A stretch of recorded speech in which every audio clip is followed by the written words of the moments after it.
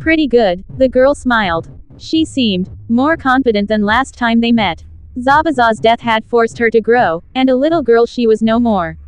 Yugito was facing a fine kunoichi in the making. A trainer helped me develop most of my skills. I believe I might be a match for most Junin. Impressive development. Yugito nodded. Hey, Haku-chan, Mei glanced at the girl. Forgive me for not having recognized you. The Godime Mizukage from my home was always followed by a masked Anbu belonging to the Yuki clan as well, a male Anbu. Haku blushed. It must have been a counterpart of mine. Does that mean Zabuza-sama became Mizukage in your home world? Yes. When he started his coup, I was fighting at his side. We managed to defeat Yagura, with the other swordsman of the mist. Mei shrugged. Or rather, the Sanbi. The creature had possessed Yagura and reduced him to a meat puppet for years. When he lay dying, the boy thanked us for freeing him with his last breath. Yugito was quite surprised a Biju could reach that level of control over its host, which struck her as very unhealthy. Haku nodded sadly. I see, our own coup did not work, and we lost so many friends. I hope one day to return to Kiri and bring justice to the tyrant. I will gladly help you with it, Mei added. We will all help you, Yugito finished with a smile. Afterward, she glanced at Izanami, who had stayed silent and observed Kazama in silence. The Jinchuriki had been astonished the teen had taken a lover, and wondered under what circumstances, or how long it would last. Somehow, she seems familiar. Kitten, the Nibi's voice interrupted her thoughts. The creature sounded disturbed. I have spoken with the other Biju, and I have bad news, and worse news. Begin with the worse. The propaganda about how Kazama is Mikabashi reborn. Yeah, it's not propaganda. Naruto. Chibaku, Naruto trailed off anxiously. How is this alpha? How did her powers work? The machine man tilted his metallic head at the question. Why so? He wondered. You look perturbed. Just answer. Her eyes flickered away, upon sensing Kitsune's inquisitive gaze on her back. It's complicated. Chibaku shrugged, and began talking. Alpha was basically a grown-up version of you in appearance, but personality-wise, she had all your personality flaws taken to their extremes and none of the good qualities and kindness to balance it out. Naruto clenched her jaw at the comment. She was, well, like Madara. Ready to do anything to reach her goal, and completely insane. As for her powers, she could read people's minds and subtly brainwash them. Apparently, she was created to infiltrate enemy organizations and take them over from within, and she did it with the Anbu. The cyborg scratched the back of its metal head. She probed my thoughts to learn my identity, but fortunately, for some reason I have yet to grasp, it did not work on either Sasori or Orochimaru, allowing them to defeat her. It completely matched Naruto's own problems, although this alpha had obviously higher control over her ability. Chibaku, you have the same powers, don't you? Karasu guessed, causing her to gasp in surprise. Nah, don't worry, it's usual with Kyuubi's vessels. The power of empathetic-based telepathy, or clairvoyance. At least that's what I call it, Foxy. Foxy, Kisyun raised an eyebrow. Of course, she's Foxy, your Buddha, and the walking toaster is Iron Man. The Uchiha smirked. You have telepathic powers, don't you? You can alter others' thoughts without them being aware of it. Mito Uzumaki used that power to subtly support her husband's rule, according to my dear Vixen, and prevent some clans from rebelling. She was the woman behind the man, in more ways than one. Yes. Chibaku glanced at Naruto, who lowered her head in shame. I have been using it subconsciously to make people love me, probably against their wishes. What the hell are you talking about? The robot crossed his arms. I never showed any ability of this kind, and I'm a Kyuubi's Jinchuriki too. And neither did Kitsune. You won't develop them, period, the Uchiha corrected. Women are naturally more emphatic than men, who can be pretty much oblivious to the feelings of others. It's natural for a female Jinchuriki to gain the power sooner and to a greater degree than we males will ever reach. In spite of years of training, I never managed to do more than read basic intents in battle situation. Combined with the Sharingan, it allows me to subconsciously predict enemies' moves before they happen. At first, I thought it was a result of my bloodline limit, but the vixen later corrected me when I befriended that tsundere. That makes you nearly unbeatable, Kitsune pointed out. No, some enemies are just faster than my reflexes and hit me before I can avoid their attacks, and some attacks are just too big to dodge period. The former is how the butterfly man managed to beat the crap out of me, among other factors. I was surprised someone that huge could move that fast, to be honest. It must be why Alpha decided to rely on the Jubi, since her enemies were immune to this ability, the puppeteer realized. But she wasn't a Jinchuriki, so how could she develop this power? Unless, her creators probably used the Jubi's chakra to help create the first clones, giving them special abilities, back when the process wasn't perfected. 5 survived a shot to the skull, Haku's kunai, and a trashing from Kubaiko. He had to be impaled in the heart to be stopped, and he still managed to live long enough to hold one last conversation. Alpha survived being the temporary vessel of the Jubi and could still fight after it was purged from her. No normal men and women could survive those kinds of wounds for that long, hence, they had been enhanced beyond what the human body is capable of. It might explain why the original clones were psychologically and physically unstable. Certainly the Ten Tails chakra must have influenced them for the worst. Then, can you help me? Naruto asked the Uchiha. There's a chance nobody near me or my friends because they wish to. I need to control this power. As I said, I am limited to intense sensing, Karasu shook his head. I cannot teach you how not to influence others' emotions, because I cannot do it myself. As the blonde's hopes were crushed, Chibaku gave her a light tap on the shoulder. Naruto, look, we have faced many conflicts in our relationship, and we do not get along all the time, but we are friends. If Alpha couldn't control me, then you certainly can't.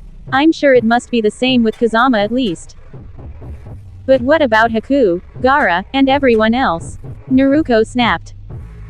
Foxy, there is an alternative to control. Karasu locked eyes with her. Sealing. The power works by having the Kyuubi's chakra, and by extension yours, connect with the enemies, allowing you to read their intents and change their will. This is an advanced form of sensory techniques.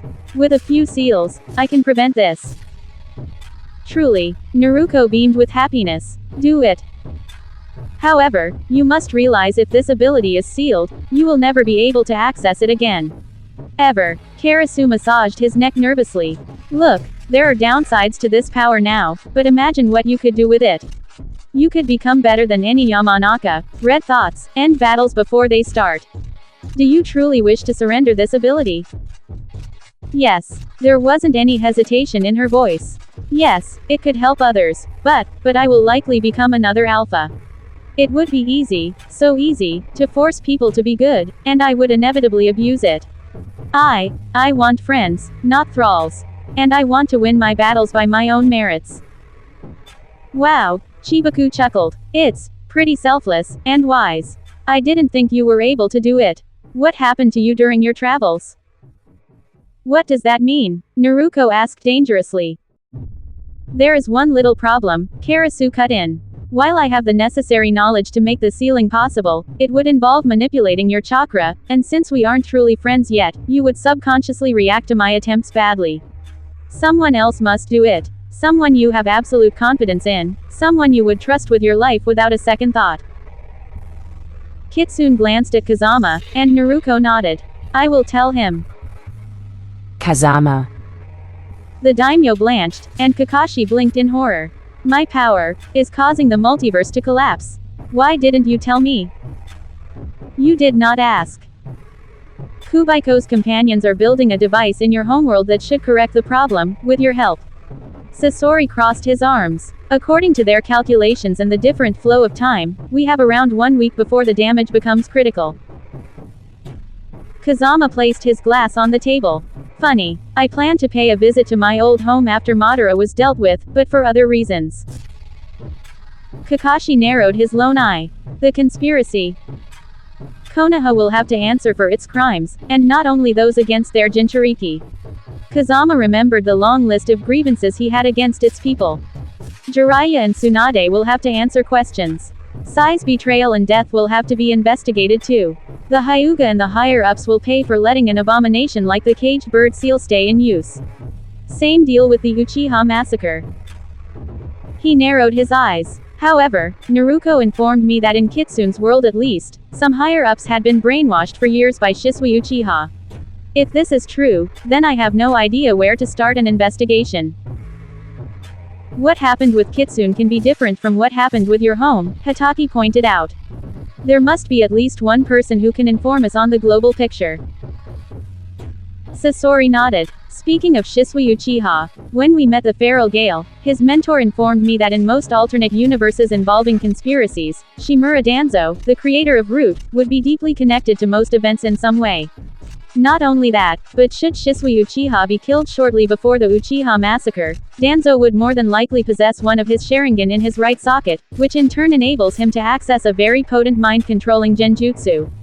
In addition to this, Ghost mentioned that there would most likely be something peculiar about Danzo's right arm as well, however he did not go into details much to my ire and his obnoxious amusement. Regardless, I have little doubt that whatever it is, if it is present in your world, will be something to be wary of. Prior to this I didn't see fit to reveal this information, but in this case I believe we should start with him first, and then have the Sannin confirm the story. The group was silent as they took in the valuable information. If what Sasori said was true, then it was indeed a smart idea for the puppeteer to keep it away from most of them at the time. Had Kazama learned it earlier, he most likely would have attempted to contact the shady individual before he was ready in one of the earlier worlds. And I might have been brainwashed myself. I think I have been manipulated enough already. The Amekage remembered the little info he had gained on Sasori's heritage. What else do you keep from us? Then again, he was keeping some things from the rest of his group. It would be hypocritical to blame others for it. Everyone is allowed to have secrets. And then, Kakashi trailed off. What do you intend to do next, Kazama? To judge and punish. Kazama grinned. My former home will be a good place to start my crusade. The Dark Wolf raised his head, the blue eyes glancing at the warlord. Crusade, Daimyo-sama. Although my power seems to have side effects, I am slowly mastering it, he explained to the trio.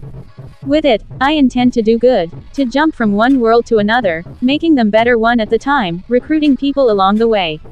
Imagine what would have happened had warriors such as us acted to remove Madara, Orochimaru, Gato, Yagura, or other criminals before they could commit atrocities.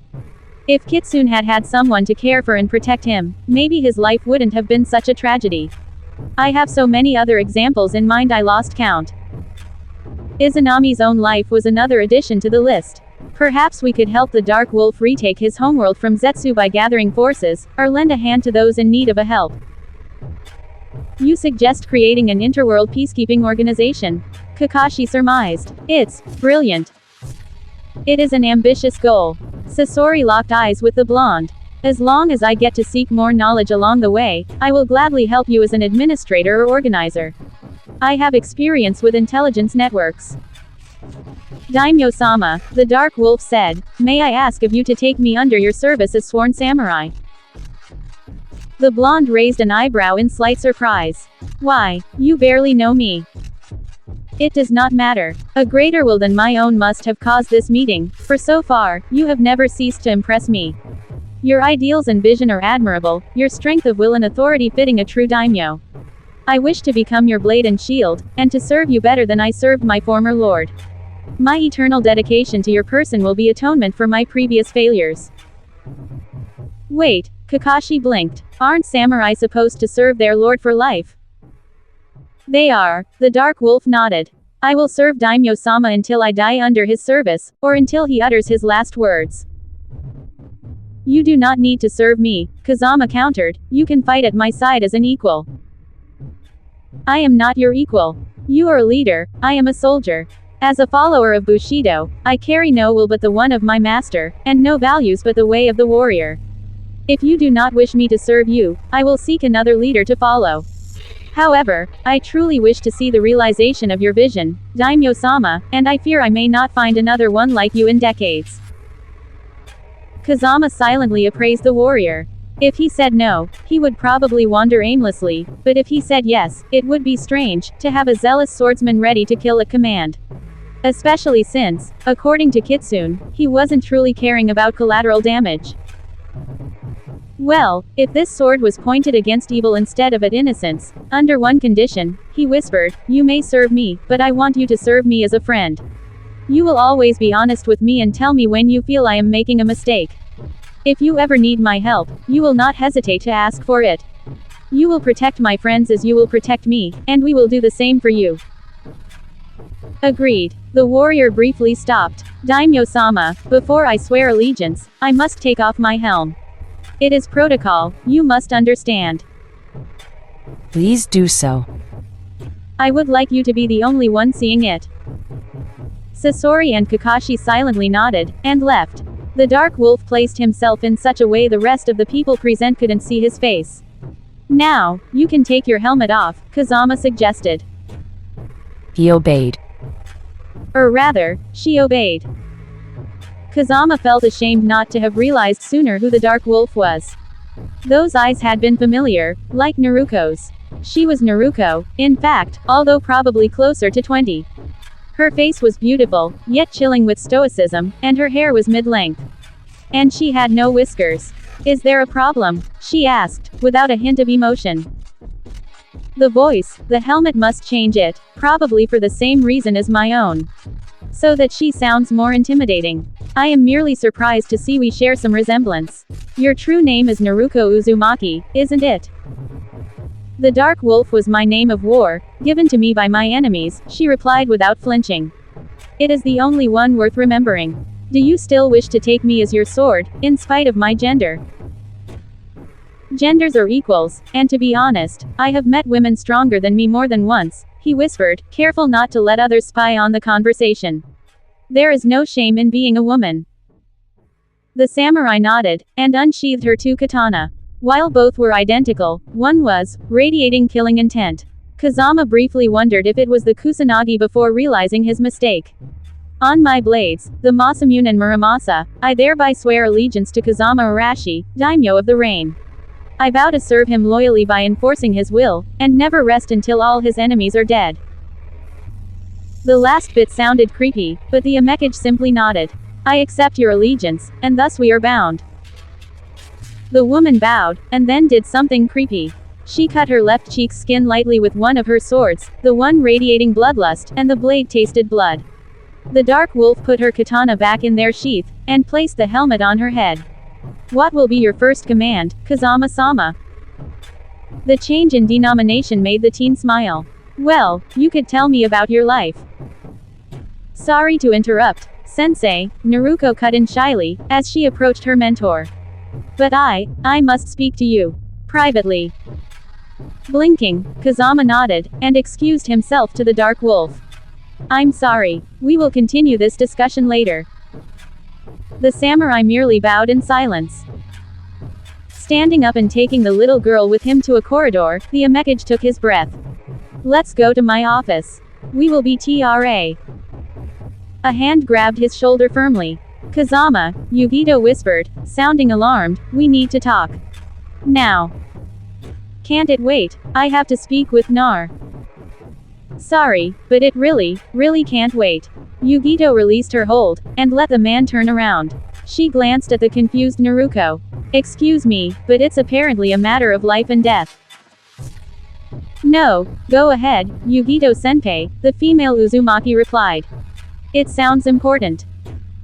I asked the Nibi to speak with the other Biju of this world, and the results were troubling. Yugito locked eyes with Kazama. Who advised you to call yourself Mikabashi? The Amekage raised an eyebrow at the question, genuinely surprised. It was a sort of intuition. I had heard it was the kami of the stars and an intuition, or a thought induced by what is kept inside your seal. Yugito's expression darkened. The power you used to defeat the Sanbi did not belong to the Shinigami. The other Biju recognized it as the power of Amatsu Mikabashi, the kami of void and stars. An entity that is a harbinger of disasters. Kazama's eyes widened, but ones who looked at my seal said that. They probably mistook which god your seal absorbed the essence of, Yugito suggested. Naruko seemed lost. What does it matter which god the seal's power belongs to? The seal has the essence of the Shinigami. I am not so contained. Yes, it matters. Amatsu Mikabashi is a destructive entity regularly associated with doom and disasters. Long story short, I saw one of its priests summon it the same way the Yondaime summoned the Shinigami, and it was dead set on killing us. The Nibi told me it was a dangerous being that caused trouble and cataclysms in the past. She cringed. Haku roughly explained me the side effects of your seal, and think of it. Maybe it's not a side effect. Maybe it's the goal, to use you as a way to cause as much damage as possible to the multiverse. Each time you entered a new world, you ended, directly or indirectly, confronted by disasters. Maybe letting Madara follow you was intentional from the part of whatever will remains in your seal. What proof does she has? Mere suppositions. And maybe it was twisting my thoughts to try causing destruction, the Amekage thought. And maybe Madara knew all along, and did not care. We must discuss this in private, he said. Best to not be eavesdropped. Some of us might react badly. Kazama opened his office's door, and stopped moving. Naruto blanched, and Yugito's jaw tightened. The office was a small, dark room equipped with a single window. The Amekage's men had gotten rid of every item of value, and beside a chair, a desk, and candles to brighten the place, it was completely empty. But someone was in the seat, waiting for them, his arms crossed. It has been weeks since last we met, Susanoo whispered. I wanted to speak with you for a long, long time. Yugito's chakra skyrocketed. How did you sneak in here? Please, I would be a poor ninja not to have developed counters against sensors. Susanoo glanced at Naruto, who was glaring at the masked man venomously. I wished to speak with you, Kazama Arashi, and you too, young girl. Yugito ni, be gone from my sight. Yugito, go warn the others, Kazama said, the kunoichi vanishing instantly. The blonde man entered the office, followed by his female counterpart. So you have returned. Tsukiyomi told me you had all but abandoned his cause. I answer to no one. The mismatched eyes narrowed dangerously. How does it feel to be a puppet of Amatsu Mikabashi? The power, the dark promises of omnipotence. So it was true. The blonde man clenched his fist. Who cares? You pursued as for it. Susanoo shook his head in the negative. I thought you would use it for my group's benefit, he corrected. Until you showed what it could do. It opened my eyes to fate's design. Cut the crap. Naruto snorted. Child of the prophecy, that's it. The chosen one. Well, I have been called this, and I meet no qualification. Of course you don't, for I am the chosen one. Susanoo chuckled at the girl's astonished expression. Who else could it be? I have the power and the motives. The signs match. And the darkness I am destined to fight, he glanced at Kazama, spilling killing intent, is standing in front of me. He's insane, the Amekage thought upon adopting a fighting stance, imitated by his student. I have no wish to cause an age of darkness, destroy the universe, or whatever. Perhaps not yet, Susanoo conceded. But this is inevitable. The future is written, you fool. A path has been laid in front of us, and the only choice we have is to embrace it or suffer. Too long have I strayed from it and received pain as a result. As for you, you have chosen to embrace the power, and in a week, a year, a decade, you will unleash it and bring about the end of this world, creating one where Mikabashi rules absolute. I cannot allow it. I will remove it from you. And then what? Naruto spat. You're going to use the power for yourself. So many are trying to resist their fate or are misguided. Susanoo glanced at the girl with an arrogant glint in the eyes. Wouldn't it better if people were unable to do so? If one is born to be a musician and tries to be a warrior, he will only know pain and suffering. The world I will create won't have such waste. It will be a world where everyone is assigned to the place where he fits best, and will live happy. All wars are caused because people try to resist their fate or gain something they aren't mean to have, and only end up fulfilling their destiny anyway, but not without pain and blood beforehand. He snorted. Think of yourself. You were born to be a sacrifice of Konoha, and since you have attempted to resist this fate, you have known only struggle and loss. Wouldn't have it been better if you had simply stuck to the role that was assigned to you by the greater will? Naruto said no word for a minute, before opening her mouth. This is why you hate me, isn't it? Because I'm the living proof you're wrong. As Susanoo didn't answer, she carried on. Because I have found happiness, friends, and a purpose by refusing the role assigned to me. Your entire philosophy is bullshit. You just can't fathom someone like me can exist, and as such, you wish to destroy me or convince me I'm wrong. Otherwise, everything you have done to reach that point would have been for nothing. Your self-justified behavior would become unjustifiable. He glared at him. You're pathetic, Madara. Kazama smiled in pride at his friend's answer. Naruto, it seems you have grown wiser. What you believe in does not matter. Susanoo rose up from his seat. Once you are dead, I will prove defying one's destiny is pointless. And this time, no one will save you. This time, I won't hold back. I won't stop until you are a red, grisly corpse under my heel. This is what you were born for anyway. There are a dozen of us in this castle, and you are alone, Kazama replied, both he and Naruto starting to make hand seals. We only spoke with you to gain time. Things aren't the same anymore. We all have progressed, and we are all ready to end this here and now. And so am I. Chakra surrounded his body, creating an ethereal armor. Enough talking. The room exploded in broken bricks, a giant of light shattering the walls and ceilings, bringing the fight outside. Susanoo, the heavenly warrior. Come forth. 2 seconds later, both Kazama and Naruto were propelled outside by a swing of the ethereal giant's arms, 100 meters above the ground. Using the heat wave, the Amekage managed to catch his female partner, and land peacefully outside the fortifications. A few seconds later, Susanoo jumped toward them, his armor half-formed. The duo was forced to back away, leaving their enemy to crash where they had previously been standing. The Uchiha glared at them, as they put a healthy distance between them and him. Say farewell to your friends, he hissed venomously. Forever. Kazama's eyebrows raised in horror, as the castle was vaporized in a flash of light. Yugito. The Kumo Nin returned to the main hall, by breaking through a wall with a chakra-enhanced kick. Way to make an entrance, kitten. Listen, everybody, Yugito shouted, as the entire group gasped at her in astonishment. Susanoo is inside these walls. Kazama and Naruto have probably engaged him. We must prepare for the worst. The gathered warriors were instantly on their guard. Izanami's eyes widened suddenly, and she made hand seals, slamming her hands on the ground. Edo Tensei. A few seconds later, a coffin of earth erupted from the earth, before exploding into shards, and Yugito's world was consumed by light and an abominable noise. A split second later, she and the entire group were standing in the plains, surrounded by the dust of their former lair. They had been shielded from whatever happened by a green dome of light, projected by an individual near Izanami. Even the soil under their feet was glowing. The person responsible for the phenomena was an old man in his 60s, although obviously an Edo Tensei, with grayish, dirt-like skin. He was tall, skinny, surrounded by an aura of power and majesty. He was clad in white priest robes, wearing a red necklace, and wielding a staff. His eyes. Yugito recognized the man. She had seen him in Kumo's temples, seen his portrait in history books.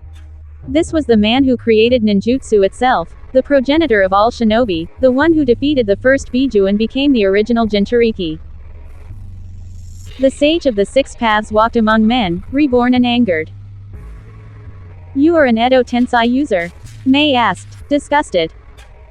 Against Madara, the end justifies the means, Izanami replied unperturbed. I knew it would come in handy one day. What is the meaning of this? He asked with a raspy voice, maintaining the barrier. He leered at Izanami with a venomous glint in the eyes. You are the source of this soiled ritual. You are the defiler behind this. I am afraid she isn't the only one guilty of it, honored sage. Yugito recognized the voice. It belonged to a hero from her village, who she had witnessed lead Kumogakure when she was a kid. A great man with a dark skin, strong muscles, a long beard and mane, and with a tattoo on his arm. He was clad in a flak jacket, black pants, and was very, very unhappy. The Sandaime Raikage advanced, backed up by 3 other individuals, a 4th descending from the skies and landing next to his comrades. The Sage of the Six Paths, to stop my dust release, this barrier must be indestructible. The flying man, who was covered head to toe in bandages save his eyes, mused out loud. He was wearing an Iwa headband, and carrying 2 blades on his back. It is a shame we meet under such circumstances. Truly a shame. Yugito paled in horror. All of them had a Sharingan as a right eye, and a Rinnegan as a left. Crap, the Nibi commented. Mew-sama. Karasu's jaw dropped. The Nadaime Tsuchikage. Alive. Alive? No. Undead? Yes. The bandaged man glanced at the one-eyed warrior with a hint of interest in his eyes. Are you an Iwa nin? You bear the Sharingan, yet refer to me as Sama. I come from Iwa's Foreign Legion. May we not share the same blood, but defend the stone and what it stands for. We are the last line, the last defense, the last men to stand. We are the frontier no enemy will cross. May we write history with the blood of our dead and the hands of the living. The stone was more of a home to me than the leaf ever was. I see, if you are from the Foreign Legion and learned its oath, you must be aware of my abilities. The mummy shrugged his shoulders serenely. May I ask you to be the one to end my life? I will have to reveal my secrets to you to give you a chance to win, and it would be a shame if they were to reach other villages. Agreed. Nobody attacks anyone until I get an explanation, the sage commanded, staying still. No assault will pierce this dome, be it from inside or outside. Explain yourself. We have been bound by a dark sorcery, great sage. Yugito recognized the man as the first Hokage. We have been sent to kill these people against our will. Sasori, the famous Sandaime Cage, wearing dark robes that matched well with his black mane, glared venomously at the puppeteer. I will feel no guilt about killing. I beat you once, the redhead cracked his fingers, unimpressed, I will do it again. So I see people coming from Konoha, Suna, Iwa, Kumo, and even my home. The Nadaime Mizukage, a blonde, tall and slender man wearing gray robes, smiled at Haku and Mei. His goatee and lack of eyebrows made him look funny, but Yugito had seen his old bingo book entry. He was not to be underestimated. Nice to meet you. You as well, Nadaime-sama, Mei smirked cheerfully. I see death hasn't made you. Could you stop chatting? Yugito snapped angrily, glancing at the horizon. A large ethereal warrior was fighting Kazama and Naruto in the distance, the trio having started fighting outside the castle before the dust release wiped it from the map. Susano is going to kill our friends while we're talking. I am afraid you are on the list as well. A 6th man emerged from the earth, an arrogant expression over his face. He was carrying a war fan and wearing a red armor. Yugito instantly recognized Madara Uchiha, but his demeanor nor age matched none of the ones she had clashed with. Sage-sama, please lift this barrier. These people are Mikabashi worshippers, and fighting for its dark glory. They are criminals we are here to punish. He glared at Izanami. Especially you. When the barrier falls, your ass is mine. Sorry, my butt belongs to someone else. I see being undead didn't improve you, you misogynistic asshole, Izanami rolled her eyes. You didn't even add a woman or two to your group. I cannot help if no Kunoichi was worthy of joining this mighty team. Enough. The sage cut in. None of the people present here bear the taint of the dark god. And you yourself have been brought back from the dead. The only criminal here is you, Madara, the Shadaime Hokage whispered. Sage-sama, this man has been brought back from the dead, but is free and binding us to his will, with the help of an accomplice. They are the evil ones here. The Edo Tensei is a necessary evil, the Red Warrior shot back. Good and evil do not exist, Hashirama. I see you haven't grown any wiser since last time we fought.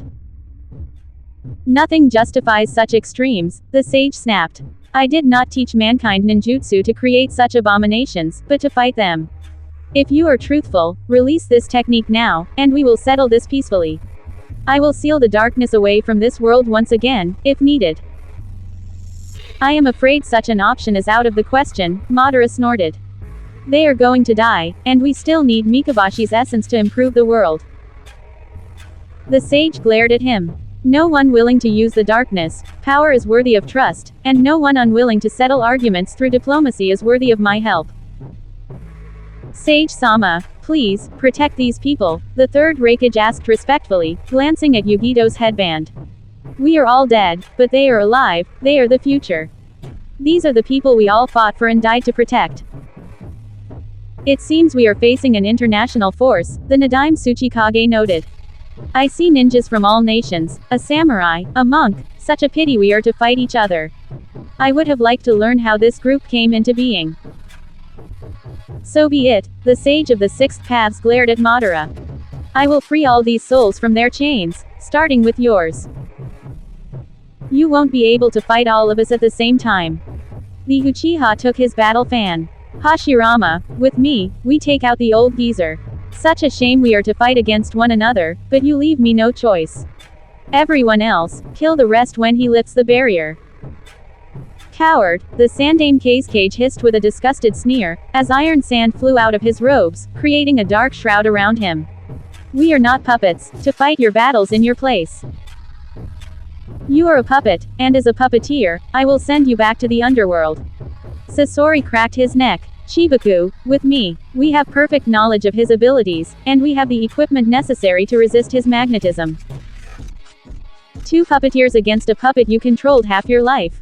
His student chuckled. The irony isn't lost on me. The third Raikage's jaw tightened, and he glanced at Yugito. I fought armies for Kumo, he said, his body being covered with lightning. And I stood triumphant, but I never fought against my men. Only you can beat me. You must beat me. I will, the Jinchuriki said, the dark wolf silently unsheathing her blades and backing the kunoichi up. Not alone you won't, Kakashi said, preparing a chidori. I will break your armor. I made this jutsu for that reason. It's time to put it to use and see if I get to claim to have killed 2 Raikage with it. The Nadaime Tsuchikage stared at Karasu, and prepared a cone of light within his palm. You know what you have to do. Buddha, with me, the one-eyed Jinchuriki said, the monk nodding silently and taking his staff in hands. He can split himself, so I need a backup. A good backup. What are your names? The Nadaime Mizukage asked Tamae and Haku, cracking his neck. It would be nice to learn the names of the women about to rough me up. Haku, the missing nin said, her body being covered with a layer of ice. I am sorry, but I will have to use lethal force. Mei Terumi, the kunoichi smiled. By the way, there is a question I was dying to ask for years, what is your name? The man chuckled. It's an S-rank secret. Sorry One Eye, but you might learn it if you defeat me. It seems I will have to kill you twice, Madara, Izanami said pointedly, glancing briefly at Susanoo in the distance as her Sharingan blazed behind her mask. In one gesture, she got rid of her kimono. Underneath, she was wearing a purple sleeveless shirt, black pants, and a sheathed sword. I've friends to help, Sage, so, I'm going to release my control over you, when you lift the barrier. Can we make it quick and help my boyfriend? I will accept the price you ask. I will help you defeat them, Dark Woman, he replied, ignoring Madara's venomous sneer. We will discuss your punishment for your sorcery later. He extended his arms. Ready, then let the gods bless us. The dome vanished in a flash, and the battle started. Kazama. When he saw a green dome, the Amekage understood his friends were safe. It appears you underestimated us, Naruto added, preparing a Rasengan. Sensei. Yes, Kazama made hand signs. I remember the first time we crossed path. It was you against the 2 of us, and much to my dismay, it ended in your favor. Today is the rematch, Madara. Cursed witch, Susanoo swore, before glaring at the duo. His armor had finished forming, taking the shape of a dark, purple knight, having a sword and a bow instead of hands, no matter. I will defeat you both, and my thralls will finish off your companions. None of you shall escape this realm alive. What is the meaning of this?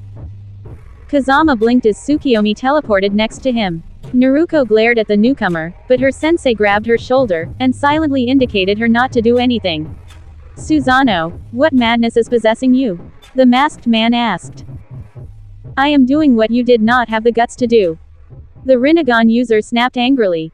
He will never help us realize our visions. Mikabashi will eliminate you the second he has no further use for you.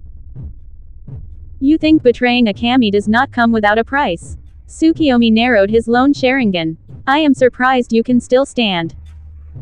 Kazama's eyes widened. So you knew all along? He hissed. You lied to me. I never lied, I simply omitted details. The masked man glanced at his counterpart. What are you planning to do? I will extract the power inside him and put it to good use. Why bother convincing him to join us, when we can take his essence and rule? Susanoo extended a hand. Tsukiyomi, there is still time. In the name of our partnership, let us fight together, instead of against each other. We can share the spoils, they stand no chance against the two of us. With the power under our control, the multiverse will bow down to us. The man narrowed his lone eye. No, he said, surprising Kazama. I have taken this man as my apprentice and adoptive son. I refuse to betray him, as you have betrayed me. Without Mikabashi to back you up, you are the one in trouble. Fool, this is not like before. Susanoo clenched his fists. Before coming here, I absorbed the knowledge of countless ninjas with the human path. I may have lost some power, yet, I am stronger than ever. Stronger than the three of you. His ethereal armor roared. You have chosen your own doom. Way to end a partnership, Tsukiyomi replied, summoning his own guardian entity as protection. You two, try flanking him. So, Madara and us. Fighting together. Naruto blanched. This is temporary, right, sensei? Very temporary, Kazama confirmed, although he was inwardly confused by Tsukiyomi's words. Is he manipulating me? Come, Susanoo roared, upon charging. Come and die. Chapter 38. Apocalypse, Part 1. When the fight started, the first thing the reborn Tsuchikage did was project a cone of light at Karasu's face. Moving quickly, Kitsune put himself in the way and blocked the cone with the Samahata, which devoured the projectile before it could do any damage. As Kitsune adopted the shape of a werfox, Karasu leapt to his side and exhaled a blast of flames toward Mew. A chakra absorption technique. Funny, I have one myself. The Tsuchikage raised his hands, and the fire was extinguished upon contact. This Rinnegan is so astonishingly powerful. Karasu-san, do you have a plan? Kitsune, adopting his dragon shape as the Samahata fused with his flesh and bones. He waved his staff, channeling chakra into it in order to reinforce it. You know more about him than I do. Since ninjutsu is useless, I guess close combat and genjutsu are our only options. Karasu made hand signs. Try immobilizing him. His dust release is insanely destructive, he's a good swordsman, a Doden master, and I am a non-person, the Tsuchikage said, as his body and swords phased out of sight. Try locating me by sound. Kitsune closed his eyes. Monk's secret technique. Third eye. Suddenly, his blackened sight was replaced by a beautiful view of currents of energy, lights, and shades of colors. Mew became visible again as a skinless skeleton armed with twin blades, a red haze guiding his every move. The third eye is the sight of the soul. Chiriku had taught the word dragon, it dispels all illusions and reveals the truth to its user. Swinging his twin blades, the walking ghost tried to behead Kitsune, unaware his enemy could see him. Blocking the attack with his staff, Kitsune proceeded to disarm his opponent by making use of his superior strength and speed. Unfortunately, Emyu's hand went past his guard in the process, seized the dragon's throat, and smashed his skull against the earth. I went in, I'm above the creature's neck. As Mew started absorbing Kitsune's chakra, weakening him, Karasu managed to kick the undead in the face, freeing his prey. As the Tsuchikage released his hold and stumbled, the one-eyed Uchiha finished his technique. Genjutsu. He who walks behind the rose. Instantly, the Tsuchikage seemed restrained by something invisible, a look of pure terror over his face. Kitsune realized he was under the influence of a potent illusion, and what he was watching did not appear to be pleasant. Moving at once, Kitsune impaled the man through the heart, using his staff like a spear. Then he pushed the man to his back, paralyzing him. Opening his eyes, the word dragon looked down at his prisoner, as he became visible again. Now. Alright, Karasu approached, making hand seals. Keep it down until I seal him. The dragon obeyed the command as best he could, and was promptly punched in the ribcage. Another Tsuchikage had emerged from his other self's torso, and quickly freed his other half by kicking the staff and its wielder back. Then he made hand seals nearly faster than the eyes could follow. Karasu, reacting faster, attempted a kick to the head, only for the second half to rise up and stop the blow with his palm. The Tsuchikage's first half finished his sequence, and spears of rocks erupted from the earth toward the two Naruto. While Kitsune was fast enough to dodge, Karasu, much to the monk's horror, was torn to shreds and turned into an ugly scarecrow. Impressive. I didn't notice upon contact, the Tsuchikage mused with his two bodies, as a fire blast fell from heavens down to them. The zombies both raised their palms above and devoured the technique effortlessly. Kitsune stared upward, and quickly noticed Karasu, and the two wings of black feathers on his back. Hey, Buddha, you think you're the only one with animal-based powers. The Uchiha's entire skin was slowly covered with black feathers. His nose turned into a beak, his hands into talons. Tengu mode. Released, on your zombie ass. Great, I'm fighting a ninja zoo. The twin Tsuchikage went through a slightly different set of hand seals. I would move if I were you. The blind bandit is about to throw big rocks at you. 2 seconds later, boulders were propelled toward the two hybrids. Karasu dodged them, and dive-bombed toward one of the halves, whereas Kitsune shattered the incoming projectiles with his staff.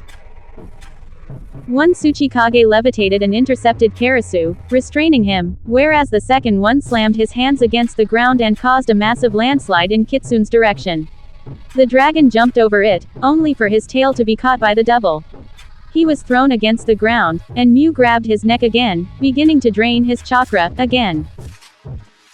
I'm going to take it all, both clones warned to their captured opponents. Wish granted, Karasu whispered, his body releasing red, awfully familiar chakra in insane quantities. Mew frowned, and then chuckled, as his body started to turn red as well. I see, he's going to overload me, the double holding Kitsune mused, before locking eyes with the dragon. Can you do the same? No, Kitsune chuckled, activating the Samahata's ability by seizing Mew with his claws. But I can do the opposite, he whispered, sucking out the undead's chakra. Oh, impressive, the Tsuchikage noted, quite happy to be defeated, as his body started to weaken. Kitsune pushed him back, and then tossed the undead to his back, inverting their former position. The cage seemed to smile, and then he raised his eyebrows. Release me, quick. Kitsune wasn't fast enough. Karasu was thrown at his face like a cannonball, breaking his hold and making him roll a few meters away. As both the crow and dragon rose up, boulders hit their faces and pinned them to the ground. 1 instant later, one double grabbed both their necks, tightening his grip until the teens started struggling to breath. Kitsune, horrified, noticed the other clone shaping a cone of light with his hands. Sorry, you fought well, but, the Tsuchikage's voice became saddened, as his double prepared to annihilate the captured duo with a dust release. It seems I am too slow. An armored man kicked him in the face, shattering his skull into a mix of brain cells and broken bones. While Kitsune was astonished, it couldn't compare to the remaining clones' dismay.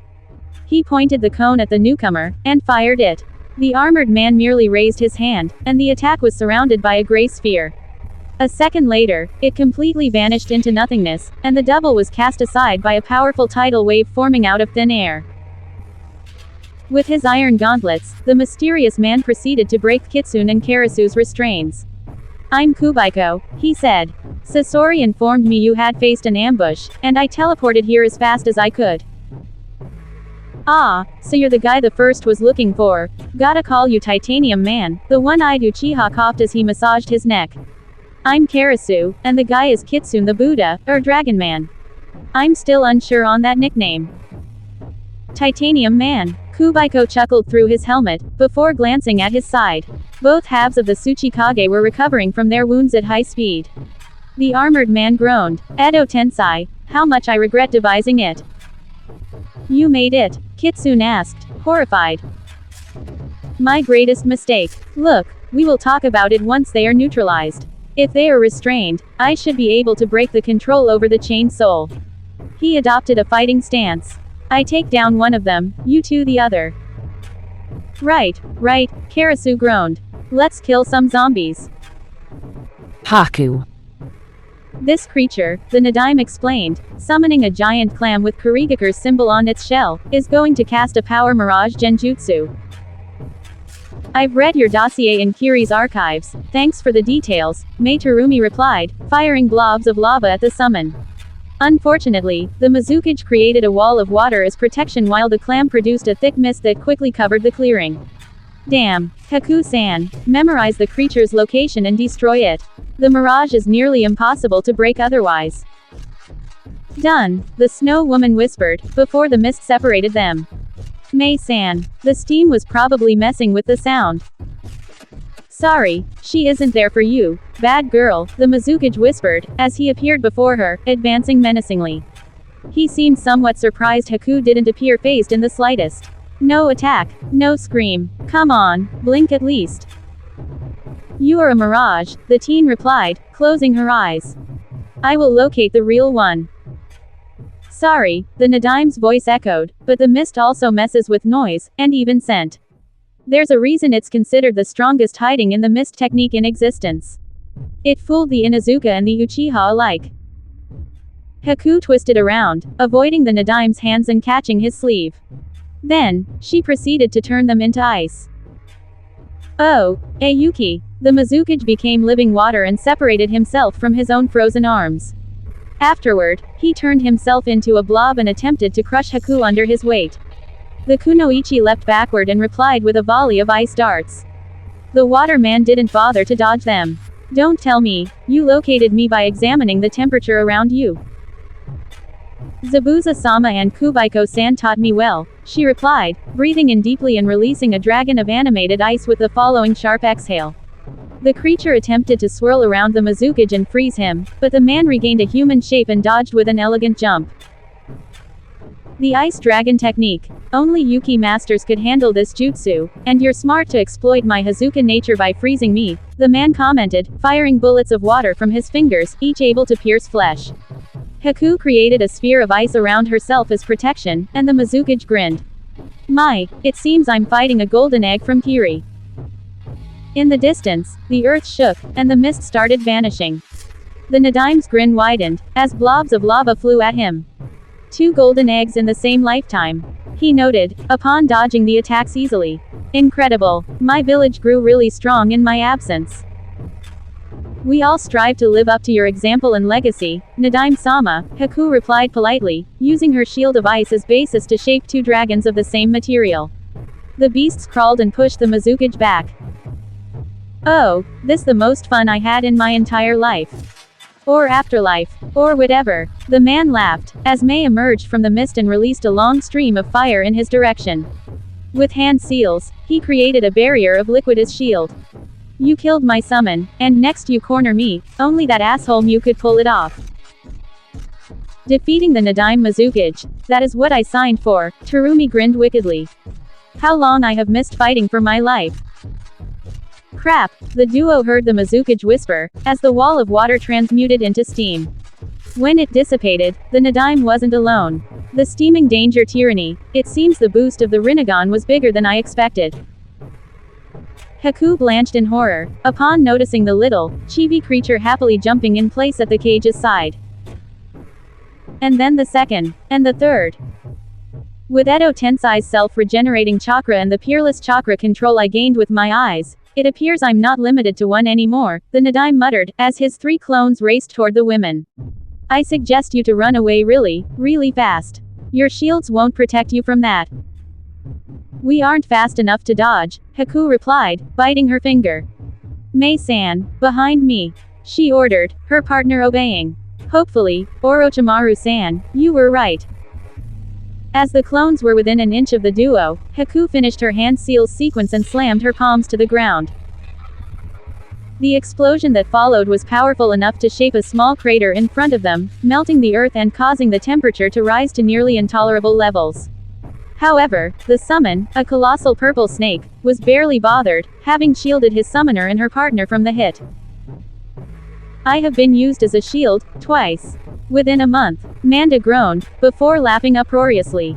See, Orochimaru, I told you it would happen, again. You owe me 20 goats and 10 bulls. I should have chosen better when I made that bet, Orochimaru sighed, glancing at the female duo from the top of his reptilian friend's head. Haku-san, are you alright?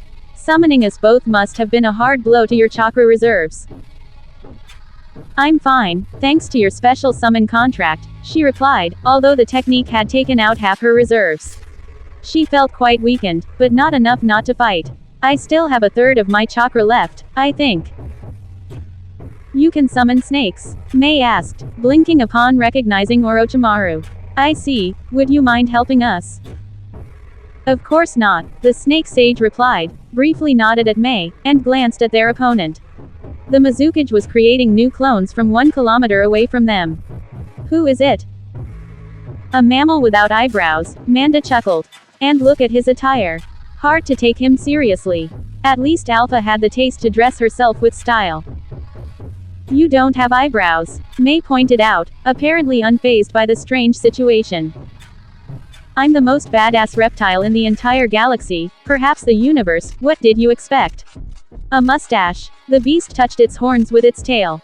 They're more intimidating than eyebrows, and they work as aphrodisiac. We will continue this discussion later, Orochimaru cut in, intertwining his fingers. We will deal with the clones, so try defeating the main one. We will, Haku said, as 3 more explosive clones rushed forward like arrows. Sasori. Dodging the iron sand was easier said than done. Not so easy without your dirty nerve gas, is it, Sasori? The third Raikage hissed, cones of metal flying toward the 2 puppeteers. The redhead puppet master, making good use of his body's unnatural agility, avoided them easily, while the slower Chibaku was reduced to deflecting them with blasts of chakra produced from his hands. I won't need it to defeat you. Sasori's forearms widened, revealing cannons underneath. A second later, he unleashed a barrage of explosive kunai at his former boss. I released a SOS signal that Kubaiko's group should pick up, the redhead told his student. It's only a matter of time before reinforcements arrive. Susanoo's team was a force to be feared, and Sasori himself in his group's chances of winning. The Cage raised his hand with a frown. Using metallic weapons against me is, his scowl deepened. I see, a special alloy. He wondered, as he shaped a shield of iron sand to protect himself from the attack. Then he pointed his hands at Sasori, as if he was a puppet, which he was, technically. Your body is made of metal, hence controllable. I wouldn't bet on it, Chibaku replied, propelling himself above the man with a jump and attempting to crash on him and squash him like a bug. The undead dodged without effort and avoided further rock-shattering punches from the cyborg. Hey, you were supposed to be weak in close range. The Sharingan allows me to predict your actions. I know your next moves before you do. The Cage grounded his teeth together. How is it possible? I can feel you're both made of metal, and yet I can't affect your movements. Simple. Our generator disturbs your magnetic fields and interferes with them enough to make them unnoticeable.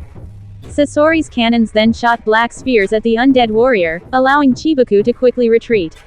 Having fought masters of magnetism more than once in his life, the redhead had prepared accordingly.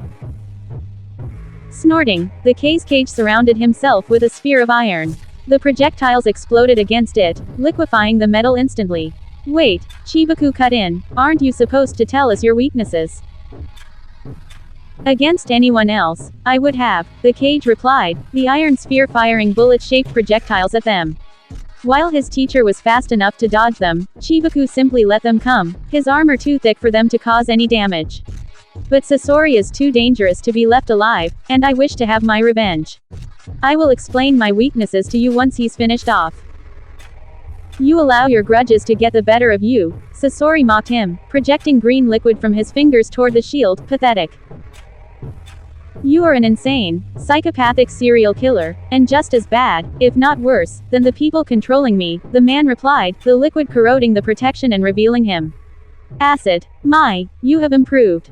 How many innocents did you torture to test it out? What about your human puppets? How many of them did you make? Around 200, the redhead shrugged, and then raised his eyebrows, as the Cage flew toward him at incredible speed, his boots turned into reactors. The puppet master attempted to dodge, but the man was faster and tackled him to the ground hard enough to leave a deep trench on impact. Sasori. Chibaku attempted to target the Cage, but he was too close from his teacher to be shot safely.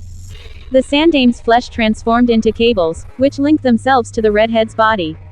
The puppeteer attempted to free himself, but his limbs did not respond to his mental commands. My hands. It appears you are about to become a puppet yourself, the cage noted, Sasori fusing with his torso against his will. The irony isn't lost on me. He's overriding my systems, Sasori noted stoically, as his body became unrecognizable. Suddenly, without warning, he pointed his arms at his own student. His eyes widened in panic. Naruto, flee, I cannot control my limbs.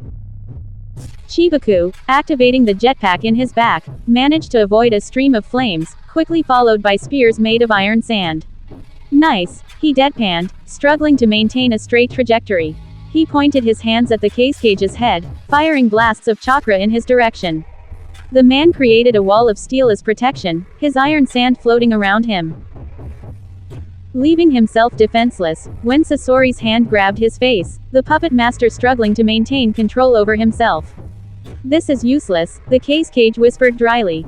My metal is already deep inside your artificial spine. Soon, I will reach the heart, and you will be dead. I am a puppeteer, Sasori replied darkly. The only one who decides my death is me. Defcon 1. Suddenly, the redhead's body was surrounded by chakra, burning the cage's metallic body. What are you doing? The undead asked.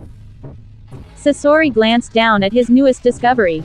A blonde Jinchuriki, having fled his country after one last humiliation, or something. The puppeteer did not truly care for his history, only for his potential, although he pretended to be kind to the child to earn his trust. Having the Kyuubi under his control would allow the spy master to increase his influence over the continent. Hell, he might even sell the boy to a hidden village willing to afford the price. Or perhaps could he turn him into a human puppet? But he had said his family name was Uzumaki. The same clan his family was a distant relative of. Somehow, he felt something. A strange feeling he did not understand. Could it be affection?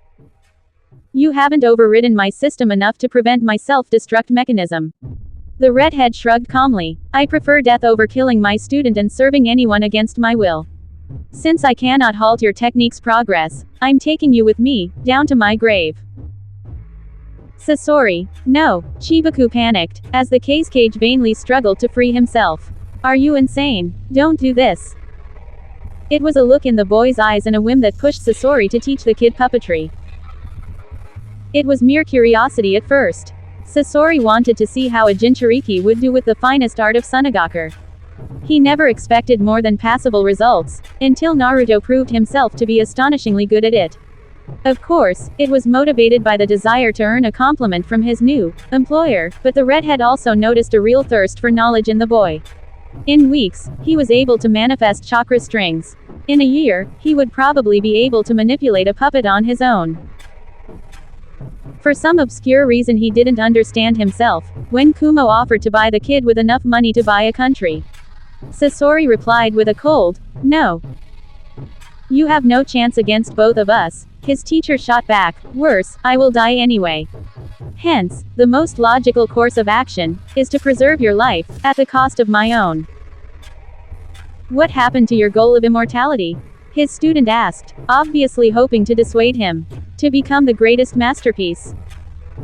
It had been years since Sasori took Naruto under his wing, and the spy master never regretted his choice. Naruto was a prodigy in the field of puppetry, and potentially able to surpass Sasori himself. He was bright, smart, efficient. True, his peculiar interest in women was somewhat worrying, but the redhead would deal with his student's libido in time. All in all, he was the spy master's greatest achievement.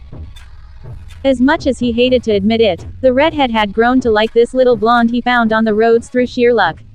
He had seen Naruto grow, he had consoled him, taught him, mentored him, and he liked every second of this tutoring.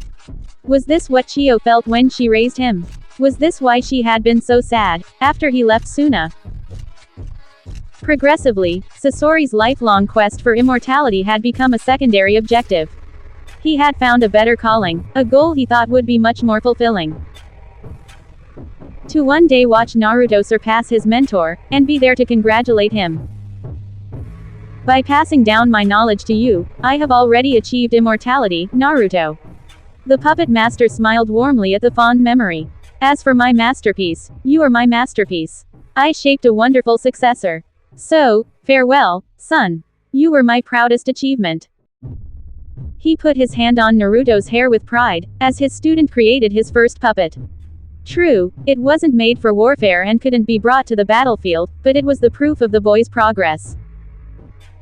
The puppet was human-shaped, with red hair and an emotionless visage. It was a carbon copy of Sasori himself.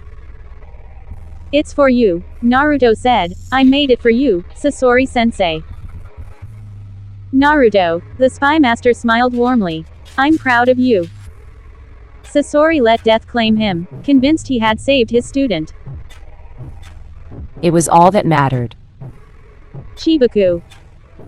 With these words, his mentor exploded. Well, it was more of an implosion than anything else. A black sphere formed out of his body, growing and absorbing the iron sand in the cage's body. Then, it reduced in size, vanishing without a sound, leaving only a nail behind. Chibaku was paralyzed by the turn of event. Sasori, it's not funny. Come on, get out of your hiding spot. I know you've survived. You always survive. You're worse than a cockroach. So, come on. Look, meatbag, I'm sorry to say that, but, the Kyuubi whispered, with a hint of sympathy, he's gone for good. No one could survive th. Shut up. Chibaku snapped in anger and denial. Shut up. He's not dead. He can't be dead. He's immortal. It's just a bad joke from his part. Just a bad joke. Sasori didn't reply anything. It's impossible. What am I going to do next? Chibaku fell to his knees. You were my world. Then, he noticed an arm growing out of the nail. And a torso, and a face. Immediately understanding, Chibaku rose up and fired another chakra blast at his opponent, before a wall of dirt stopped it. In all of Earth, there is iron, the third cage noted, regaining his full shape and body. He deeply scowled, cursing his situation. Damn you Sasori, if you had sealed all of me, Edo Tensei wouldn't have recreated me. I will finish the job, Chibaku promised darkly. All your iron sand was consumed. You lost your trump card. Unfortunately, I earned the seat of cage long before I mastered and improved the Shukaku's techniques. He slammed his foot against the ground, and suddenly, the earth underneath turned into a pillar, bringing the man to a higher height. Because, I can control the land itself with my very will. Yeah, you traded iron for dirt, nice trade. The cyborg deadpanned, his shoulders opening. Fire! He shouted, missiles flowing at his opponent. I'm afraid this body is not without its own tricks, the cage replied, his Rinnegan shining and firing yellow beams at the projectiles, making them explode midair. I don't even know half of. Shut up. Chibaku flew with the jetpack and furiously punched the man's face, shattering half of his skull. You killed my dad, asshole. Sasori was your father, the regenerating mouth asked in confusion, as the cage's arms turned into cannons. The cyborg was forced to retreat to avoid yellow beams, while the undead reformed. Why are you sad? You hurt him, you were just a mean for him to feed his twisted ego. He didn't love you, you were just another doll to him. Don't believe his lies. He sacrificed himself for me. Chibaku shot back, drawing from the Kyuubi's chakra in rage. Red power tainted his armor crimson, increasing his speed. He sacrificed his dream of eternity so I could live. If that isn't love, he pointed his arms toward the cage with boundless fury, then I don't know what is. The red blasts he released destroyed the pillar the cage was standing on, alongside a large part of the landscape, but the undead managed to dodge by propelling himself upward. I see, beware. A massive hand of stones rose from the ground, catching the flying Chibaku by surprise and restraining him. As he vainly struggled to free himself, the cyborg could do nothing more than watch, as the Sunanin's shoulders turned into missile launchers and fired a dozen projectiles at him. Sorry, the undead whispered with genuine sadness, I have won. In an instant, the sky turned into countless blades of wind that slashed the missiles at once before disappearing, making the projectiles explode simultaneously before they could reach their target. What? Both Chibaku and the Sandaime wondered, as a blast of fire freed the former and another violent blast of wind forced the latter to retreat. The cyborg glanced down, and noticed his saviors. Yo, an armored individual chuckled, lazily waving at the puppeteer. Did someone call out for a hero? Extra awesome. No pickles. I was in the middle of a smoke. Oh my, Kane snapped angrily. Someone's gonna pay for that, damn it. Yugito. The raikage was at their throats the very second the barrier vanished, his fist raised with malicious intent. Kakashi quickly summoned his Susanoo, and its white hands caught the zombie's arm and shoulder, restraining him briefly. Yugito seized the opportunity to draw in the Nibi's chakra, adopting her version 2 state, her blood mixing with the blue essence. Meanwhile, the Dark Wolf prepared to bisect their opponent in half. The raikage was faster, however. He raised 4 fingers and used them to effortlessly shatter the Susanoo's arm into shards of solidified chakra. Get back, he ordered, as he raised his arm, lightning racing on his thick skin. The fewer fingers, the stronger the hell stab will become. Offense is the best defense. The Dark Wolf shot back, parrying a punch with his right hand's katana, much to Yugito's astonishment. Then he raised his left hand's katana and lowered it down. The third raikage's skin was nicknamed the strongest shield, for a reason. It resisted the assault of the 8 tails and the weapons of an army of 10,000 shinobi. It was so naturally invulnerable only a Biju ever managed to inflict a scar on it. So when the Dark Wolf's sharp blade cut through the raikage's torso like butter, shaping a large gap in the skin and ribs, Yugito couldn't believe her own eyes. And if the raikage's expression was of any indication, he was amazed himself. Then, the Dark Wolf hissed, suffering the aftershock inflicted by the lightning armor. Frighteningly, the bloodlust emanating from the armored warrior only grew in intensity. I will skin the flesh from your bones, he promised with wrath in his voice. Taking advantage of the raikage's temporary surprise, Yugito attempted to claw at the one unprotected part of his body, the eyes. Unfortunately, the Sharingan swirled, and the undead easily dodged the sneak attack. I can see your every move. Kumo's former leader panicked, as a kick of his left leg barely missed the head of the Nibi's vessel, who promptly backed down. I've never felt like this before. Try dodging this, Amaterasu. Kakashi roared, unleashing a stream of black fire at the man. In such quantity evading the inferno was an impossible feat. The raikage took the attack to the face, and promptly kept advancing, 3 fingers raised and ready to pierce the Susanoo, completely unfazed. Acting quickly, Yugito unleashed a fire blast at the hand, deflecting it slightly. The raikage's attack missed, but he promptly headbutted the Susanoo's ribcage instead, cracking it. The aftershock sent Kakashi to the ground while the undead prepared to finish him off. Wind was cut in half, a blade of air throwing back the Kumo nin. Blood for the blood god, the Dark Wolf stated with disciplined fury, his blue eyes now shining with a yellow glow and blades becoming surrounded by fire. Skulls for the skull throne. Down to 2 fingers, the raikage was forced to deflect the swings, avoiding the sharp edge. If the electroshock affected the armored warrior, he didn't show it. Perhaps he had descended into a state where he couldn't feel pain anymore. Much to my shame, I must tell you my weakness, the Kumo nin shouted, turn my own technique against me. It's how I got that scar, not because of the 8 tails.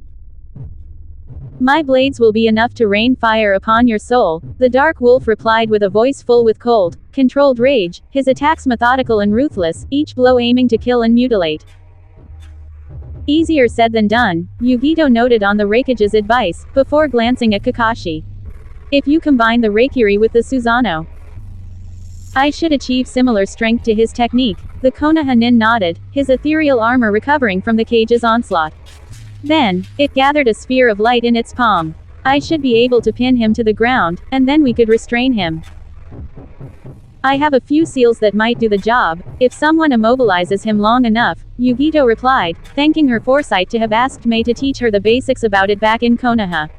Not enough to seal him completely, yet he should be restrained long enough for another to finish him off. I will give you an opening. Kakashi adopted a fighting stance, and charged. Meanwhile, the raikage, seeing the new attacker coming, sent the Dark Wolf flying with a kick to the chest.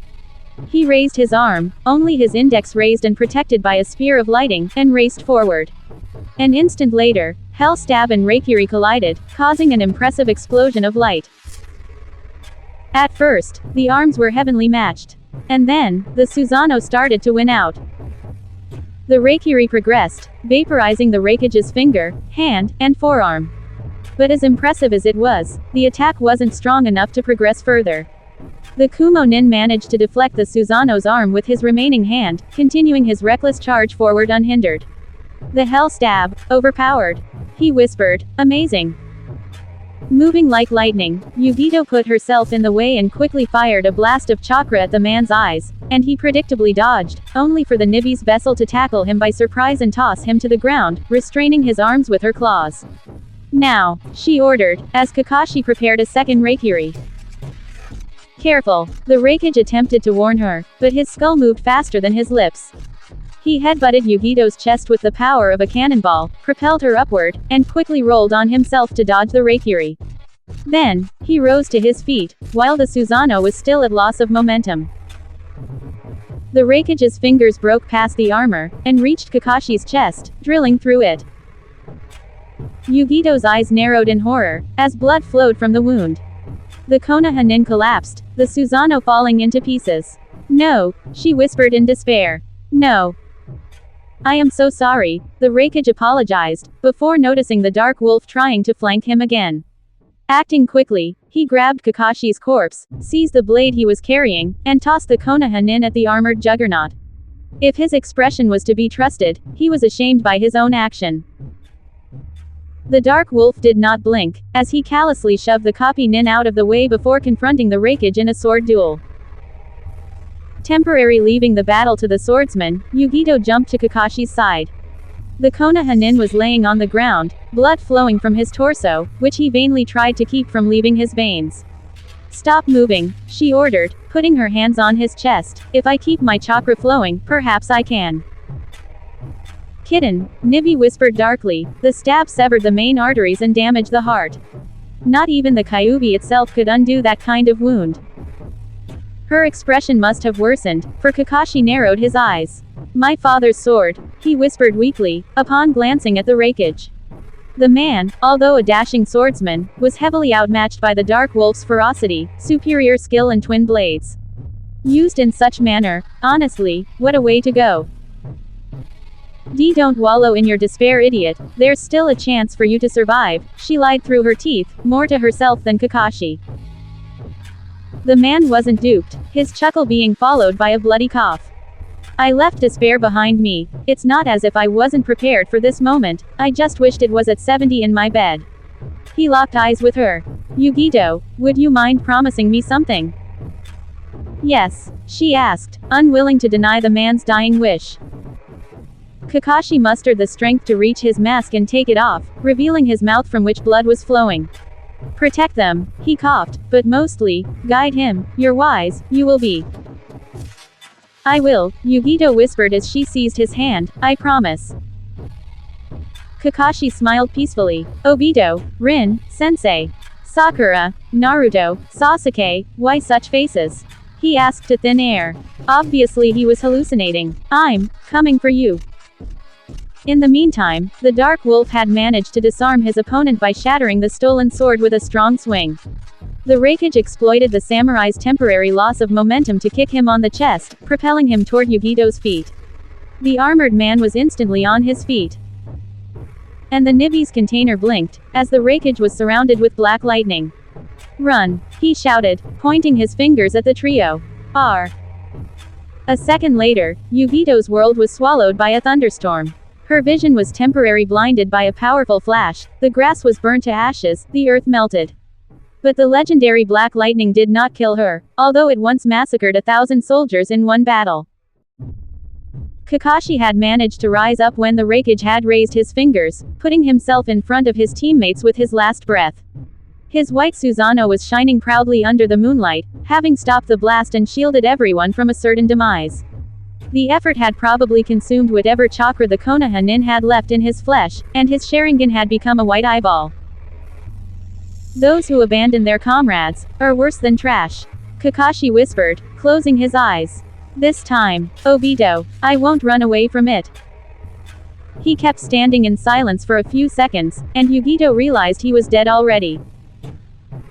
Kakashi Hatake had died on his feet, shielding his comrades with his very body. As the corpse fell on his knees and the Susanoo started dissolving into nothingness, Yugito stared blankly at it for a few seconds. She rose up silently and glanced at the wreckage, who was still recovering from the use of black lightning. Matabi. Yes, Yugito. Give me your full power.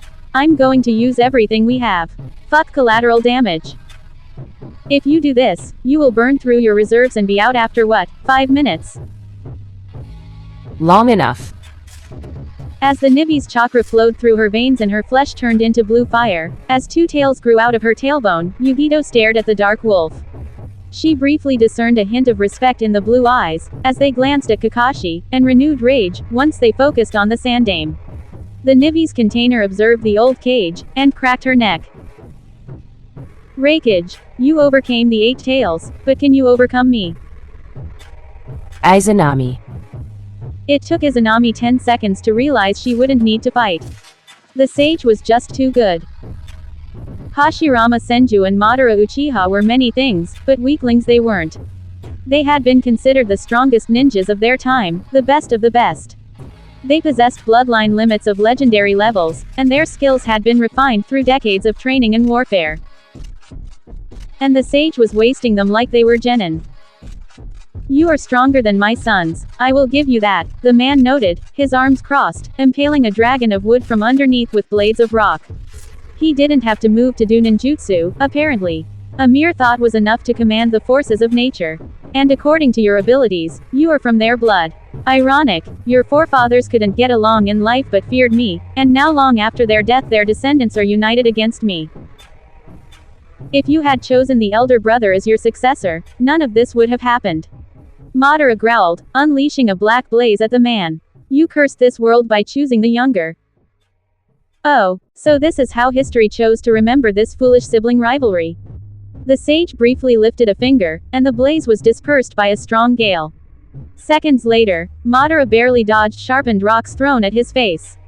Idiot. The elder would be the realist, preventing the younger's foolish idealism from dooming us all, and the younger's kindness would temper the elder's arrogance, so I declared both of them as my successors, because together, they would become the world's greatest heroes. Unfortunately, they were already at each other's throat as I laid on my deathbed. I suppose each of them gave a version that served their ego the most. Children. Hashirama proceeded to create forest of long, gigantic strangling trees around the sage, and then summoned a dozen giant summons to back up the attack. Meanwhile, Madara activated his Susanoo, a giant bird-like samurai. The Shodai shaped a giant, Buddha-shaped statue of wood the size of the Kyuubi, which was covered by the Susanoo.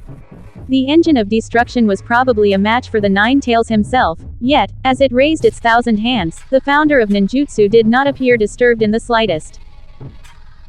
It seems I will have to use my hands to defeat you, the sage noted, extending his arms.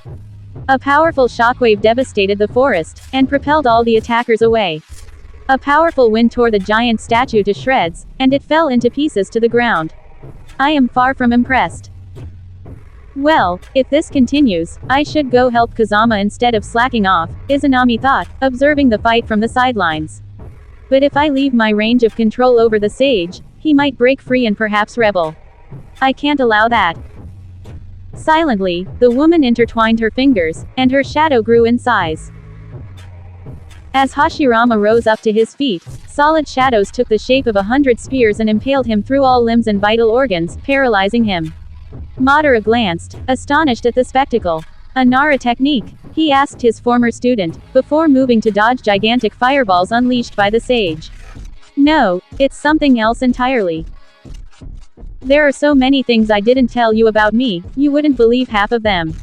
As her shadow was keeping the Senju restrained, Izanami carefully approached him, preparing to seal him. Unfortunately, one of his summons, a giant bird, tried to dive bomb her. Oh, well, she channeled chakra in her sword, I will kill you personally. She didn't have to. Explosive tags fell out of nowhere and blew up the animal and turning it into a red rain of blood that went past Izanami as she turned intangible. Dozens of tags descended from above, killing the other summons and helping restrain the Shodai Hokage. Konan-san, Izanami beamed in joy, as the blue-haired woman gracefully landed at her left side, good to see you. How did you know we were in trouble? Everyone in the entire region can see the devastation, flashes, and high-level techniques. Izanami-san, she replied aloofly. I came as soon as possible. Where is Kazama? Away, but first thing first, she pointed a finger at Madara, you are going down, jerk. The Rinnegan. Confusing. The sage said, stepping forward. I would advise you to surrender, young man, and end this cursed technique. My patience is at an end. I don't think so, the man replied, his Susanoo raising both its arms toward the sky. Bansho Tenon. The entire world shook briefly, and Izanami blanched in terror upon staring at the sky. The moon was growing closer, slowly, surely. The bastard was going to have it crash into the earth. Are you insane? The sage asked in horror, showing genuine worry for the first time in the entire fight. You will destroy the entire planet. With the Edo Tensei, I will survive the crash, and with the existence of alternate universes, I can always restart the Moon Eyes plan somewhere else. Madara gloated, but can you stop the moon and fight me at the same time? Now that I have moved the satellite out of its orbit, even slowing down the descent must be a tremendous task on your old shoulders. This is, Madara, if there was any good left in you, it is gone, Hashirama growled, imprisoned by Conan's tags and unable to move. You decayed from a great ninja, to a great monster. Silence, fool, the Uchiha snarled, making hand seals, and unleashing a volley of fireballs at his opponents. You have no idea just what would happen if the darkness wins today. One planet is a small sacrifice to avoid it. As Conan and Izanami moved out of the way of the blasts, the sage effortlessly created a green, circular barrier around himself, and raised his hands toward the sky. I will try putting it back into its orbit, the sage warned, but I must focus for this. I am sorry, but you will have to defeat him on your own. I beat you once, Izanami whispered. I will do it again. After that, I will make sure you never touch me, ever again. Beat me, Madara smirked arrogantly. Surely you jest. Without your pet dog, you are no match for me. Alright, now I want to wipe that smile out off your face. Izanami cracked her neck. Conan-san. The paper woman silently nodded, and unleashed a rain of explosive tags at her opponent. Naruto. The duel of two Susanoo was a spectacle one had to witness at least once in his or her life. The giants of light fought strongly and viciously, their swords locking, parrying arrows of chakra with arm swings, ravaging the landscape as easily as gigantic summons could. They were evenly matched, with no victor in sight. Naruto, Kazama whispered to her ear, I'm going to open a gateway into his armor. I want you to target the man inside. How can you do that? With my bare hands, he replied. He made hand seals, and suddenly, his feet projected fire from underneath, propelling him forward. Fire release. Jet fire. She heard him shout, as she raced in pursuit as fast as she could. When he reached Susanoo's ethereal armor, Kazama extended his arm and punched through it, his iron gauntlet shattering the protection into pieces thanks to the speed boost. Madara managed to catch the blonde's fist into his palm, briefly losing a tiny amount of white blood upon touching the spikes, and promptly grabbed the teen's throat with his remaining hand. Each of us lives. Razan, Naruto whispered, upon jumping above her mentor. Yari, she shouted, shaping the ball into a long sharpened spike. Is what we call reality. Susanoo's eyes widened briefly. Shinra Tensei. What followed was the most brutal attack Naruto ever experienced. An invisible force blew up both animated armors into shard. Kazama was propelled into the clouds, Naruto was sent to fly and crash around 200 meters away, and Tsukiyomi barely managed to keep himself attached to the ground. The field was ravaged, turned into a large crater. Naruto, however, quickly rose to her feet, and glanced at Susanoo in the distance. She locked eyes with the man's Sharingan, which swirled like a crimson whirlpool. The field turned black, and the moon became red. Rivers of blood flowed from a throne of corpses. Susanoo was sitting triumphant atop the bodies of her friends, and Naruto herself was powerless to stop it. Her hands were chained, and she stood naked before the man's sadistic gaze. It's not real, Kai. She shouted, but failed to free herself. Come on, you can break out of it. This is reality, Susanoo corrected, leaping in front of her. He was wielding a long, vicious whip. And you are next. Time to discipline you. No, I'm not afraid of you. She snapped, as she attempted to break the chains, but they seemed truly real. They felt strong and cold and made of steel, and she couldn't access her own chakra. Yes, you are, the illusion mocked her, and raised the whip. The weapon hit her back with the speed of a treacherous snake, and Naruto clenched her jaw to prevent herself from screaming. Blood flowed from her wound, but she refused to give Susanoo the satisfaction of seeing her in pain. I'm going to kill you like I killed everyone you love. Give up, and beg. Beg and I may spare you. Beg, like a dog. I want you to call me master. Go Fu, the illusion whipped her ass next time, and the blonde bit her tongue. The pain was racing through her body. It's messing with my brain, it's not real, it's not. It would be so easier if you admitted my superiority. Susanoo whipped her cheek next, tainting it red with blood. Naruto struggled to keep a facade of strength and dignity.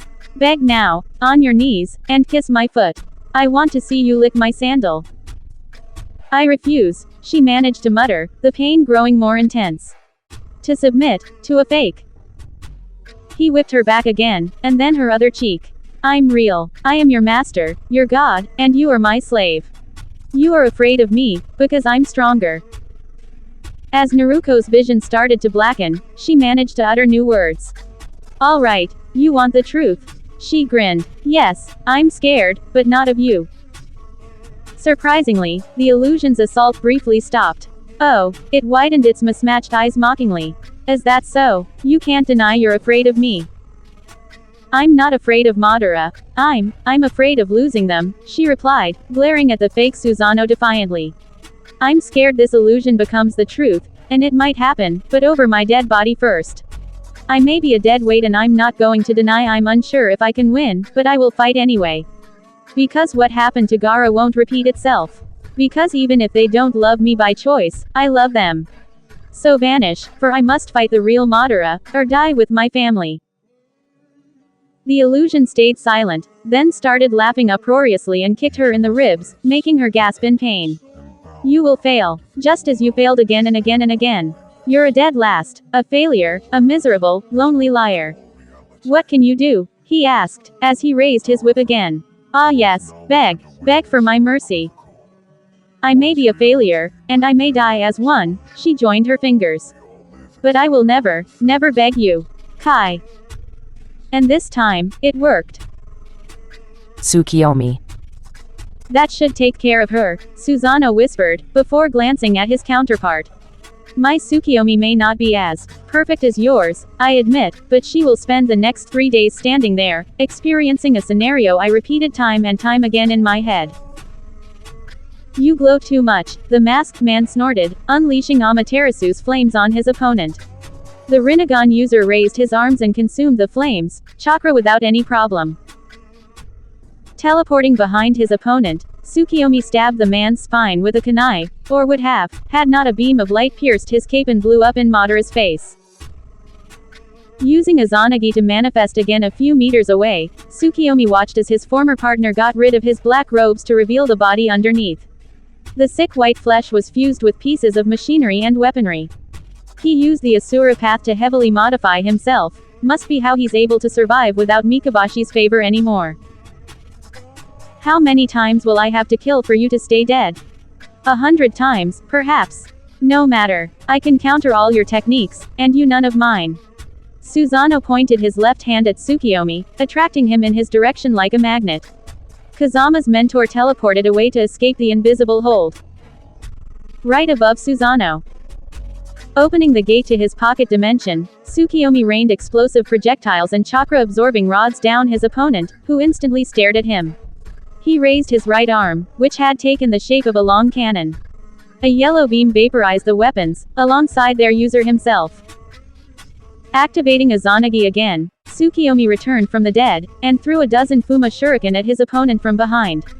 With all his abilities, the only way to kill him is close combat, or to have him waste all his chakra. It was going to be a battle of endurance.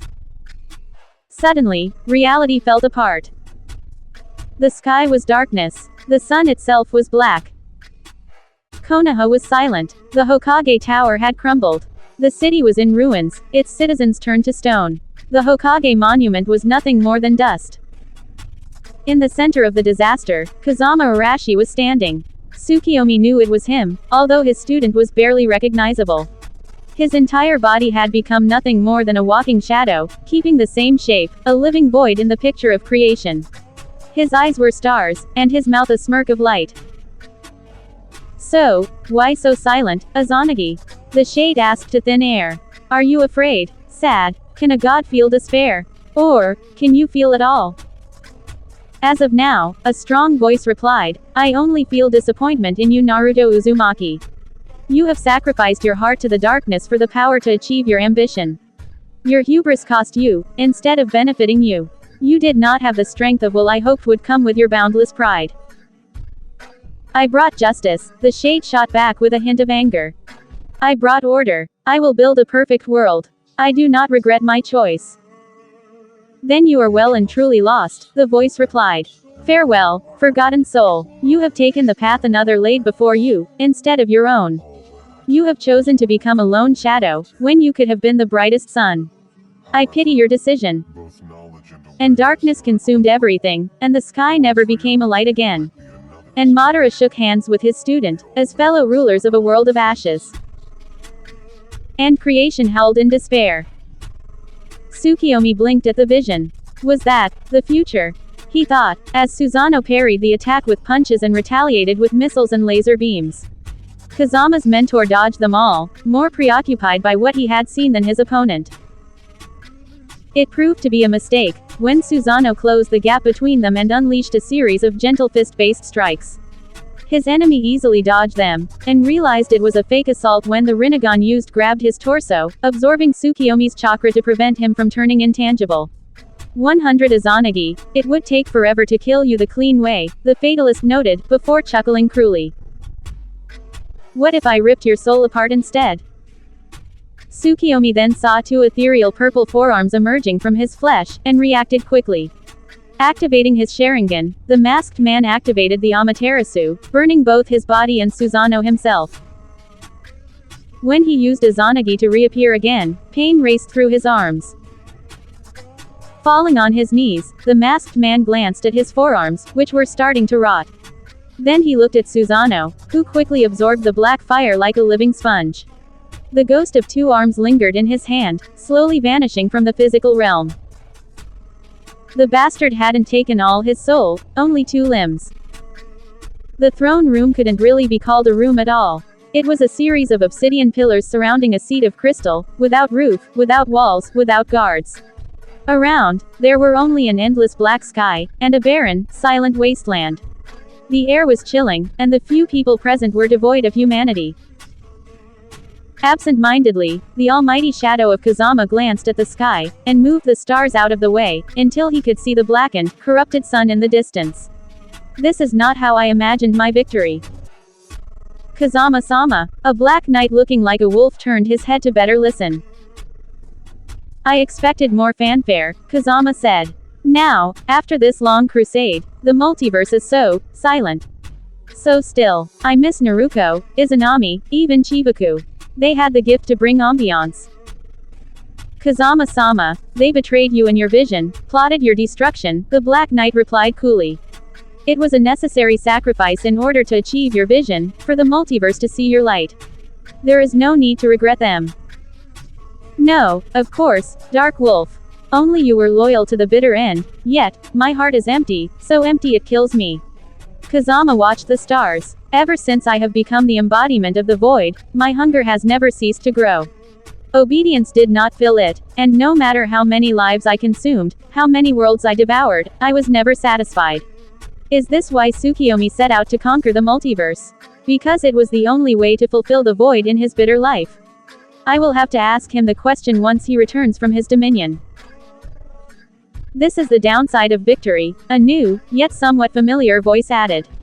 Tsukiyomi blinked, upon recognizing the individual. Once you have it, it feels hollow. Now the entire multiverse bows down to you. Now your vision of a world where you rule unopposed has come to pass, where freedom is dead, and where Amatsu Mikabashi is almighty once again, you have nothing else to thrive for. However, Is this why you founded the Tikoku, warlord? Kazama's star eyes narrowed. Because your victory was absolute. Yes. Once my world had knelt before me, and peace brought upon all corners of the land, I thought I would enjoy the heaven I created. I was wrong. The man chuckled. I grew bored of having everyone kneeling before me, even if I pursued this goal all of my life. So, one day, on a whim, I purposefully let my subjects rebel, purely for the pleasure of crushing them again. And I realized, it wasn't victory I was seeking, Kazama. It wasn't people's acknowledgement. It wasn't revenge, or good, or justice, or whatever. It was the quest for power. The struggle you do to earn a victory, the joy of crushing one's enemies, the battles to fulfill a wish, rather than the wish in itself. And I began a circle of rebellions and conquests. It lasted a few years, until my subjects were so despaired they ceased to fight back altogether.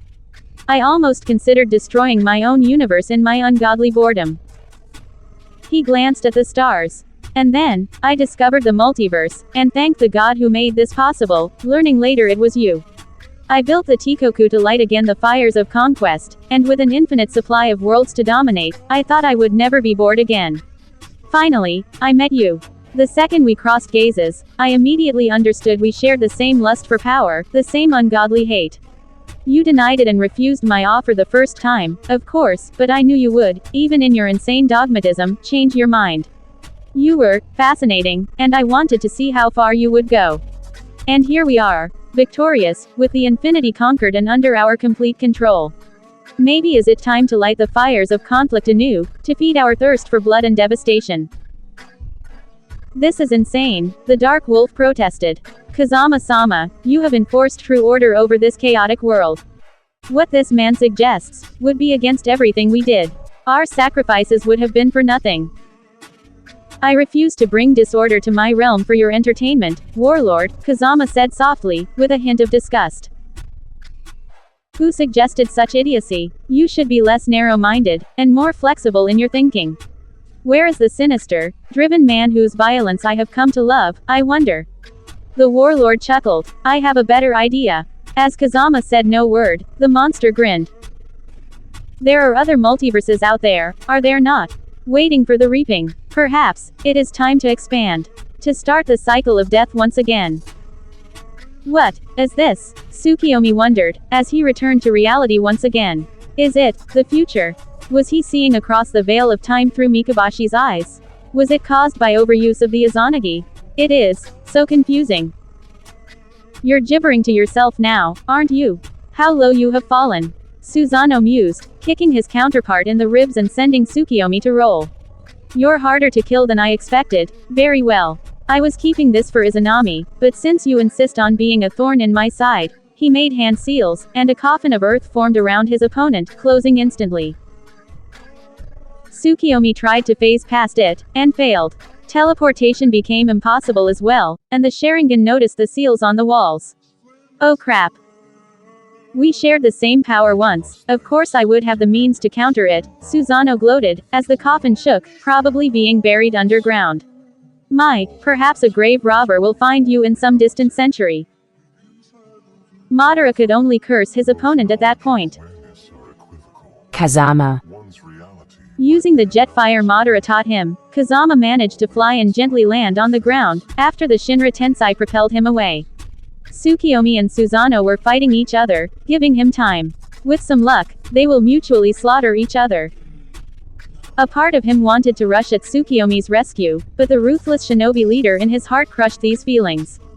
The brief respite would allow him to plan ahead and analyze the situation. Susanoo can absorb chakra, meaning ninjutsu isn't an option. Unless. He glanced at his fist. The blades on it had drawn a little of Susanoo's blood, when the man had caught his punch. Excellent.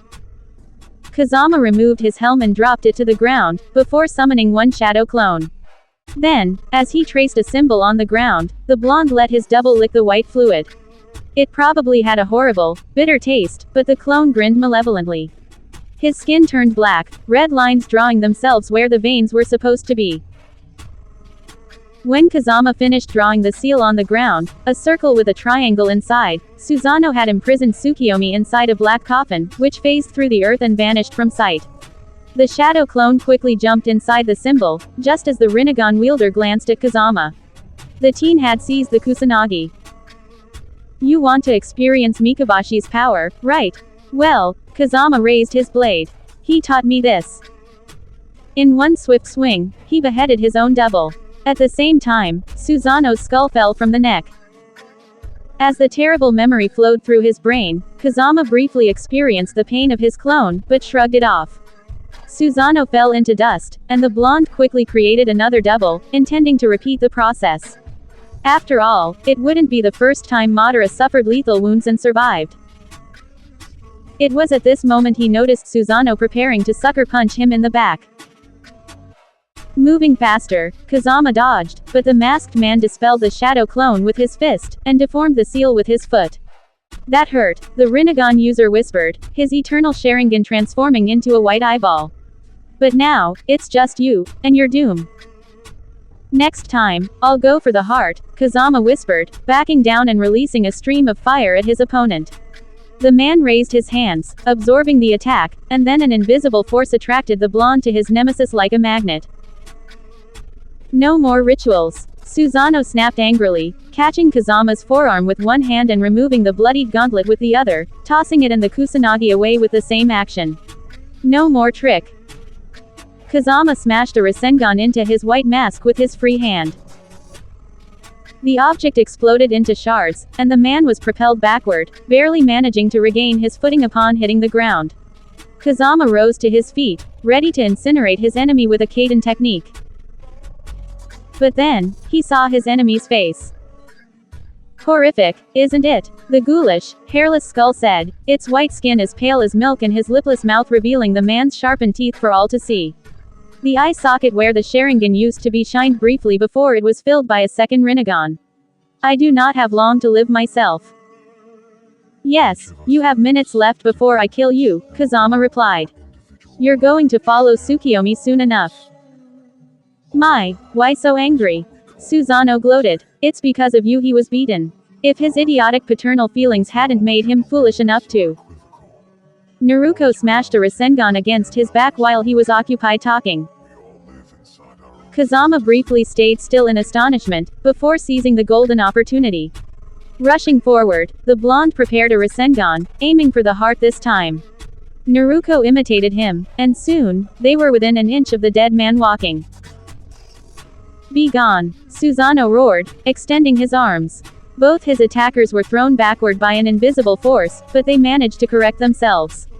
You little, the Kyuubi dispelled my Tsukiyomi, didn't it? You can't do anything right without the fox. No, I did it on my own. My willpower overcame your illusion. Naruto smiled and began circling him, trying to put herself behind her opponent. Kazama nodded, and started doing the same, forcing Susanoo to move carefully in order to avoid losing sight of one of them.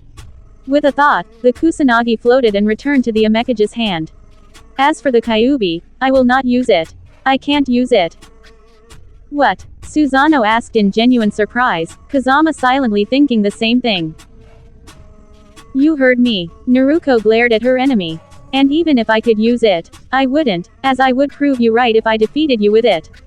The blessing I received at birth would just have been better than yours. So, I will beat you with my own strengths. Not because destiny favored me, but because I can make my own fate. You fool, Susanoo's one eye widened. I will kill you, and I will kill your friends next. How can you hope to defeat me? I am Uchiha Madara, founder of Konohagakure, destroyer of nations and wielder of the eyes of heavens themselves. She doesn't have to defeat you. Time will. Kazama smirked. You are already dead. How long have you left? Hours, minutes. You will lay in your own blood, like at the Valley of the End, alone, beaten, forgotten.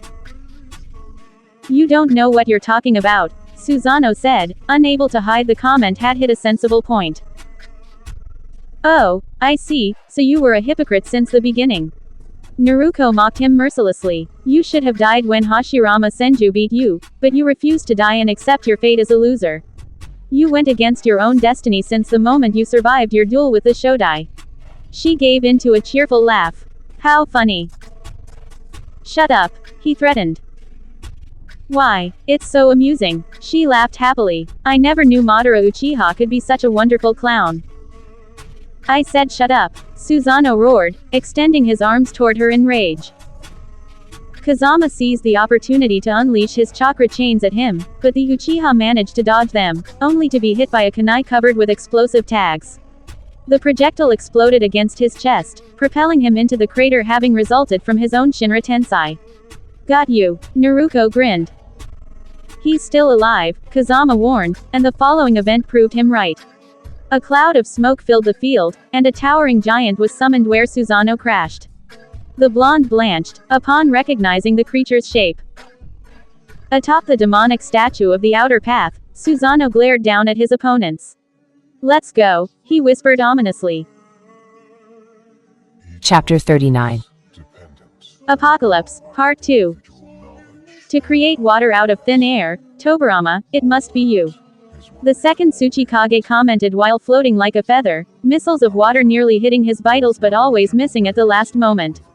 Have you been raised from the dead as well, this time by the other side? Not exactly, Kitsune heard Kubaiko reply as the armored man continued his assault. The Kinkaku force never really got me. I had my suspicions when those moronic brothers never brought back your corpse for all to see. A ninja shouldn't be considered dead as long as a doubt exists. The Tsuchikage retaliated by propelling sharpened rocks at his opponent as he kept his cool, casual tone during the dialogue. You shouldn't have invented Edo Tensei. It is an unpleasant experience. You should focus on me, Emu's double warned Kitsune as the dragon barely dodged a powerful chakra-enhanced kick from the undead. The foot impacted on the soil making the earth tremble. Leave the original to the old tree hugger and deal with me first. I'll try, the dragon replied, retaliating with a swing of his staff. The reanimated Iwa Nin easily parried the blow with one forearm and hit Kitsune's nose with the other. Don't worry, I'm going to release a badass technique on his rotting ass. Karasu shouted, biting his mutated finger. Summoning. Thousand Crow attack. He slammed his hands to the ground. Nothing happened. Karasu stayed motionless, and repeated the process silently, nothing happening. Well, this sucks. Summoning doesn't work across alternate worlds. Kitsune shouted, stepping to his left side to avoid being crushed under a large boulder. The Tsuchikage's double was combining hand-to-hand combat with middle-range Doden to prevent the hybrid from exploiting any opportunity that might present itself. He was forced to stay constantly on the move to survive. Right, Plan B. Red chakras swirled around Karasu's body, creating a crimson shroud above his feathers. Yo, Buddha, don't you have some super monk technique to defeat evil spirits? Or something holy enough to beat up a ghost? There is one, Kitsune admitted, but I'm too inexperienced to try it without focusing for a minute or two beforehand. It's not practical in such a difficult fight. I'm going to give you the time, the Uchiha chuckled, charging to claw at the undead's face. Don't take too long, I wanna live, you know. Kitsune nodded and took a few steps back, praying to heavens his friend would be fine. Planting his staff in the ground, the dragon released his hold over it and adopted a specific stance. His left hand made a half-ram seal, and he extended his right arm down with his palm parallel to the ground. The dragon then worked to achieve perfect clarity of the mind.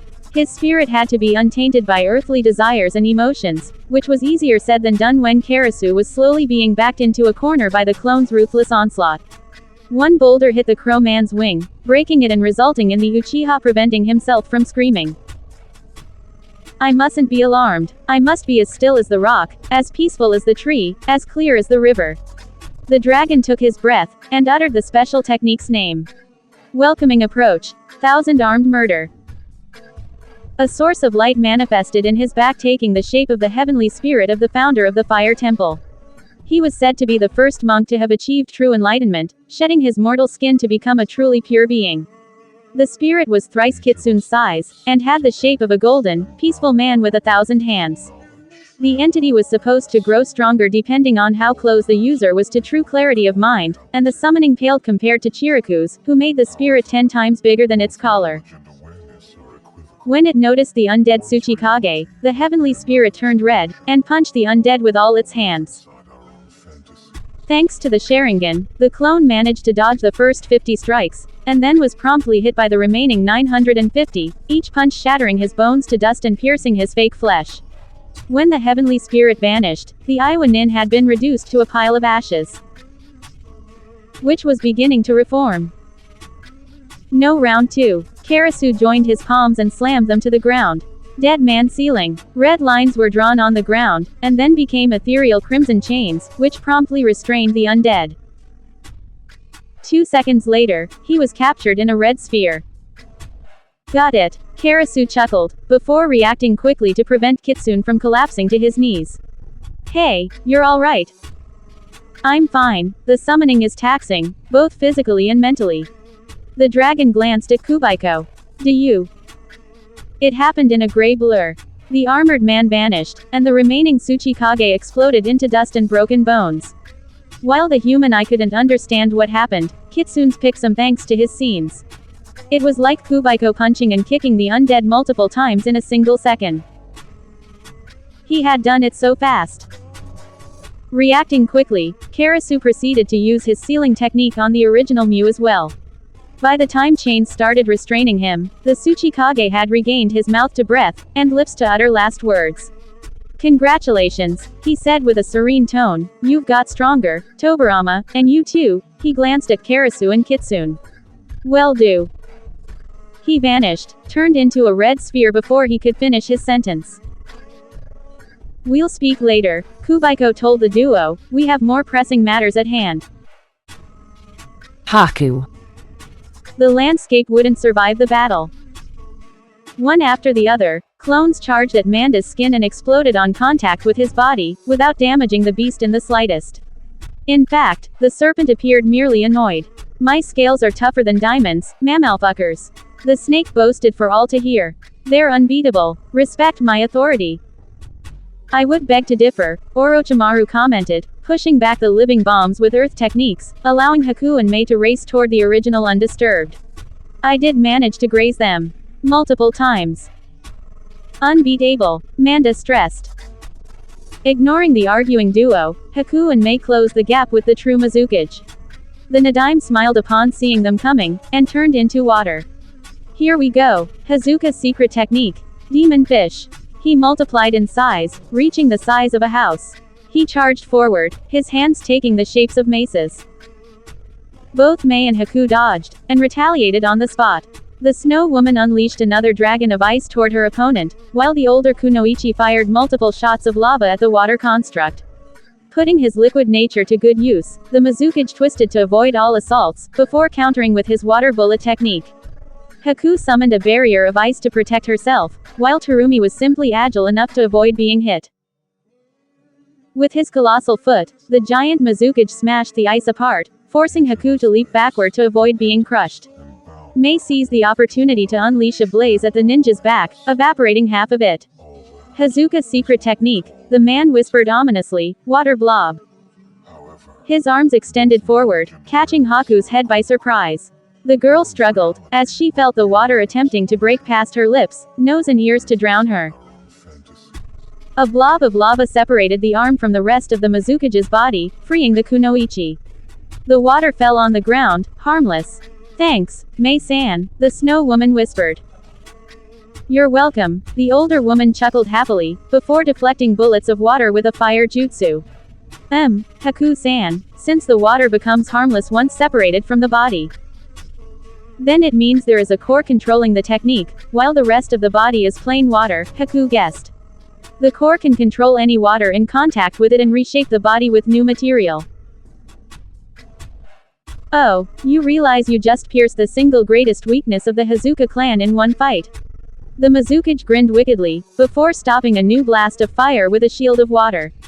Yeah, I would have considered you both for the post of Sandaime if I had crossed paths with you before my death. Why the hell did you show up after I bit the dust?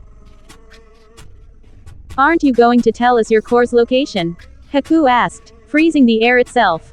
The water on the ground solidified, her breath became visible, and the Mizukage slowed down slightly.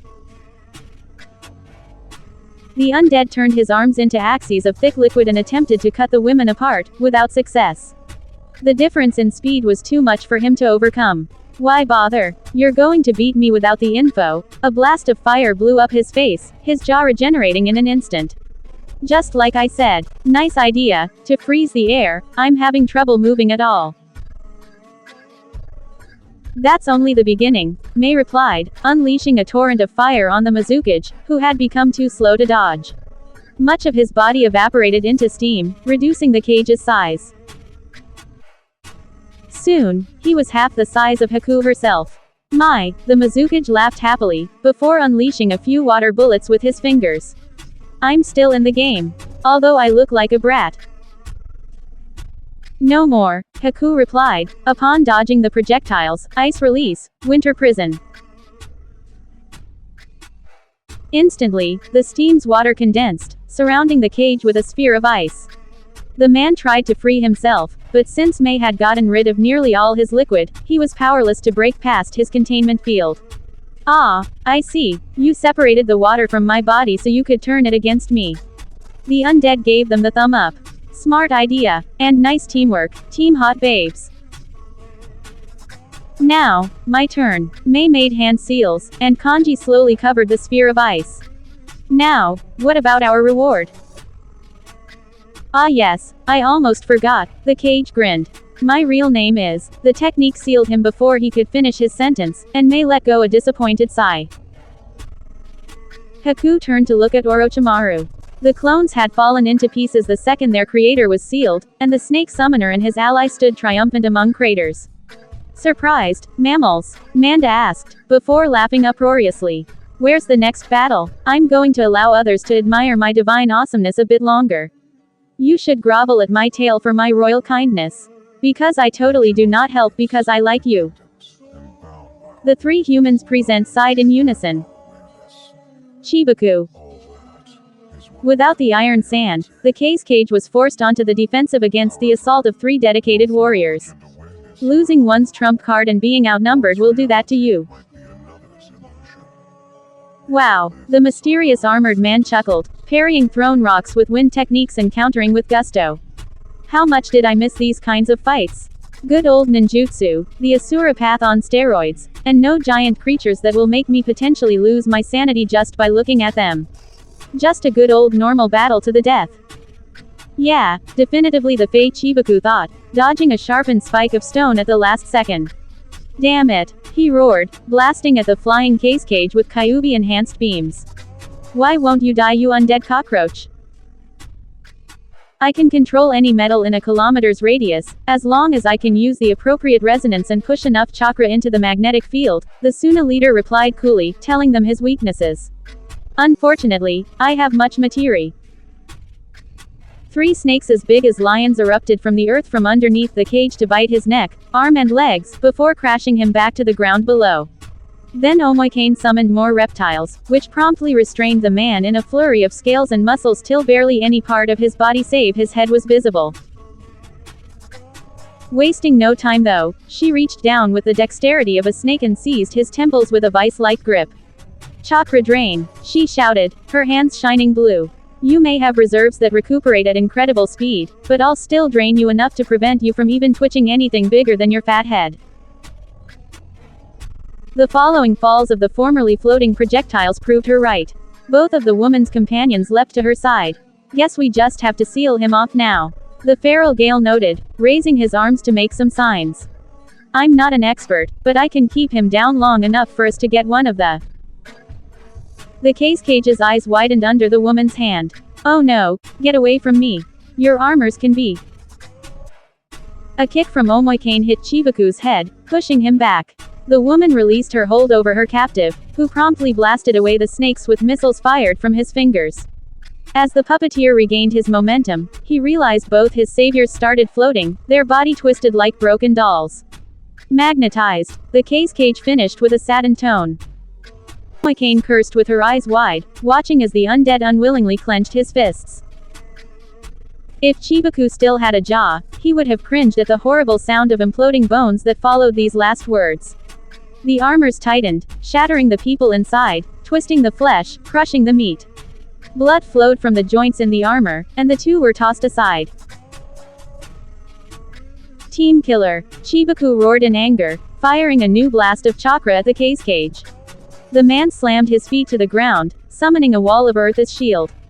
A hand of stone detached itself from the ground to kill the puppeteer, but the cyborg, having suffered from this trick already, activated his jetpack. The projectile missed, but just barely. Well, meatbag, it appears your saviors couldn't save themselves, the Kyuubi noted, as the cage fired a volley of missiles at its container. I suggest putting our differences aside, and letting me handle this. He's too strong for you. My armor won't survive the resulting inner damage, Chibaku replied, doing his best to dodge the attacks. His right arm transformed, turning into a long cannon. There is the death ray. How do you expect to aim with? The Kyuubi went quiet for a split second. Oh, it seems my counterpart has awoken. One's reality. A surge of malevolent chakra caught both the puppeteer and the cage's attention, as the spot where the feral gale had been tossed was covered with a red aura and consumed by a small explosion. When the dust settled, a crimson four-tailed humanoid whose skin was a mix of chakra and blood stood, though it was swaying a bit from side to side. Ow! The hybrid groaned in a distorted tone that seemed far too calm for someone that had been crushed horrifically moments before. Mortally wounded to the point of relying on Kurama in order to survive. Of course, this is just like normal. Knew I forgot something. The cage's Rinnegan shined brightly, and a laser of light hit the dazed and transformed demon Bessel head-on, throwing him to his back. Rocks covered him, shaping a structure with the form of a pyramid. He's going to kill him for good this time, Chibaku noted, horrified. Who cares? That's our chance to shoot the cage when he isn't. Look, the puppeteer was already flying toward the structure. Damn it, you idiotic selfless meatbag. Rock funeral. The cage shouted, clenching his fists, but Chibaku's explosive kunai launcher was faster. The structure crumbled under the assault, and the cyborg promptly caught the possessed demon Bessel before flying away, dodging a laser beam in the process. Thanks. The feral gale shouted, using his chakra control to adhere to the armor and reduce his air resistance to virtually nothing so he wouldn't impair the puppeteer's flying. This guy is more annoying than Gaara. Do you think a Bijudama would keep him down? You can do that, Chibaku asked, shocked. Shouldn't you be, well, possessed? It's extremely hard to maintain control in this form, but I can manage for a while. Problem is I'm not good enough to launch one of those while flying. It's a pain to aim accurately. He glanced at the cage, whose onslaught had stopped. Instead, he was grinding rocks into dust, surrounding himself with it. Shit, he's extracting the metal from the earth. 2 seconds later, several hundred metal spears shot toward the flying pair, both of which were swearing prolifically as the carrier bolted away as fast as he could. Much to their dismay, they had discovered that the projectiles were homing types as Chibaku attempted to turn in every possible direction to avoid getting hit. I can't get rid of these things. The cyborg swore as the beast on his back seemed to grow a second torso and slash away a handful of projectiles that had gotten too close. We'll get nowhere like this. The feral gale growled as his body returned to having only one upper body, clearly just as irritated by the situation as his companion. Oi, bud, how much do you value your eardrums? The cyborg barrel rolled while pulling up at high speeds to avoid another close encounter. Neither knew or cared at that point, but at the speed they were going the G-forces they were experiencing would have killed most humans. I don't have eardrums. If you have a plan, do it already. The four-tailed beast grinned savagely before warping its body like clay so that it was facing backward at the storm of metal that was still following them and arcing its head back. Just checking. Snapping its head forward, the beast unleashed a massive demonic-powered, wind-amplified, roar that distorted the sky beneath him so much that one could actually see the air contort under its power. Each and every metal missile following the pair failed spectacularly upon encountering the shockwave and was subsequently crushed and slammed back to the earth, along with multiple stone outcroppings in the area near the cage. Go. Right, Chibaku snarled as he arced backwards and dove to the earth at their fastest speeds yet. Even though their target was barely a dot in the distance, the human puppet could not mistake his chakra signature for anything else. Both arms pointed forward. The puppetman fired off as many missiles as he could from his non-transformed arm while trying to aim with his altered one. Looking up, the case cage frowned at the sight of his oncoming opponents and the salvo of explosives barreling down upon him. Helpless to prevent his body from moving, the case cage's chakra flared as he manipulated all the metal around him he could at once, warping the earth into cylindrical towers all pointing to the sky.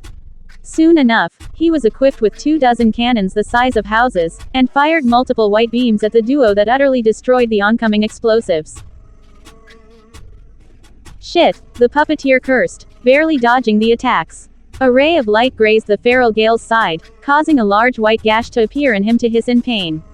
I'll never be able to drop you to the ground or aim my arm like this. With your arm. That thing's a laser. The demon vessel looked at Chibaku's warped arm as if seeing it for the first time, then without warning placed his own arm on it and somehow fusing it into a twisted and larger version of the original, aimed it before tilting his head to avoid being decapitated by another ray of light. Focus on dodging and getting closer. I'll aim and power the thing for you. Fire on my mark. Roger that. The puppeteer put everything he had into the jetpack, and flew down like a meteor. Beams upon beams were fired in his direction, but he dodged them with incredible grace, and perhaps, the energy of one fearing for his life. A particular shot destroyed his left leg, but he managed to keep a fairly straight trajectory. Now! Chibaku shot. Enhanced by the feral Gale's chakra in addition to his own demon's power, the laser adopted a red color, and grew in intensity far beyond what it was initially designed to handle. The power behind it was so great that the puppet and demon nearly forced to a stop due to the recoil. The light first hit the case cage's neck, atomizing the skull and the higher part of his torso, blasting all the cannons that were in the way. The moment the beam had disappeared, the tower cannons that had still remained standing had collapsed into dust and scrap, but the cage started regenerating almost immediately. The hell you will. The feral Gale launched himself from his ally and tackled the Sandame's remains into the earth, creating a small crater in the process. Before the dust had even began to settle, he had flashed through several seals with his warped hands and managed to seal the man before he could recover. Here we go, the container muttered under his breath before getting back up, turning around, giving Chibaku a thumbs up and somehow smiling so that one of his fangs shined unnaturally brightly. Got him. I saw. Chibaku sighed, exhausted, while ignoring the urge to shudder at the absurd and bizarre sight in favor to inspect his current status. His arm was nothing more than melted slag, the laser having melted it, and his leg was all but gone at this point. You know what? Let's never do something like that again. Ever. It's too badass to accidentally risk ruining the memory. The demonic humanoid smirked, giving him a very terrifying image. Told you lasers were awesome. Yugito. Get back. The Raikage's expression was one of pure despair, as he charged toward the transforming Yugito. His finger was surrounded with lightning. Hurry. I am your opponent. The dark wolf cut in viciously, attempting to bisect the man with a swing. The man, reacting on instinct, dodged with a step to his left side, only to be pursued by the masked warrior. With a swift horizontal strike, the samurai assaulted the undead's face with savage vigor. The undead groaned, as his eyes were cut into blood and dust, and the dark wolf moved on for the kill. Unfortunately, the Raikage's fingers aimed for the helmet. With reacting quickly, the samurai managed to avoid a fatal blow, but the helmet was broken into metal shards. The warrior staggered dazed, and the Sandame attempted to seize the opportunity to target the heart next. A giant blue tail hit him and sent him crashing far, far away. Behind me, Yugito roared, having taken the shape of the two-tailed cat. She stepped forward, shielding both the dark wolf and Kakashi's corpse. I will finish him off with a single blow. How? The Raikage asked loudly, upon being back on his feet. To the woman's sole vision, he was a walking skeleton, a puppet to a red force's will. I fought the 8 tails himself to a stalemate. While I am amazed to see you can control the 2 tails. The Hachibi never focused nearly all its power into a single attack. The blue flames composing Yugito's body increased in heat, turning white and luminous. She opened her maw, and condensed a Bijudama. Then do it fast. The Raikage raised his index, building up the power necessary for a new hell stab. You don't have much time before I close the gap and pierce your heart. We've got enough time, I hope. We've yet to test it in live combat, but now's as good a time as any. Yugito swallowed the Bijudama, and focused on altering its affinity. A Bijudama did not have any elemental affinity save for the natural corruption of demonic chakra, and as such the effort to alter it while it was in the tailed beast's stomach was tremendous. Matabi, having a special link with fire, infused it with its fire affinity, while Yugito's chakra added lightning chakra to the composition. The product increased in temperature, pressurized and ionized. Plasma, Yugito thought, as she opened her maw, breath. And she fired it all at the racing Raikage. The legend about the Amaterasu's flames being hotter than the sun's was pure exaggeration, as they had failed to get past the Sandame Raikage's skin. However, plasma was by nature hot enough to melt anything in its way, even the mountains surrounding Kumogakure. Against the Raikage's ultimate defense, the Nibi's ultimate offense prevailed in spades. To Yugito's eyes, it was all a flash of light, and the animated undead's annihilation. The body was atomized, reduced to nothing, as was anything in the path of the beam. Forests far, far away soon became the victims of wildfires. When Yugito regained her human form, having wasted nearly all her reserves on this ultimate technique, her clothes had been consumed by the heat. Meanwhile, her body was being healed from the burns she suffered by what was left of Matabi's power covering her skin like a blue haze. Racing forward, Yugito closed the gap separating her from the Raikage, whose skeleton was beginning to reform slowly, starting with the skull. With a few seals, as the Raikage's head finished recovering and the skeleton was covered by ligaments, Yugito unleashed her sealing technique, and grabbed the undead's shoulders. Blue lines of symbols covered the body, restraining him. Beaten, in a single stroke, was the one word the Sandame uttered before being silenced, promptly falling to the ground. Yugito breathed heavily as she glanced down at body. She was exhausted, naked, had only a 15th of her reserves left at best, but she had won. I think we've earned our victory. Indeed, but do not fall asleep on me. We have other battles to fight and you have to get dressed. The kunoichi sighed, and blinked, as a pile of clothes were thrown at her feet. They are mine, a feminine voice whispered, but you need them more than I do, Yugito-san. They should be somewhat close to your size. The woman tilted her head to the side, and blinked in surprise. The dark wolf had sheathed her blades, and was carrying Kakashi's corpse on her shoulder, and the broken helm in her hand. Her face was unmistakable, although she had received a still bleeding horizontal scar under the left eye, where the hell stab grazed her. Yugito chuckled at the revelation. I see. Nice disguise. I admit, the change of voice tricked me. I am pretty sure there is an interesting story behind it. This will be for another time. The samurai shrugged. We should hurry. Izanami. I see you did not remember my lessons. Madara narrowed his eyes malevolently, a purple ethereal thoracic cage shielding him from Conan's explosive tags and a few of Izanami's fireballs. You must really hunger for punishment, woman. Shut up, Izanami replied with an angered tone. I've killed you once, on my own. I will do it again. When I was old and by treachery. His eyes started bleeding, and a black inferno formed around him before progressing in his opponent's direction. Today, I am at the peak of my fighting abilities. Which isn't anything to brag about, Izanami bantered back, as she bit her finger and slammed her palms to the ground. A powerful wind pushed back the Amaterasu's flames, and a house-sized, blue praying mantis appeared to shield the two women. Milady Makoto, the creature spoke respectfully with a female voice, glancing at Madara. If I remember well, I shredded this male apart once already and tasted his heart. Did I fail your orders? No, he's just too stubborn to stay dead. Izanami jumped atop her summon's head. Conan-san, behind me. Kamakiri. At your command, Milady Makoto, the insect raised its sharpened arms. Akuma no K's. Blades of sharpened air were thrown by the summon, each able to cut through stone. The Susanoo manifested around Madara in all its glory, dark stopping the assault without any problem. It adopted the shape of warrior of light with 4 arms, each wielding a sword. Yes, I think you owe me 1 life, the mastermind noted, his weapons moving forward. I will have to teach you respect again.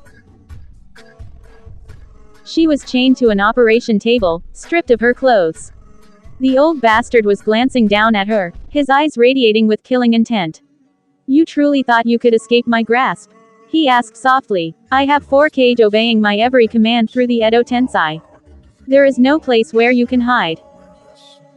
Let me go, she hissed, the chains preventing her from phasing away. I'm not your tool. However, You're my apprentice, and you shall obey, he replied. I brought you back, nurtured you, treated you like my own daughter, and this is how you reward me. By running away. You forced me to. People are less likely to notice the hidden dagger when you open your legs for them, Madara shot back cruelly, searching through his tools. Deal with it. I told you time and time again, you are no one. You are only good for carrying out the moon's eye plan and destroy my enemies. And since you are intent on defying me, perhaps is it an opportunity to learn a thing or two about your condition. He brought out the scalpels, and approached her face. I will have to teach you respect today. The haunting memory of the pain she experienced that day fueled Izanami's rage, as her summon stopped the swords with her own arms. Seizing her blade, the woman channeled fire chakra into it, the iron becoming wreathed with blue flames. Konan-san, seize the opening, she ordered, jumping forward. Kenjutsu. Descending sun. While the Susanoo was kept in check by the mantis, Izanami rotated on herself midair, cutting through the ethereal armor, the enhanced sword leaving a slight wound into the thing's torso. As she teleported away a second later to avoid a swing, the woman grinned savagely. Moments later, the explosive tag slipped into the temporary flaw of the armor, reached Madara's skull and blew it apart without discrimination.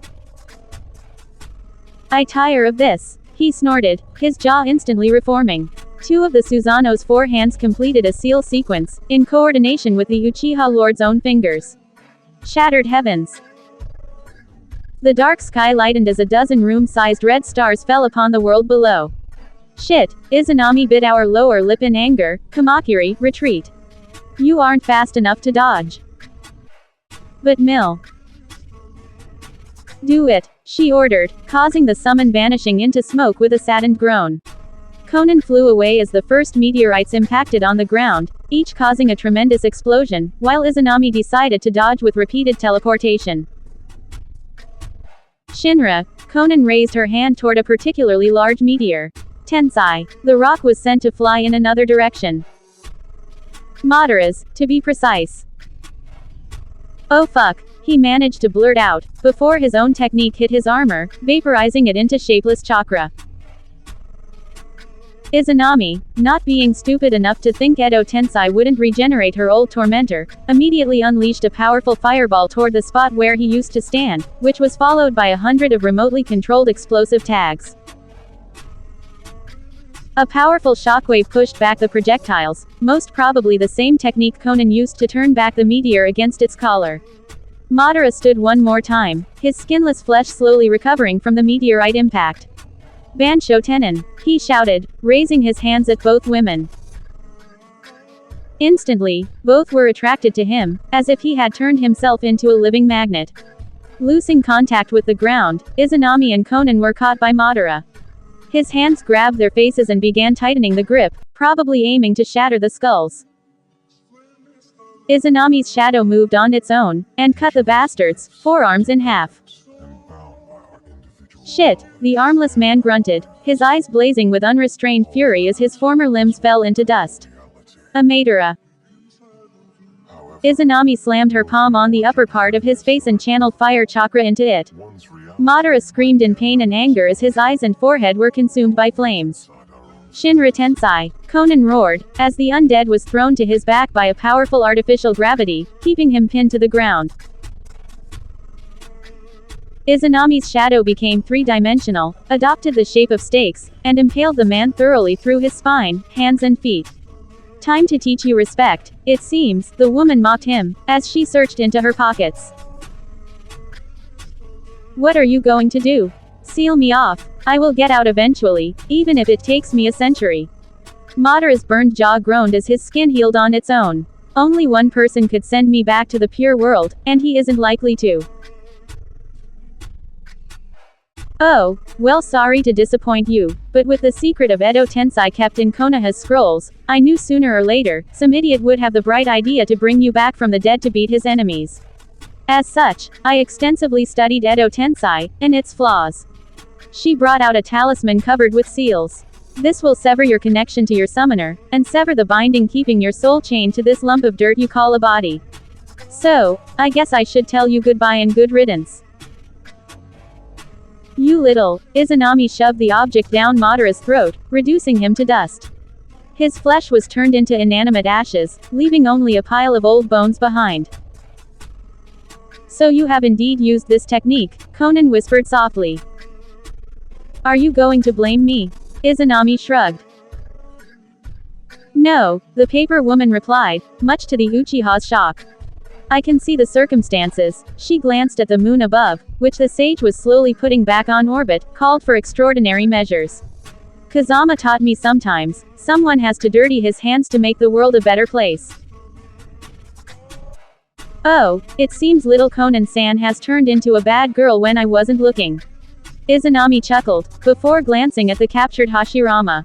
First thing first, she brought out another talisman, shaped differently. This should free him of Susanoo's control, but he would stay on Earth. Let's see how Madara will handle being blown up by his own petard. Pretty bad, I hope. Mei Terumi's voice was somewhat stern, as she and Haku leapt to the Uchiha's side carrying a sealed sphere of ice. Atop a giant snake, Orochimaru of the Sannin was trailing them, much to Izanami's surprise. We'll explain later his presence later. We've got a Nadaime Mizukage that would probably love to go kick his former slaver's butt. Funny, I've had a similar idea in mind, Chibaku muttered, carrying both a restrained Sandaime cage and a bloodied, unrecognizable corpse, and riding on top of a four-tailed red humanoid fox. The living puppet chuckled at their discomfort, struggling to keep balance with the one intact leg and arm he still had left. Don't worry, he's harmless, I think. I wouldn't put anything valuable near my mouth if I were you though. I think I want one for my birthday. The puppeteer chuckled dryly. The cage is a jerk, but better have him as backup in our state. Wake up to reality. I see we've all survived our battles, a mysterious man noted, backed up by Kitsune and Karasu, each of them carrying a red sphere. He saluted Orochimaru, who nodded back, and then startled upon noticing the bloodied corpse. Oh no.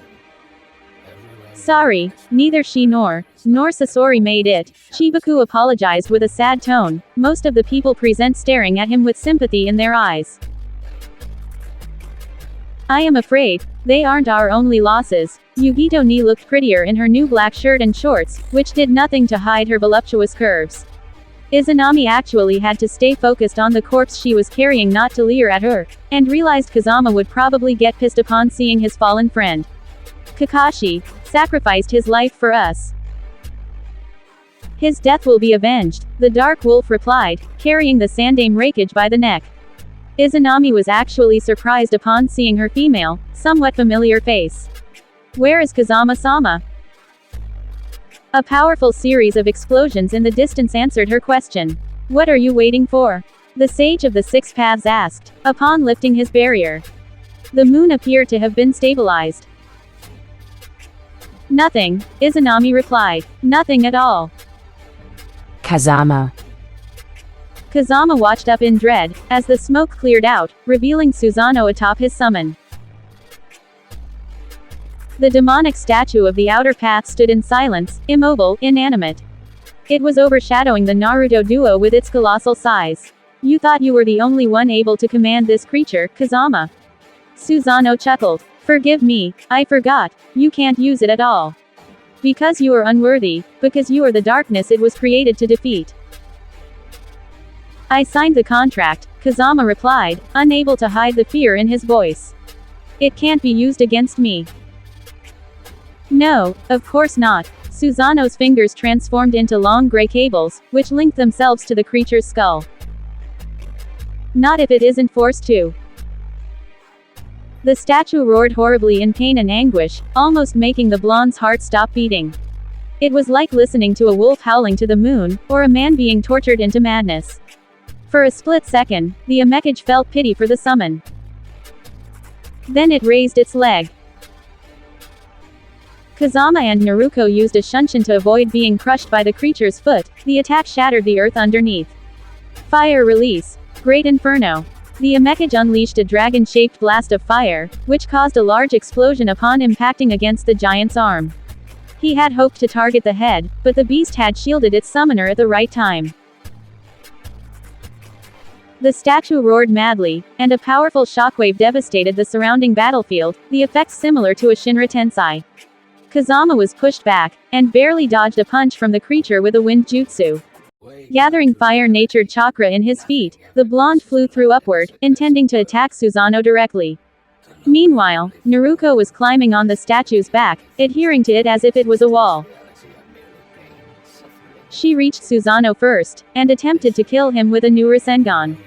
The man caught her wrist and threw her toward Kazama, who managed to catch her midair.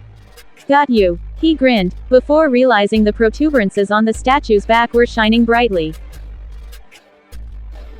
A minute later, Kazama was on the run from a dozen beams of white chakra, each with the potential of killing him. Any plan? Naruto asked, carried by her mentor. Susanoo is too well protected to be attacked head-on, the Amekage muttered, remembering the lessons Tsukiyomi taught him on tactics. And I can't avoid it forever, he noted, as the statue started pursuing them on foot, each of its movements causing a small earthquake. I guess we will have to kill the summon first, easier said than done.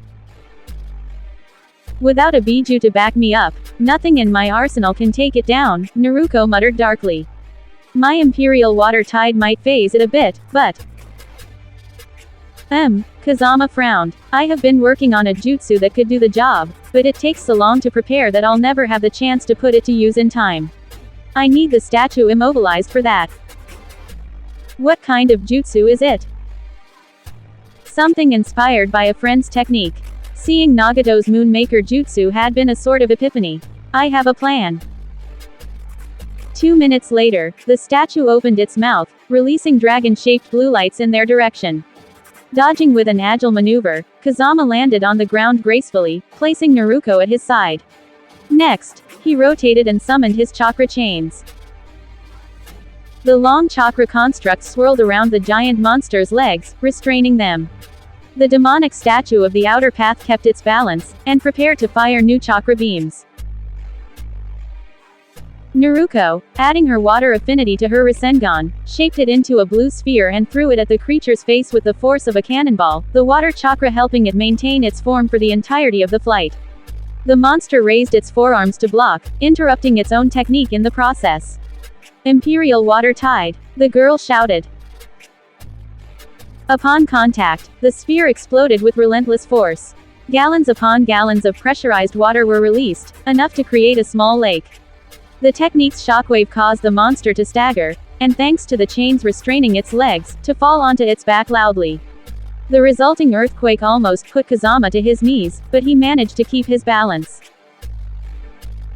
Now, Naruto whispered, her technique probably having drained much of her reserves. Kazama nodded, and created 2 shadow clones. The original joined his hands, and focused his chakra on a single point. A sphere of concentrated chakra, as blue as the clearest sky, began to manifest, no bigger than a needle's eye. Meanwhile, one of the clones surrounded it with fire chakra, until the core was protected by a 2-foot diameter sphere of pure yellow supersaturated chakra. Finally, the final clone covered it all with a shell of wind chakra, preventing the whole thing from vanishing. It's beautiful, Naruto noted, observing the sphere. How does it work? My friend's technique used a core of chakra so condensed it was able to create fake gravity, which would then be surrounded by rocks and other material, Kazama explained. I discussed with a Kaiden master about the potential applications of a similar technique. The fire chakra will compress the core until it fissures, and then it will destroy everything in a certain radius. As the statue started getting back on its feet, Kazama had his chain swirl around the sphere. But it has a delay before it explodes, meaning if I do not have the time to use it well, it might explode in my face. I will have to find ways around that. The chains moved like a flail, and threw the spear at the monster. Marabido, the celestial envoy, Kazama shouted, as the object impacted upon the creature's head. The resulting explosion was something to behold. A blast of fire incinerated the statue into ashes, creating a pillar of flames around it. An earthquake shook the entire battlefield, and the two blondes were almost crushed by a powerful blast of air. When the dust settled, only a ravaged husk remained of the demonic statue. Only ashes, smoke, and burning grass. As Kazama stared at the devastation, he beamed with glee, in spite of his exhaustion. The technique had burned much of his reserves. I've done it, he thought. I've surpassed the Yondaime Hokage, at long last. A beam of light was fired from his left side, forcing him to dodge. While Naruto managed to escape the attack as well, the shadow clones were vaporized on the spot. Impossible, Kazama whispered, upon looking at the source of the attack. Unless you fled before I launched my technique. You kids are not the only ones who can play possum, Susanoo snarled, two cannons forming from his shoulders. He raised his hands at the blondes. Time to die, Bansho Tenin. Like a living magnet, the man forced both his opponents to fly in his direction. As the cannons pointed toward their face, Kazama tried to find a way to escape the hold. And then Susanoo's jaw was shattered by an armored gauntlet. The attraction being nullified, Kazama and Naruto landed on their feet, watching astonished as Kubaiko moved on to attack Susanoo again. As the Uchiha parried, he was hit to the torso by both Kitsune, who had retaken a human shape and wielded both his staff and the Samahata, and a humanoid crow. The hell? The girl gasped. Sorry for the delay, the crow added, with Karasu's voice. We had to fight a few undead on our way here. Be gone, shadows, Susanoo roared, repelling the trio with a Shinra Tensei, and being forced to use a Shunshin to avoid a cone of light aiming for his head. Reappearing 300 meters away, he glared at the source of the attack, upon putting his jaw back on place. Impossible. Kazama watched in astonishment, as all his ragtag clan, Konan, an unknown four-tailed Kyuubi Jinchuriki, and a few individuals he did not recognize leapt to his side. They were bruised, wounded, but alive. At least, until he saw Yugito carrying Kakashi's remains. No, he whispered, before realizing Sasori was missing, and that Chibaku was carrying a bloodied, unrecognizable corpse on his back. No. We will grieve later, Izanami cut in, and then glared at Susanoo. You truly thought I did nothing while my teacher was gone. I found counters to the Edo Tensei 2 months ago, jackass. Surrender, a mummy-like man noted, backed up by 5 individuals Kazama identified as different well-known Kage and a sage all in white. It did not take long for the blonde to understand, upon seeing their mismatched eyes, that Susanoo had brought them back from the dead. Your holdover is broken. How can people this malevolent be so powerful? I wanted to defeat you the clean way, but you leave me no choice. Edo Tensei, Susanoo snarled, as 100 coffins emerged from the earth, each of them releasing an undead, mindless warrior. The Amekage clenched his jaw upon recognizing some of them. Hanzo, the Nadaime Hokage, the Golden and Silver Brothers, Yagura, and Nagato. In spite of your strength, you're just a bunch of misfits and outcasts. Susanoo mocked them. You are alone, doomed to be since the moment you were born. Don't you get it? No one is going to save you. Kazama glanced worried at the spectacle, and then at his allies. They were bruised and wounded, and they were outnumbered 10 to 1. It was a lost cause. Unless, an idea crossed his mind. An insane idea. No. Not alone. The blonde focused, and the dark voice whispered to his confused mind vague promises of power. So, you finally accepted my help. Allow me to lay waste to this rotting madman. Sorry but no. It would just prove him right, whereas my solution would confirm his belief is just shit. Kazama grinned. I will ask for someone else's help.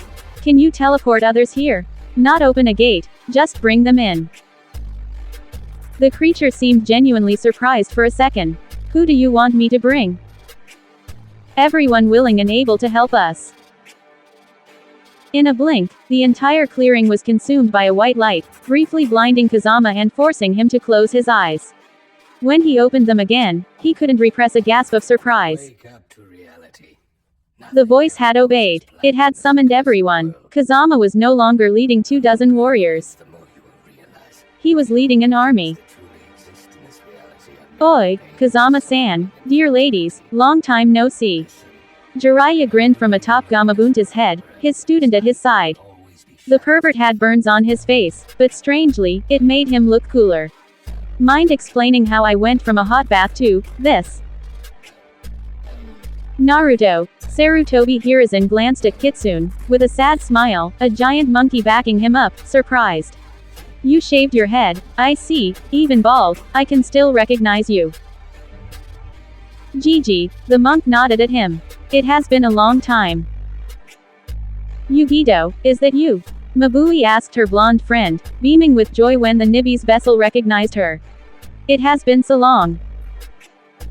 Little cat, this is so surprising. Killer Bee grinned, upon noticing his old ally. I would have made a rhyme on this, but my heart is too happy for it.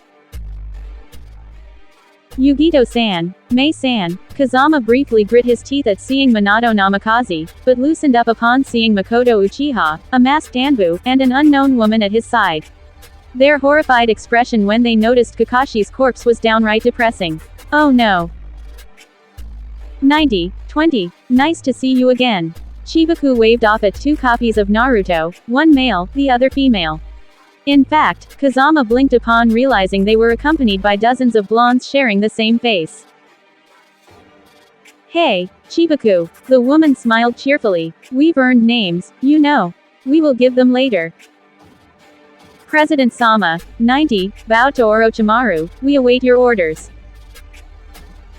Well, Naruto, it appears you are in trouble, Itachi, Godime Hokage whispered. Allow me to lend you a hand. As much as I am intensely curious about how exactly I was summoned from the end to this place, an older Kabuto Yakushi noted, his hands glowing with chakra, it appears we're in it for our life, Kubaiko. Makoto, it seems this time, Kushina Uzumaki reached Izanami, much to her uneasiness, I will be able to help you. Uruka-sensei. Naruto grinned at the Chunin. You're alive. Of course, no way Mizuki is ever going to kill me, the teacher grinned. May someone explain me what is happening? Karasu whistled, clearly impressed. Wow. Just. Wow. No kidding. The shrouded feral Gale nodded in agreement as he inspected the gathered army. Someone's definitely screwed tonight. So true, the Uchiha smirked. Kazama-sama, a samurai wearing the Akatsuki's colors knelt at the blonde's side, imitated by over 1,000 soldiers and ninjas. We will die at your command. nothing ever goes as Well, planned that's a as it does in the surprise, world. Naruto Senju noticed, his mother Tsunade and sort of Aunt Shizune walking at his sides, followed by Katsuyu the slug boss. I admit, I didn't see it coming. Listen, Neither did I, a familiar voice whispered, making Kazama's heartbeat accelerate. to be found as It can't be, he had missed the voice's owner. Naruto's quest to see him again had started this entire adventure. The teen stepped forward, wearing a white shirt and black pants. He was wielding a long, sheathed katana, and his Sharingan was swirling like a whirlpool. It has been years, Naruto. I can still recognize your chakra, after so long. Sasuke. No, I'm still standing, as you can see, the blonde chuckled softly. Inwardly, however, he was astonished he, of all people, had been the one to answer the call. Years. To me, it feels like decades. Indeed. Wait, Orochimaru. Mother. Itachi. Sasuke blanched upon glancing at the ragtag army. Is this a genjutsu? No, Kazama shook his head. They're allies. I will explain later. Are you willing to help? The teen said nothing, but then nodded sharply, unsheathing his blade. Are we going to fight them? He asked, pointing at Susanoo and his undead squadron. The madman had stayed motionless for minutes, unable to process the new situation. He was the one outnumbered 10 to 1 this time. Everyone. Kazama shouted, drawing the mismatched army's attention. He pointed a finger at Susanoo, as the corpses of the dead were deposed on the ground. This man is Madara Uchiha, the greatest criminal of our land. He has defiled graves and forced the dead to fight in his stead. He murdered thousands and committed crimes beyond your comprehension. No more. I summoned you all, to ask you a favor, help us kill him. Bring justice to Monster, and rest to his victims. With me. And with a single battle cry, united by bloodlust and loose alliances, the group charged. Bring it, Susanoo roared, his thralls striking back. It took Kazama 10 seconds to realize they had already won. Susanoo's undead thralls were strong, no doubt. They regenerated from wounds and fought with ruthless efficiency.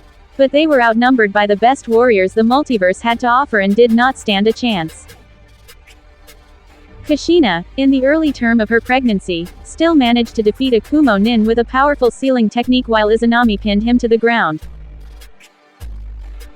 Killer V transformed into a giant ox and proceeded to lay waste to a dozen ninja. Mabui teleported the torso of an enemy 100 meters away, ripping it in half. Exhausted and tired, Yugito still managed to beat the crap out of an Iwa Nin with her bare hands. Sarutobi's monkey turned into a staff, which the old man used to crush a Kiri Nin in one swoop. Uruka sealed him quickly afterward. Minato Namikaze, more blur than ninja, teleported left and right, wasting anybody in his way. The Anbu, Makoto, and the unknown woman following him proceeded to give a trashing to a man dressed like a raikage. May drowned 2 ninjas in a sphere of water. Haku proceeded to turn into a prison of ice. Naruto, Kitsune, and Chibaku teamed up to restrain a reborn Nadaime Hokage with a combination of Rasengan, blasts of chakra, and Samahata swings. The Dark Wolf ripped a Mizukage in half with one swoop of her blade and ruthlessly continued shredding him apart while he was still lying helpless on the ground. Jiraiya and his apprentice proceeded to crush Kumo Nin twins with 2 Rasengan each to the torso. Tsunade and Shizune effortlessly pinned an Uchiha undead to the ground as Naruto Senju restrained him with roots. Katsuyu divided into 1,000 slugs to swarm enemy summons. Itachi and Karasu teamed up and created the strongest stream of fire Kazama had ever seen to burn a reborn Yagura to ashes.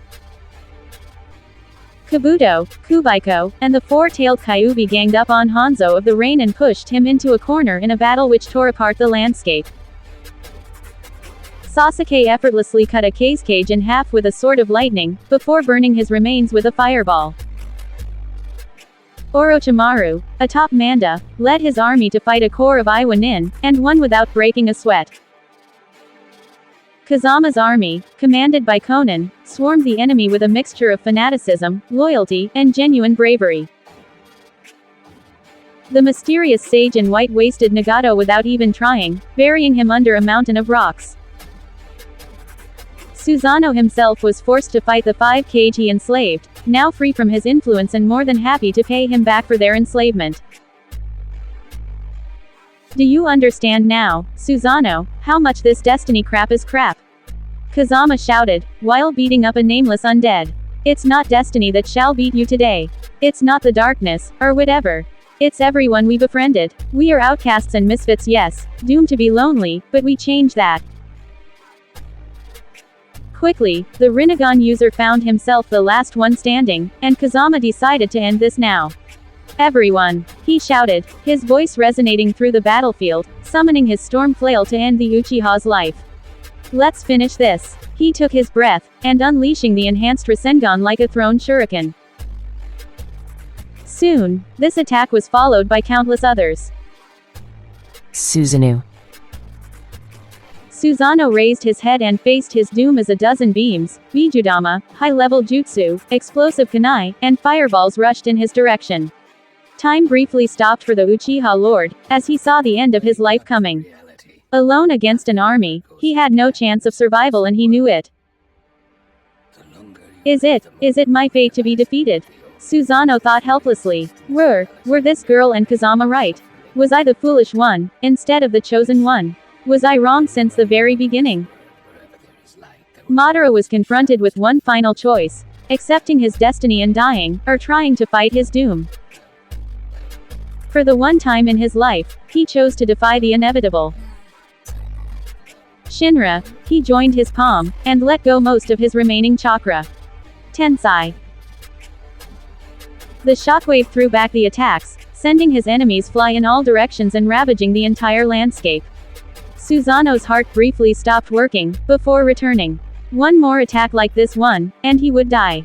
But, I will not give up. It cannot end like this. All Izuna and I did, it can't have been for nothing. I refuse to give up. He snarled, joining his palms again. I sacrificed too much to lose. I endured more pain than any of you. If I'm going down, I will take all of you down with me, to the pure world. He shouted one last time. Shinra. His heart failed him. His heart stopped beating, this time for good. The stress of his strongest techniques had been too much for his body to handle. He had consumed all his reserves in the heat of the battle, and was now paying the price for it. His body went numb and a headache set his brain on fire. His flesh started turning to dust, bringing him to his knees. All he could do was to roar in pain and rage. Susanoo's vision started to blacken, until soon, the rest of his life was consumed. His life passed before his eyes in a chaotic order, from his final battle with Hashirama Senju, to the founding of Konoha, to his countless duels during the clans era.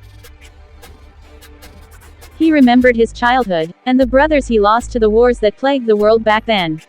He remembered digging their graves with Izuna, as they stood as the last of their line. He remembered the death of his father at the hands of the Senju, his brother's descent into madness and loneliness, and his own foolish attempt to cheat death. His final memory was of his brother, back when they were children. Izuna was staring at him with a smile on his face, confident his brother would create a better world as he claimed. Susanoo promised he wouldn't lose Izuna like he lost his parents, another promise he couldn't keep. Brother, he uttered his last words, you must be so disappointed. Kazama. Soon after he and his companions rose up following Susanoo's final Shinra Tensai, the Amekage was welcomed by a most horrifying sight. Susanoo's body was changing as he was screaming. His skin fell apart, his eyes shined with a ghostly glow, and his body turned gray. Slowly, the flesh became ashes, and after a final roar, the man fell apart into dust, only leaving clothes behind. Madara Uchiha had finally succumbed. Did Naruto narrowed her eyes at the robes of her former sworn enemy. Did we win? Kazama glanced at the dirt, waiting for Susanoo to reappear again. This time, he did not return for another round. The blonde turned around to face his gathered allies, watching him with worried expressions. The Rinnegan in the 5 cage's gaze vanished, confirming their victory. Yeah, he told them, with an exhausted tone, we won. Death. It was that cursed Edo Tensai that led death to its prey. Unaware to all, the Shinigami was observing the gathered humans, glaring potently at its essence's thief. If it could, it would have killed him on the spot, but unfortunately the rules binding the gods prevented it from acting without sanction from a higher authority. The ruling kami had made it clear they wanted to judge the darkness, spawn themselves, and any preemptive strike would be punished. Leaving the impure world, the Shinigami sent a simple, short message to its superiors. One that would result in absolute justice and, it hoped, the execution of the thief. How long it would take for the message to reach its destination, it did not know, but the sentence would surely snap the kami out of their inaction. I have found them. A.N. Thanks Third Fang and a bitter pill for baiting, as ever. Chapter 40. Taking a rest. Kazama hated funerals. To be honest, the only ones he had been present at were the Sandame's and Kakashi's students, and he had disliked both of them. Losing a loved one was one thing, but acknowledging you wouldn't see them ever again was another. Ironically, he was burying arguably the most skilled members of his team. The ones he never expected to outlive. Besides Kakashi and Sasori, around 20 people had died during the battle. Omoikane was the third casualty, and a few of Orochimaru's soldiers did not survive the fight. Susanoo was gone for good, but the price had been too heavy for his liking, even if in hindsight it was remarkably small given the scale of the battle. He had opted for something quiet. Only the people he had summoned were inside Aim's main tower for the ceremony. Konan had used her Rinnegan to restore the bodies, even Sasori's, from dust. But the souls were gone, and the woman had no idea how to use Nagato's reviving technique. If only this sage could help. He mentally grumbled. The powerful ninja had left with one of Kazama's shadow clones to attend to a more pressing matter, and wouldn't return for a while. As the body of Kakashi was buried inside a coffin of metal, Kazama noticed Kushina Uzumaki approaching until she stood at his side. "I would like to give you my condolences," she told him with a soft tone. "I know how it feels to lose someone you love, and to be helpless." "Thanks," he replied politely. Most of the gathered individuals had offered words of consolation as well. Minato Namikaze and his cronies seemed especially shaken up by the event. Although his old grudge toward the man was still strong in his heart, the Amekage accepted the Yondaimi's condolences with cold politeness. The redhead crossed her arms. "I heard your first option was a funeral pyre, before Konan-san convinced you to preserve the bodies and entomb them in Aim's hero shrine. Why?" "Someone," he spoke, remembering Madara's lessons, "told me a bird of fire, the phoenix, could be reborn himself through flames. Having shed my old life for a new one, I had become a phoenix myself. Maybe I hope to see the dead rise from the ashes, like this creature of legend." Kazama shrugged. "A childish, vain hope." Kushina briefly glanced at the graves. "No one could hold such a thing against you," she said. "Do you need any special attention?" Kazama asked, glancing at her belly. "I don't know, a servant to attend your needs, perhaps." Kazama Arashi, "I'm going to carry your alternate self, till I can spank him," she joked with a sly smile. It reminded the ruler of his own childish grin he abandoned long ago. "Don't worry, Uzumaki women are strong. We don't need help for something small like this." "Good to know." Kazama trailed off, slightly impressed, and then he noticed Izanami advancing in their direction. He exchanged a glance with Kushina, and the blonde narrowed his eyes in comprehension. "I think you two would better spend some time together. It might be good for both of you." "I hope so," Kushina replied ominously before leaving. Once isolated, Kazama walked to the center of the room and coughed loudly, attracting everyone's attention. "First," he began, "I would like to thank you all, personally, for your help in defeating Uchiha Madara. You saved us from certain death, and allowed his victims to rest in peace. For this, you have my thanks, and the gratitude of my loved ones.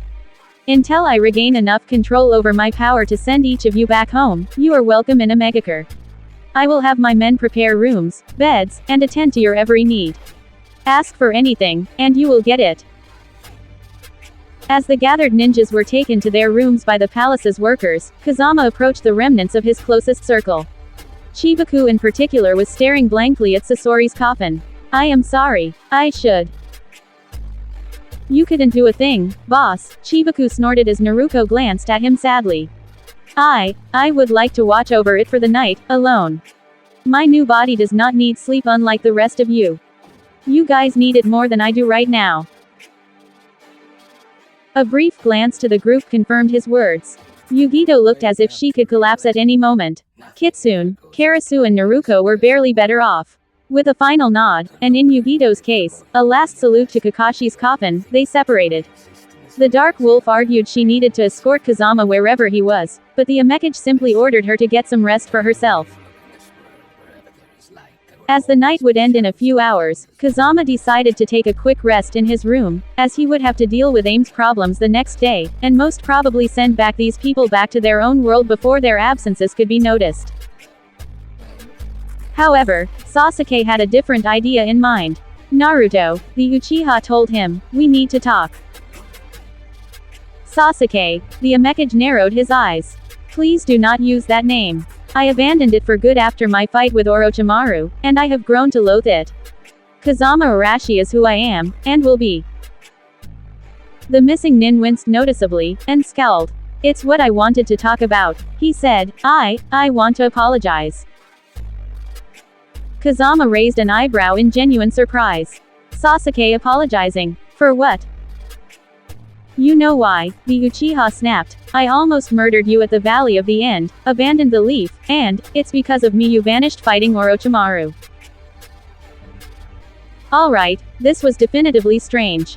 If I remember well, you did not hesitate ramming a Chidori through my chest last time we met, the blonde pointed out dryly. What made you change your mind? To be blunt, I expected someone else, like Gaara, to answer the call. Sasuke lowered his eyes. Kazama, he trailed off. It's hard to help others when you're dead and your body left to rot under the sun. The Amekage's blood ran cold in his veins.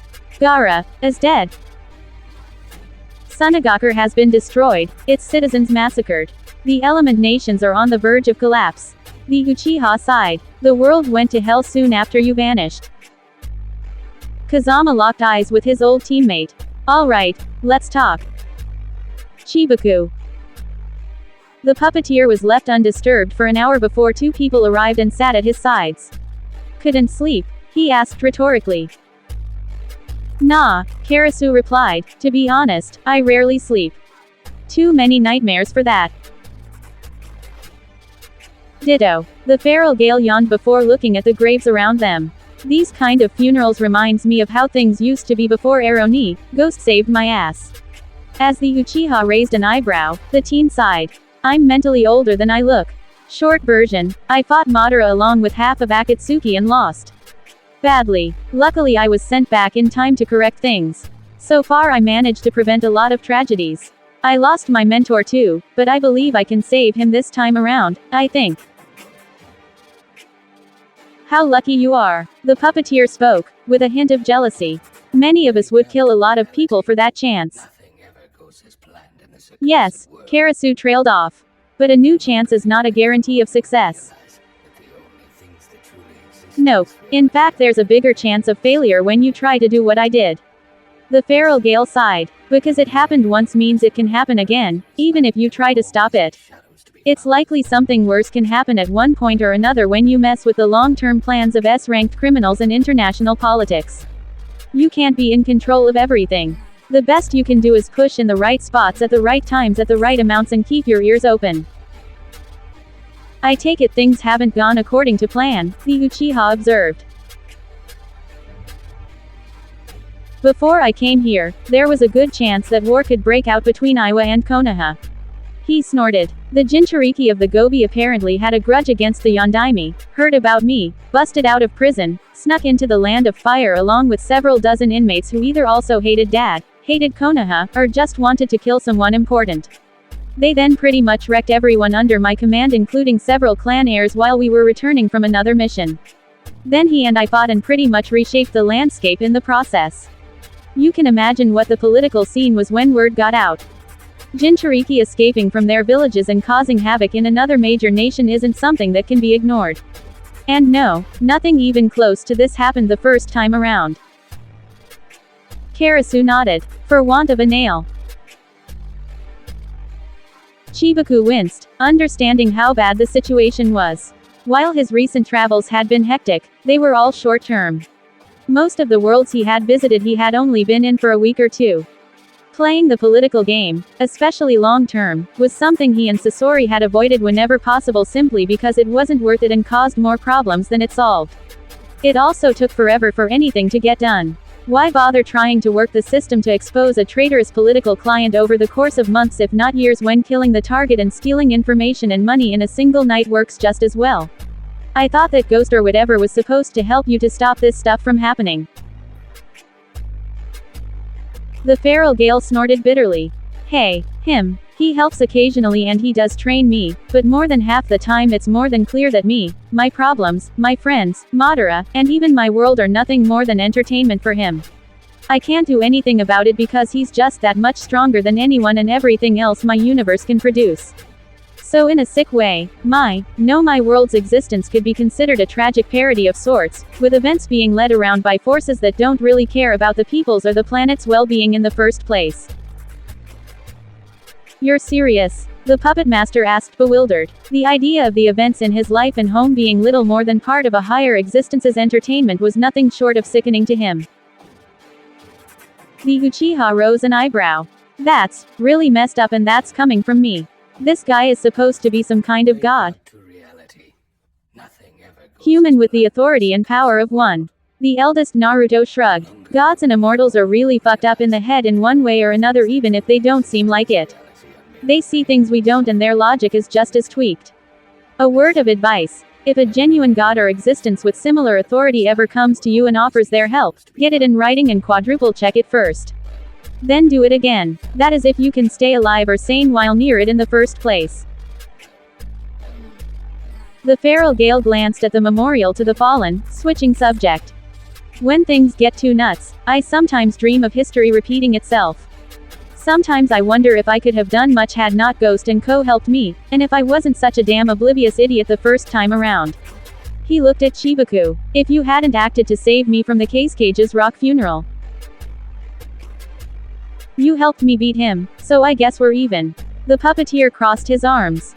If I could try time travel, I wonder what I would do. Perhaps would I try avoiding crossing paths with Five in the first place? Or try discovering how the hell May can dress like that? I mean, it's completely impractical. Chakra control is probably involved. The feral Gale snorted at an inside joke that only he apparently got. My guess is she wants to be noticed. It distracts most men and some women. To be honest, the Dark Wolf is the one I'm worried about, the Uchiha cut in. I mean, beside the fact I thought she was a guy, look at her face. It's obviously little Naruto all grown up. Nah, you want the truly, really worrying part. Chibaku sighed unhappily. I used X-rays to see past her armor and her bust is quite developed. I still have no idea how the flat lady is going to get them. Tsunade was very flat in her younger days, and now she has the biggest chest in the leaf, and Hinata herself is no slouch either. The feral Gale grinned lecherously and rubbed his hands together eagerly. Moments later he froze and began to shiver. I fear I just damned myself as soon as I get back home for some reason. Hinata. Feral Gale, she's. Could you stop calling me by my title? He cut in. It's fine the first few times, but I don't want it to be used as my actual name. It's like calling Dad, Yellow Flash, all the time. After it loses its shock value you realize that, Yellow Flash, sounds more like something you call a stripper, not a fighter. Call me Inari or something. Alright, Mr. Feral Inari, Karasu mocked him. Hinata Hyuga is, well, last time I saw her, she wasn't anything impressive. As flat as a cliff, in fact. You would be surprised, my poor unknowing Crow-kun. That sweater of hers has worked many wonders and miracles across the realities. Chibaku chuckled at the sheer silliness of the scene. After losing Sasori, he did need something to cheer himself up. He glanced at Karasu. And you? He asked. What would you do, if you could turn back the clock? The Uchiha snorted, and looked at the ground. Probably send my bro to a psychologist so he wouldn't go crazy, he whispered, and never crossing paths with that sound nin. Sound nin. Inari raised an eyebrow. Kimimaro. Kabuto. That weird six-armed guy. Nah, a Naruto Uzumaki who joined Orochimaru, I think. How the hell he got to my world, I've no idea, but, we met and he gave me the trashing of the century. Inari crossed his arms and frowned before looking carefully at the Uchiha. What happened to you? He asked in a more mature tone. I've seen you. You're always serene and smiling, even when fighting Uchiha, a god I am, Madara. That not normal behavior. There are no normal people, the Uchiha shot back. Everyone is unique, and only pretends to be normal to blend with society. There's our level of tweaked, and then there's likely to gut their friends on a whim next Thursday afternoon tweaked. The eldest frowned. I've spent enough time with both recently to recognize warning signs. You didn't answer the question, Chibaku pointed out. Look, if you don't want to talk, we understand. Keeping things to yourself is pointless and self-destructive. Karasu shrugged. I'm the result of an extramarital affair between Minato Namikaze and Makoto Uchiha, both dead. The former died when Kushina discovered his cheating ways and released the Kyuubi on his ass. Fortunately, Jiraiya managed to seal it in one of Makoto's newborn twins. Twins? Inari raised an eyebrow. I had a younger twin, Sasuke, Karasu told them, and an elder half-brother, Itachi, the true-born son of Fugaku and Makoto Uchiha. As you can guess, my true lineage did not stay a secret for long and the marriage deteriorated. When I was 7, they couldn't stand each other's presence. Did Fugaku? Chibaku scratched the back of his metallic head. Since he knew you weren't his son. Actually, he was a pretty good dad. He was aware neither I nor Sasuke desired our fate, and he treated us like we were his children. Itachi was good to us, as was Mom. The rest of the clan, however, Sasuke and I were outcasts. The clan resented Makoto for her adultery, and her children by proxy. And let's not talk about the resentment I received from the village as a whole. The more things change, the more they stay the same in this case, I guess, Inari sighed. I coped with the isolation by, well, being a clown. Karasu shrugged. Sasuke didn't. He went psycho, didn't he? Chibaku guessed.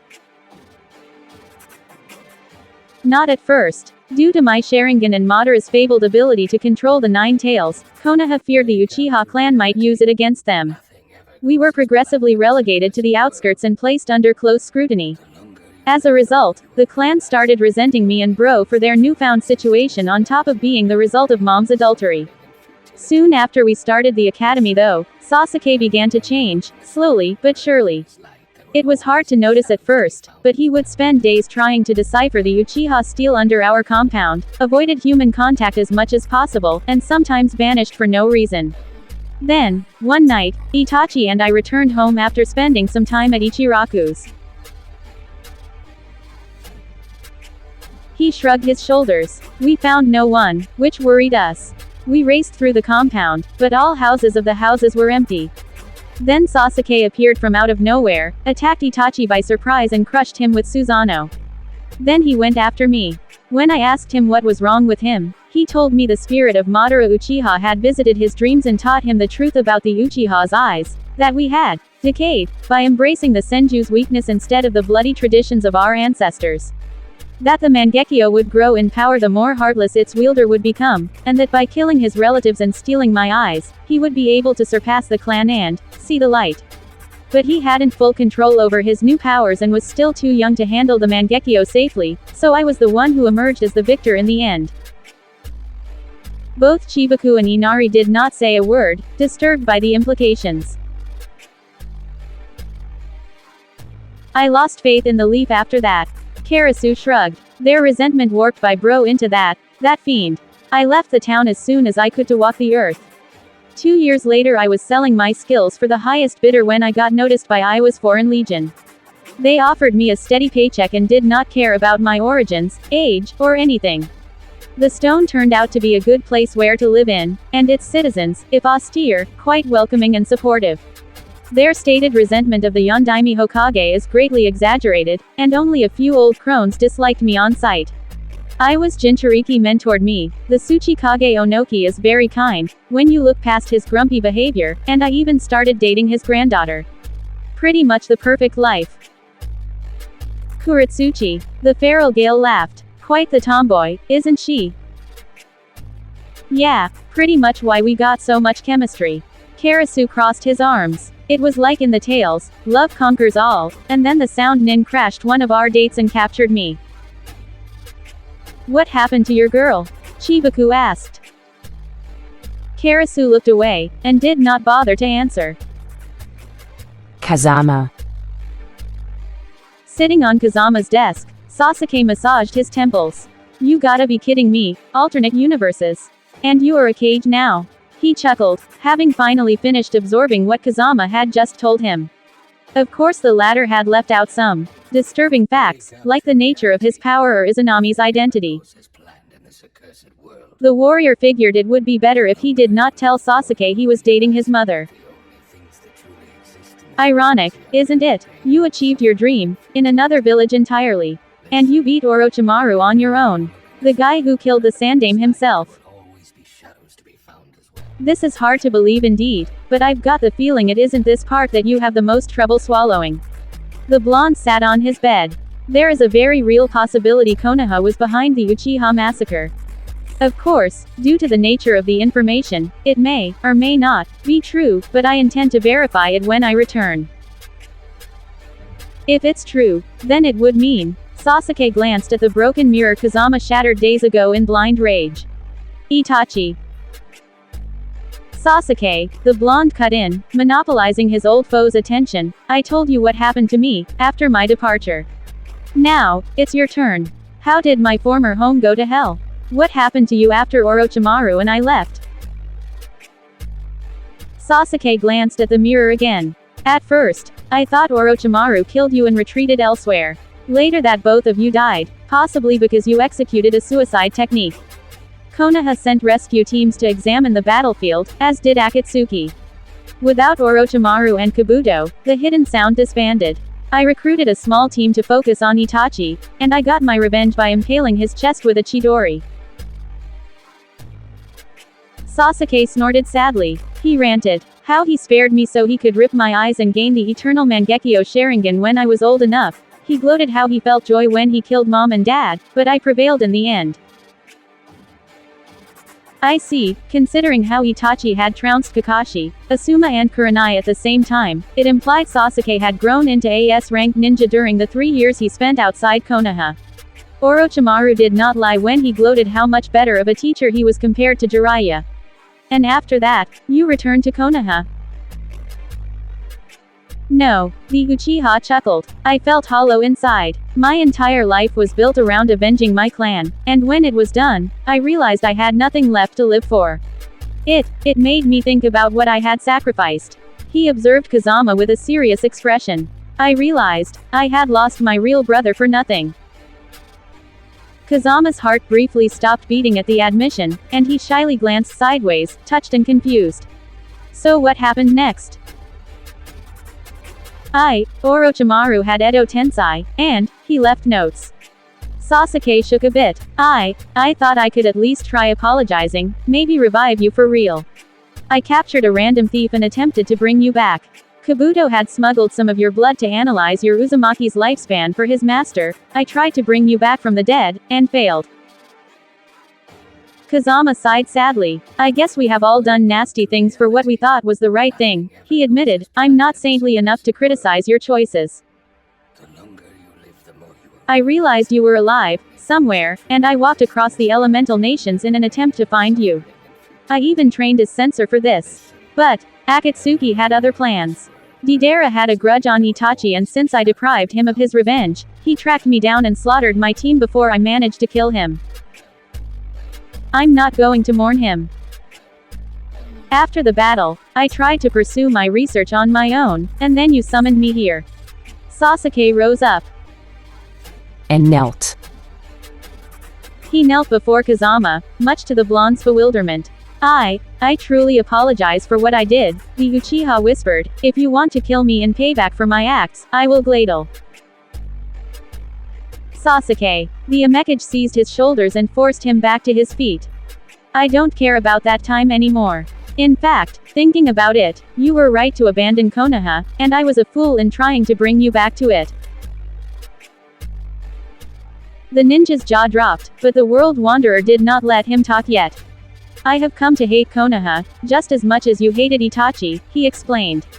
They manipulated and shackled me, abused my trust, and they committed heinous crimes I intend to see punished in time. As for you, I could not understand why you chose to leave, but now, I understand, and I fully agree with your decision. It wasn't my right to decide for you, and since you almost died protecting me multiple times, I guess we're even. He released his old rival. Sasuke, we're not the kids who used to fight over some pointless rivalry for fame and recognition. We've both grown. We're both different people altogether. So, why not leave our past behind us, and look into the future as friends? The Uchiha nodded happily, and hugged his old teammate. I missed you. The feeling is mutual. Kazama broke the brotherly embrace. We'll talk about what we're going to do with our lives later. What happened to our world? Did Akatsuki go on a rampage? It got progressively worse. Sasuke clenched his jaw. After your disappearance, they tried to locate you while capturing the other tailed beasts. Since Konoha was as confused as them, they decided to investigate in the one other place where you could be hiding with adequate protection, the village whose kage you were best friends with. Suna. They attacked Suna. Kazama clenched his jaw. What happened? The Akatsuki leader, Pain, annihilated the city upon realizing you weren't present. Tsunade was sent on a diplomatic trip to the place during the attack, and from what I understand, Pain beat her up so badly she's comatose. Sasuke shook his head in disgust.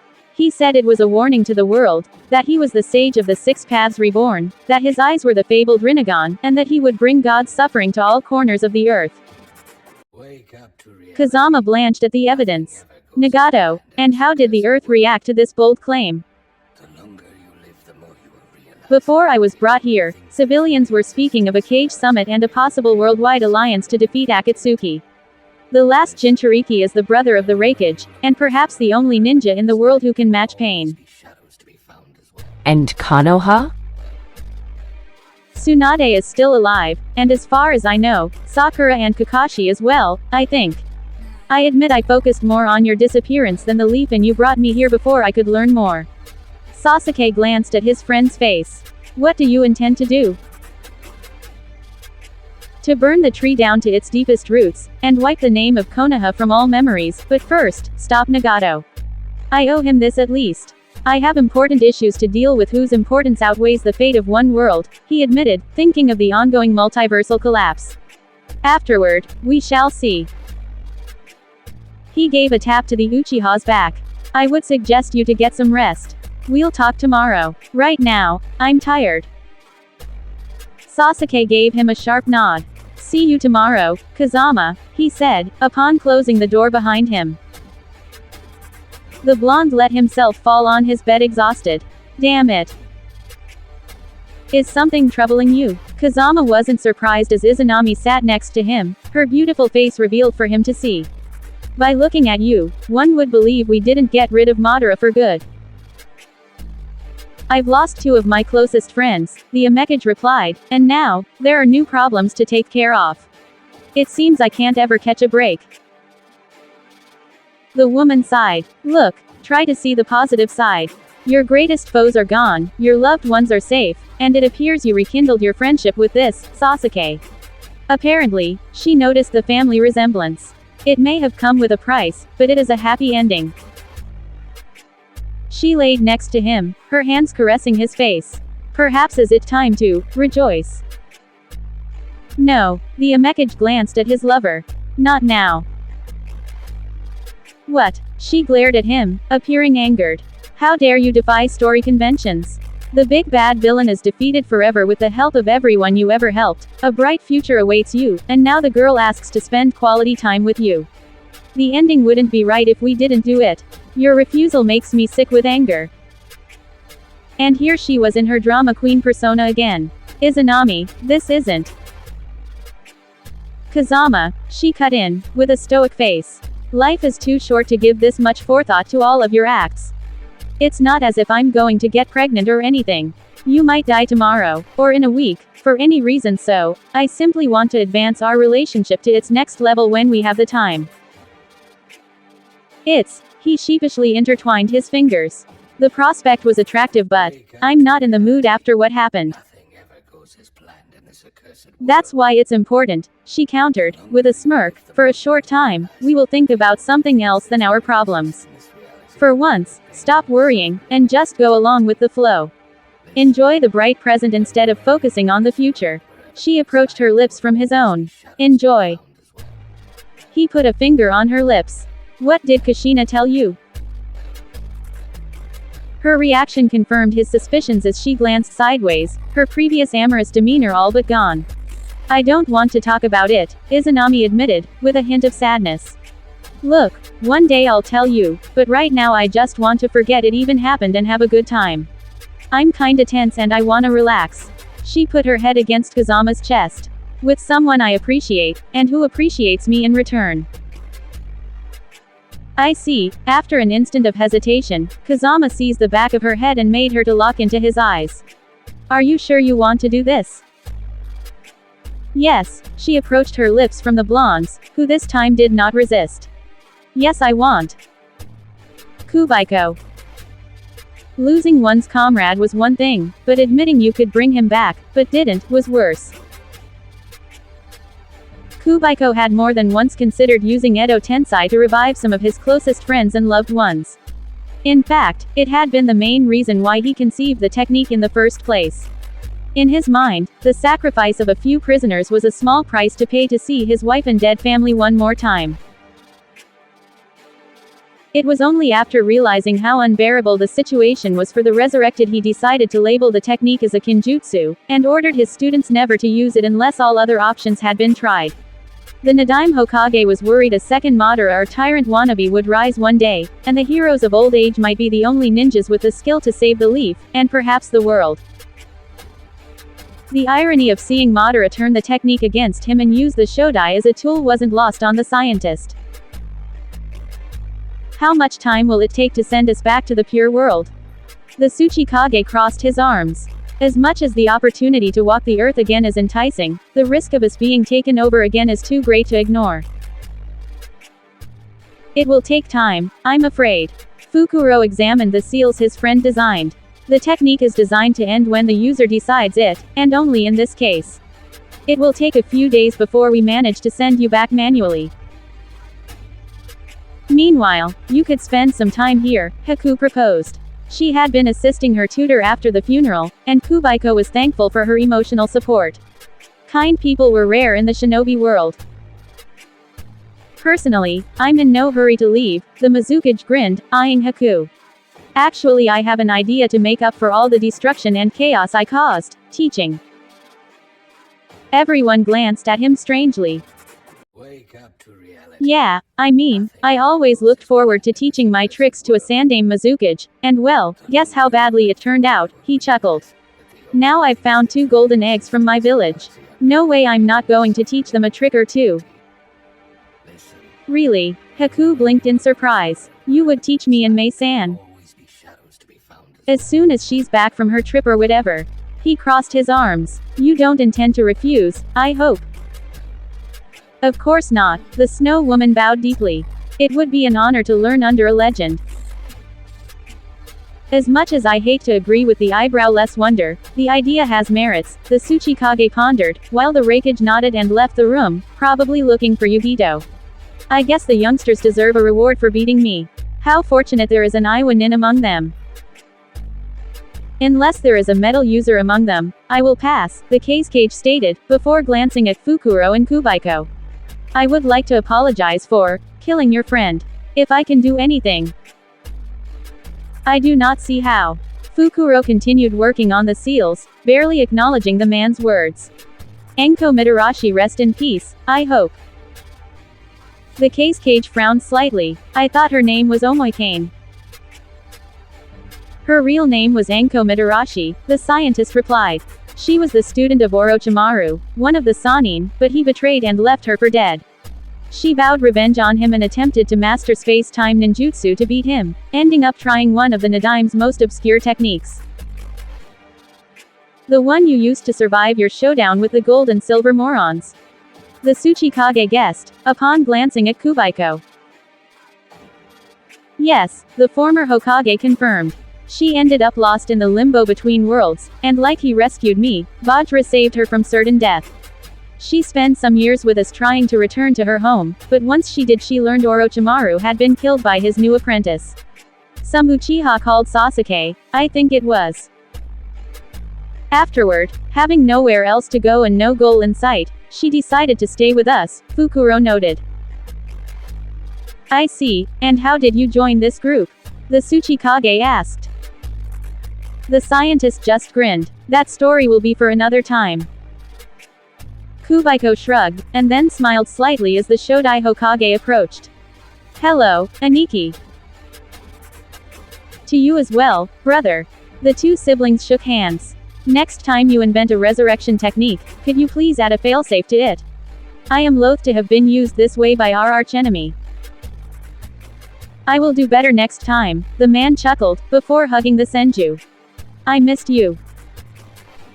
I missed you too. The Shodai broke the embrace. So, what's going on? Are you still Hokage in your old age? Is Mito alive? Tsunade, is Konoha stable? Wake up to I effectively retired when I started traveling through worlds, the former Nadaime shrugged. My sister-in-law is dead, but the Kyuubi is sealed. Konoha is stable, Tsunade is a fine kunoichi, and the worst gambler in the entire history of the world. Worse than you. everywhere you look. Impossible. The Shodai raised his eyebrows in astonishment. How can one have a worse luck than my own? I lost 1,000 poker games in a row. She destroyed your record, and has been nicknamed the legendary sucker as a result. Kubaiko chuckled slightly at his brother's horrified expression. But on the other hand, she has become the greatest medic nin of the century, without your Mokuden. Excuse me to interrupt the family reunion, the Tsuchikage noted, but something bothers me. Tobarama, why did not you return to Konoha, after mastering your space-time ninjutsu? Surely you could have by now. I tried to, but the problem is, the number of worlds is so high I spent decades trying to find the right one.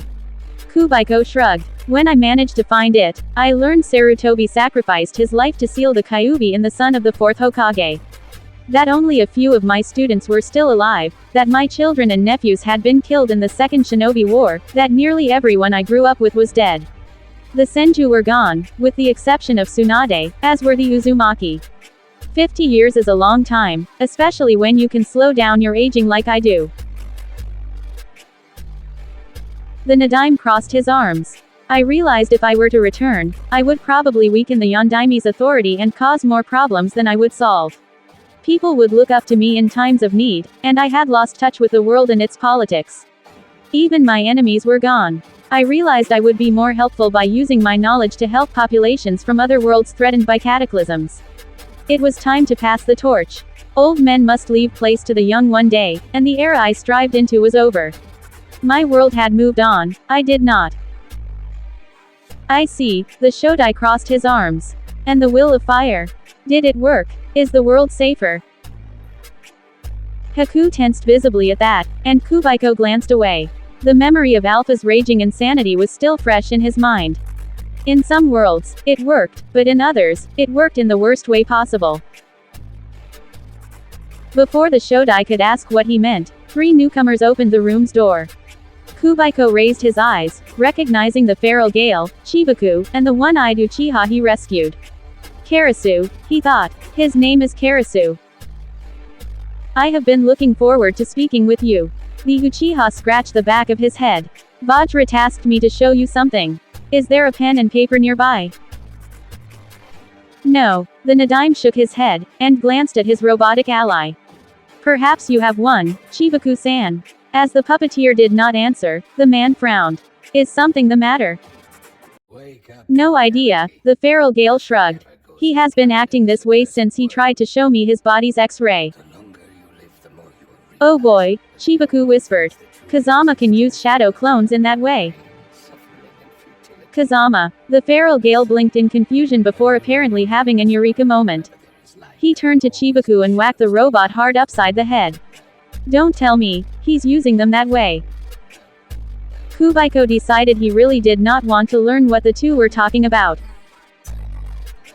So, about that pen and paper, Karasu spoke up again, not really caring that no one was paying attention to him at the moment. Yugito. The woman was sitting on a balcony, staring at the stars above. She felt depressed, lonely, and confused. She would have gladly spoken with the two tails, but it was sleeping, recovering the chakra it burned against the rakeage. Then she was joined by someone else. The kunoichi glanced briefly, recognizing Kazama Arashi, before returning to her previous activity. The sky is beautiful tonight, she noted. Indeed. He crossed his arms and imitated her. Somehow, he felt a bit different.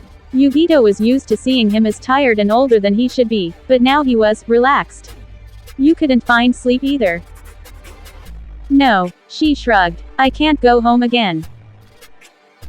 The teen frowned in confusion. I can teleport you back anytime. No, I mean I can't go home because I'm no longer welcome there. Yugito sighed loudly in sadness and despair. Kumogakure does not want me back. Kazama narrowed his eyes. What did B and Mabui tell you? If I were to return, Kumogakure would surely have me hanged. The ninja looked down. I am heavily suspected of having contributed to the destruction of the vault, according to the investigation. If I were to reappear, I would confirm these suspicions, and probably pay the price for my betrayal. Yes, Mabui and B would do their best to help me, but it would never be the safe. I would always have to fear for my life. But you saved Kumo. Kazama sounded well and truly disgusted. Orochimaru was going to run it, no, your entire world, into the ground. Kumo does not see it that way. They just see the traitor who caused the death of their beloved Raikage and conspired with the enemies of the nation. Yugito massaged her temples. Now, Kakashi died to protect me. I admit I'm confused on what I should do. She gasped, when she felt Kazama's hand on her shoulder. Trust me, I know how it feels when the good you do goes unrewarded, he explained. As such, I am sorry you lost so much because you decided to follow your conscience. The man gently, but firmly, forced her to lock eyes with him.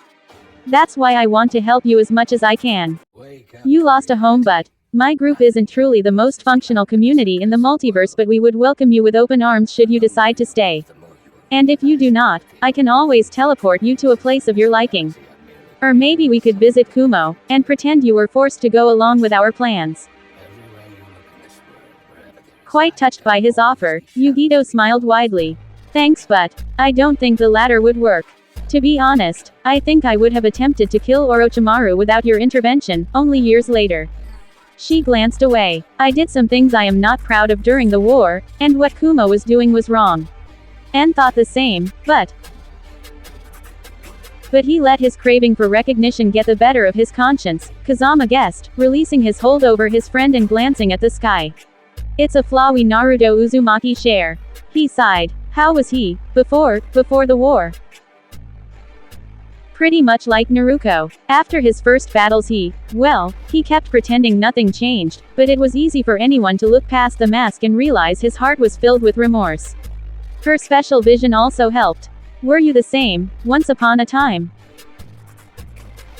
I did my best to outgrow this part of my short existence.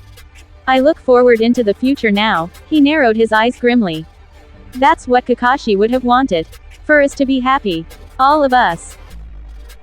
Yugito nodded. He made me promise, you know, to help your group.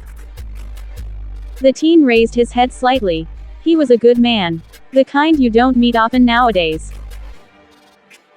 Yes, that's why I intend to fulfill his last wishes. It was her time to put a hand on his shoulder. Look, Kazama, what do you intend to do next? About the devil you keep contained. Matabi said it was bad news. No idea. He raised an eyebrow. Matabi. The Two Tails' real name. The Biju are sentient beings, with a name and an identity. She frowned. Weren't you the Kyuubi's vessel once upon a time? We never got along. Truth to be told, we hated each other so much I'm fine with it gone. The Amekage gently pushed her hand aside. Mikabashi is a secondary concern. We have to deal with more immediate problems, and thank you for staying with us. Yugito grinned a little. Thank you for offering me a home and a place among yours. She suddenly heard someone stepping in their direction. Oh, sorry to interrupt. Mei Terumi suddenly frowned at Kazama. Wait, aren't you supposed to have a girlfriend already? Seeing you two discussing alone under the moonlight, she grinned wickedly. One may get the wrong idea. The Amekage blushed lightly, and quickly regained his usual, stoic demeanor. You misunderstand the situation. Mei, where have you been? Yugito asked. You vanished after the funeral. I needed fresh air so I went into town. The Kunoichi grinned slyly. Nothing worthwhile happened unfortunately. in this accursed world. Yugito raised an eyebrow, upon noticing the ring on her friend's right hand. The only thing Nice ring. Where did you get it? we are merely pain, suffering, and This. She touched the azure ring. It was placed on her index finger, and the kanji, water, was written on it. be shadows. It was a gift from a business partner, back when I was in Kiri. Nothing special, but I find it rather tasteful. And it is, a new voice noted. Yugito briefly blinked as Izanami phased through the floor next to Kazama, wearing her mask and black kimono. Her hair was less organized than a few hours ago, and the first thing she did was to put her arms around the Amekage's own and caress it tenderly. Why did you take so long to return? I have so many things to show you. Yugito didn't need a memo to understand what the two had been occupied doing, and kept her mouth shut as the masked woman's lover touched her hand tenderly. I just needed some fresh air. May, Izanami whispered, the proposition to join in a threesome is still on the table. While Yugito palmed her face and Kazama's jaw dropped in shock, May simply gave her a lascivious smirk. Perhaps another time. I would rather talk with our new allies first. So many interesting personalities. I am curious to learn more of the worlds they come from. The masked woman seemed slightly disappointed, and glanced at Yugito. And you, Kat-san? Interested? Yugito briefly imagined the scene, and her skin turned red briefly.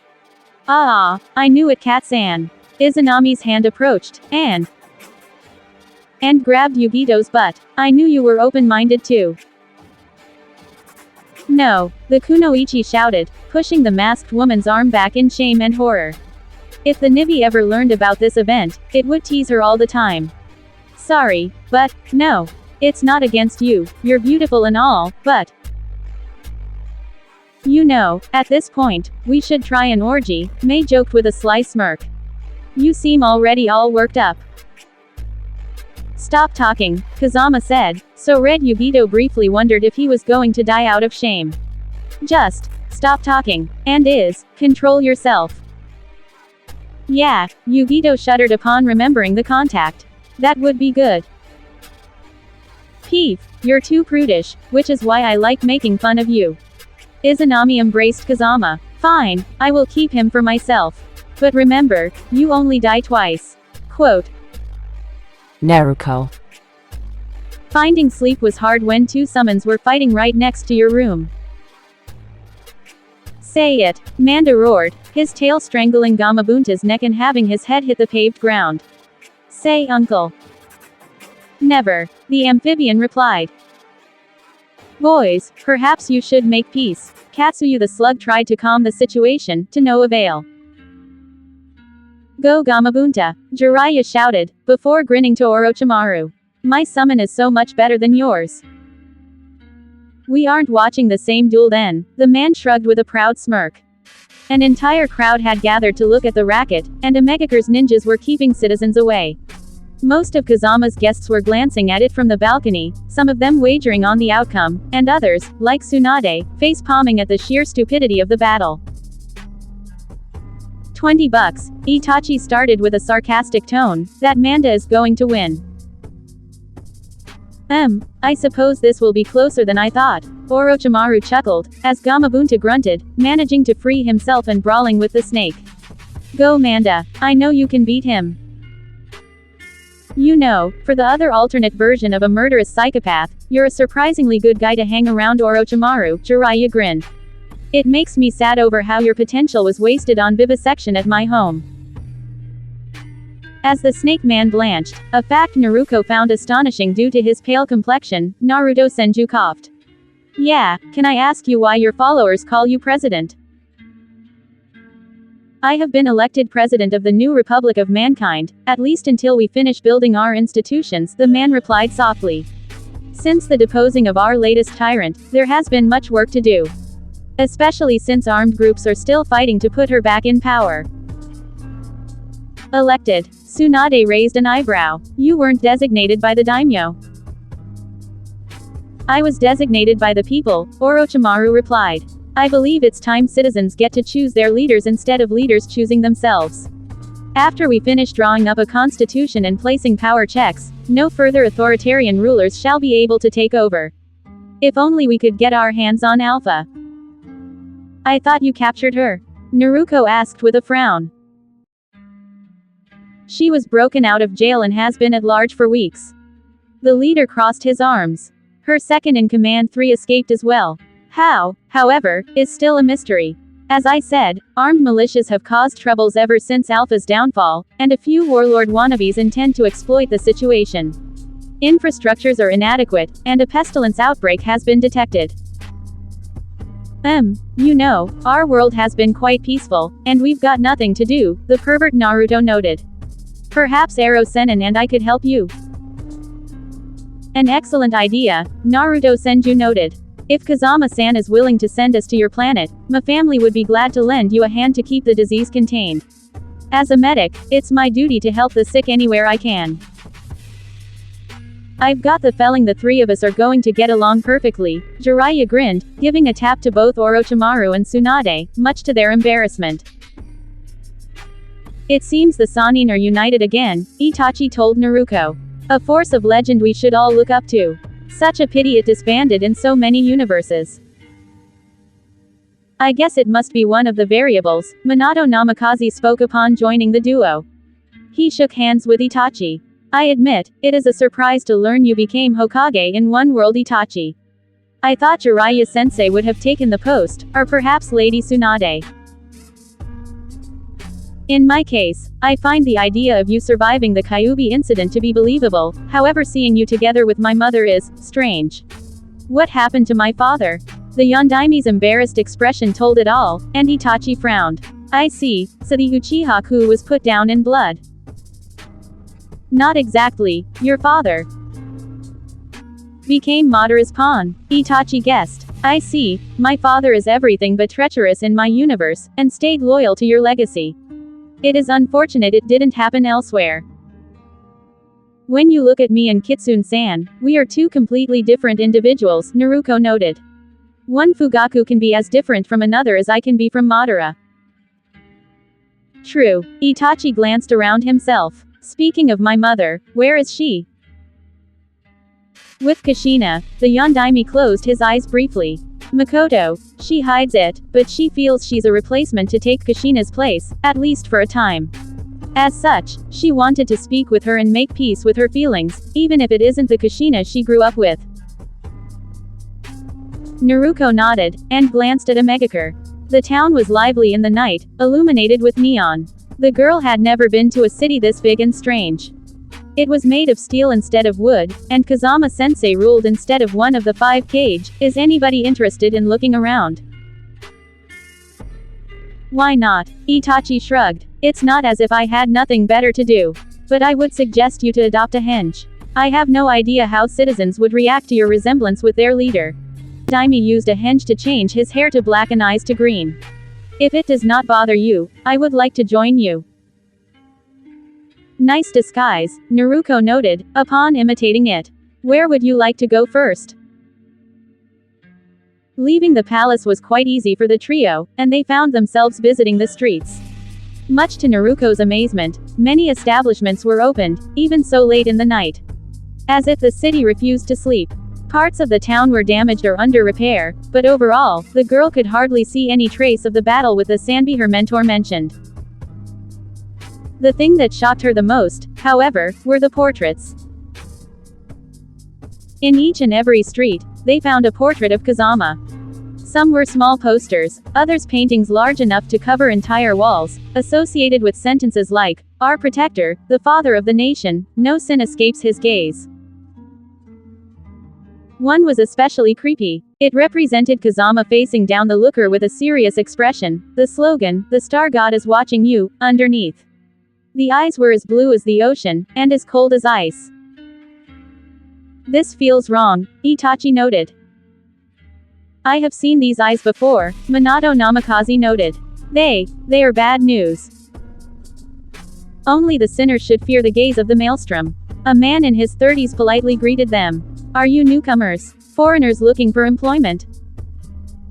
We're visiting, Minato answered hurriedly. We were surprised to see so many portraits. The city must love its leader a lot. It's God, the man corrected. The maelstrom is the protector of the land of rain, our emperor and savior. We awaited his coming and heavens answered. Naruto briefly wondered if the man was joking, until she realized, upon locking eyes with him, that he truly believed his words. The man shrugged at the trio's disbelief. He killed the three-tailed demon and revived the dead, he explained.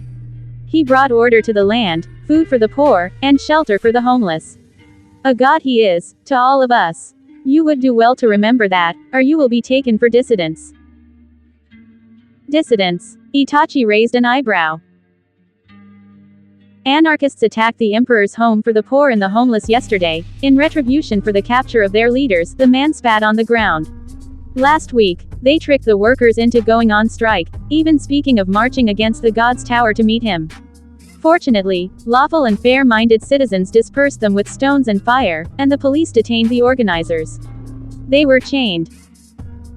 Why? Minato raised an eyebrow. Why did they go on strike? The god asked the people to mobilize to rebuild the city, and put to work everyone. These parasites thought they were not compensated enough and that it was too much work. As if an honest job, civil rights, a home and food weren't enough for them. A good thing most of the population understands the gods will and put these parasites back in their place. And, what happened to the attackers? Minato frowned. They were sent to the mines for 10 years. The god thought executing them would make them false martyrs, and asked if they wished to complain about their work, then they would be given a reason to. As Naruto paled at the implications, loud noises alerted her. A crowd was gathered before a stage, chatting and laughing. Ah, that's the lottery, the civilian man told them. Want to participate? I can give you my place, if you're interested. What the price? Minato asked. Money. The man simply smiled. Nah, it's an honor. Excited, and having been known for her luck, Naruto beamed. I wanna try. The man handed her a small, spherical stone, with the number, 77, written on it with red letters. She briefly wondered how strange it was, but decided it was perhaps a local specialty. In the end, they reached the announcer, who was standing before a large red curtain. And the winner is, 77. I won. Naruto jumped on place. Astonishing, Minato whispered. Not so much, Itachi shrugged. I've never seen her lose a game of chance. My brother even nicknamed her, Lady Luck's little bitch, which he was scolded for. Congrats, girl, the announcer exclaimed, undoing the curtain. Here is the prize. The first throw. Naruto paled in dread, imitated by her friends. A woman was chained to a pillar of wood, her mouth restrained by a red scarf. She had been beaten up and her skin was littered with bruises and scars. Next to her, a kid was in the same state, although wearing shattered glasses. Naruto recognized a younger Yakushi Kabuto, Sasori's deceased assistant. These people, the announcer started, oblivious to the girl's astonishment, have spread lies on Kazama-sama, and sown the seeds of rebellions against his glorious regime. And what will their punishment? Death. Death. Behind Naruto, the crowded civilians happily prepared their stones. They were 100, for 100 stones. Death, death, death. It wasn't a lottery. It was a public execution turned into mindless entertainment. So, girl, are you going to throw it? The announcer asked, with a serene, friendly smile, which made his following words all the more disturbing. Don't worry. If the first throw miss, the others certainly won't. Naruto did indeed throw it. At the announcer's face. Tsukiyomi. He first tried to punch through the walls. Upon realizing the coffin was unbreakable, he attempted jutsu. He was used to pain, and having his hands rotting was nothing unbearable. Unfortunately, the chakra couldn't progress through his arms. He tried to use the Susanoo, but the armor instantly vanished when he tried summoning it.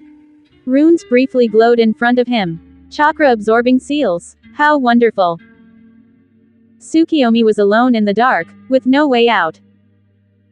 Curse you, Susanoo, he whispered. Curse you. Then, he heard the explosion. The ground shook, and Madara knew the coffin was being extracted from the earth.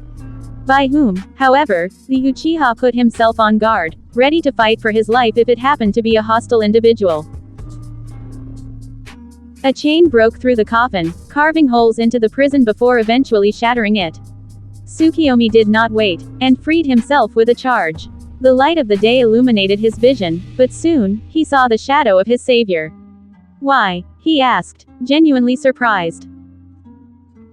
Naruto Uzumaki, otherwise known as Kazama Arashi, simply shrugged. We need to talk. He glanced at the man's rotting arms. Does it hurt? He asked with a hint of genuine concern. When you have experienced death multiple times, pain becomes a hollow sensation. Madara Uchiha teleported to his student's side, finally free to use his techniques unimpaired. You must rejoice, shouldn't you? In my state, this is the perfect opportunity to kill me. Why would I want to do that? The blonde raised an eyebrow. You have knowledge I need. And you are harder to kill than a cockroach.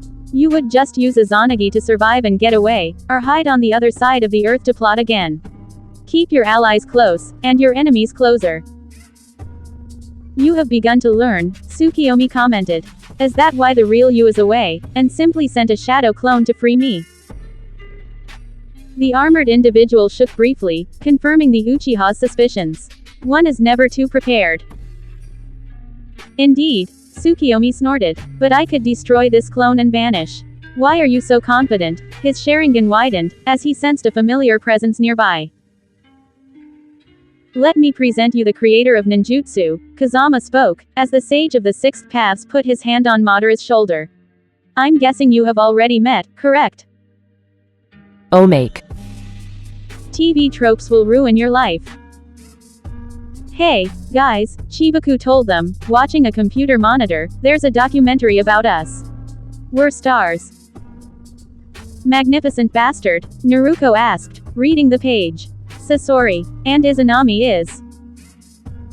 Makoto. Yugito's jaw dropped. Hey, it's a spoiler. Izanami shrugged. Wait, what do they mean by I'm a Darth Vader clone? I'm not even on a respirator. Big bad. Madara wondered. They forgot archenemy. After all, I'm the Green Goblin to Kazama's Spider-Man, the Joker to his Batman. Don't forget the foe yay, Kazama shuddered. You're, what, obsessed with turning me into your heir? Pursued me across space and time like a yandere. Watched me while I slept. The silence told it all. You did, you dirty old man. Hey, Kitsune complained. The crowning moment of awesome page is nearly empty. And my character sheet is so tiny. You're not popular enough, Karasu pointed out, upon opening. Wait, Manda is more popular than nearly everyone. The hell, he has what, 15 lines in the entire story. It's a freaking giant purple reptile. I'm in the top 3, Madara gloated. Seems like I get the Draco in leather pants treatment. Not bad for an undead mass murderer and main villain. I better get more screen time, May complained. Perhaps I could reduce the competition, forcefully. Quote. Wait, Kazama narrowed his eyes. Upon rereading the story, I look like the freaking Antichrist to Mikobashi's devil. Maybe you're the story's big bad in disguise. Izanami grinned. Yes, readers, you've been following the real villain all along. Nah, Naruto crossed her arms. The genre is adventure, not tragedy. You're just messing with the audience. It's my job, Izanami shrugged. That, and to be the second most popular character after the protagonist himself. It's true, what they say, Madara noted. TV tropes will ruin your life. And your grammar. Oh no, Chibaku snapped. I realized an awful truth. Everyone stared at him. I pay homage to Iron Man. Character stats. Kazama Arashi, Naruto Uzumaki. Ninjutsu, S rank. Taijutsu, B rank. Genjutsu, D rank. Armed combat, B rank. Defensive techniques, A rank. Battle strategy, A rank.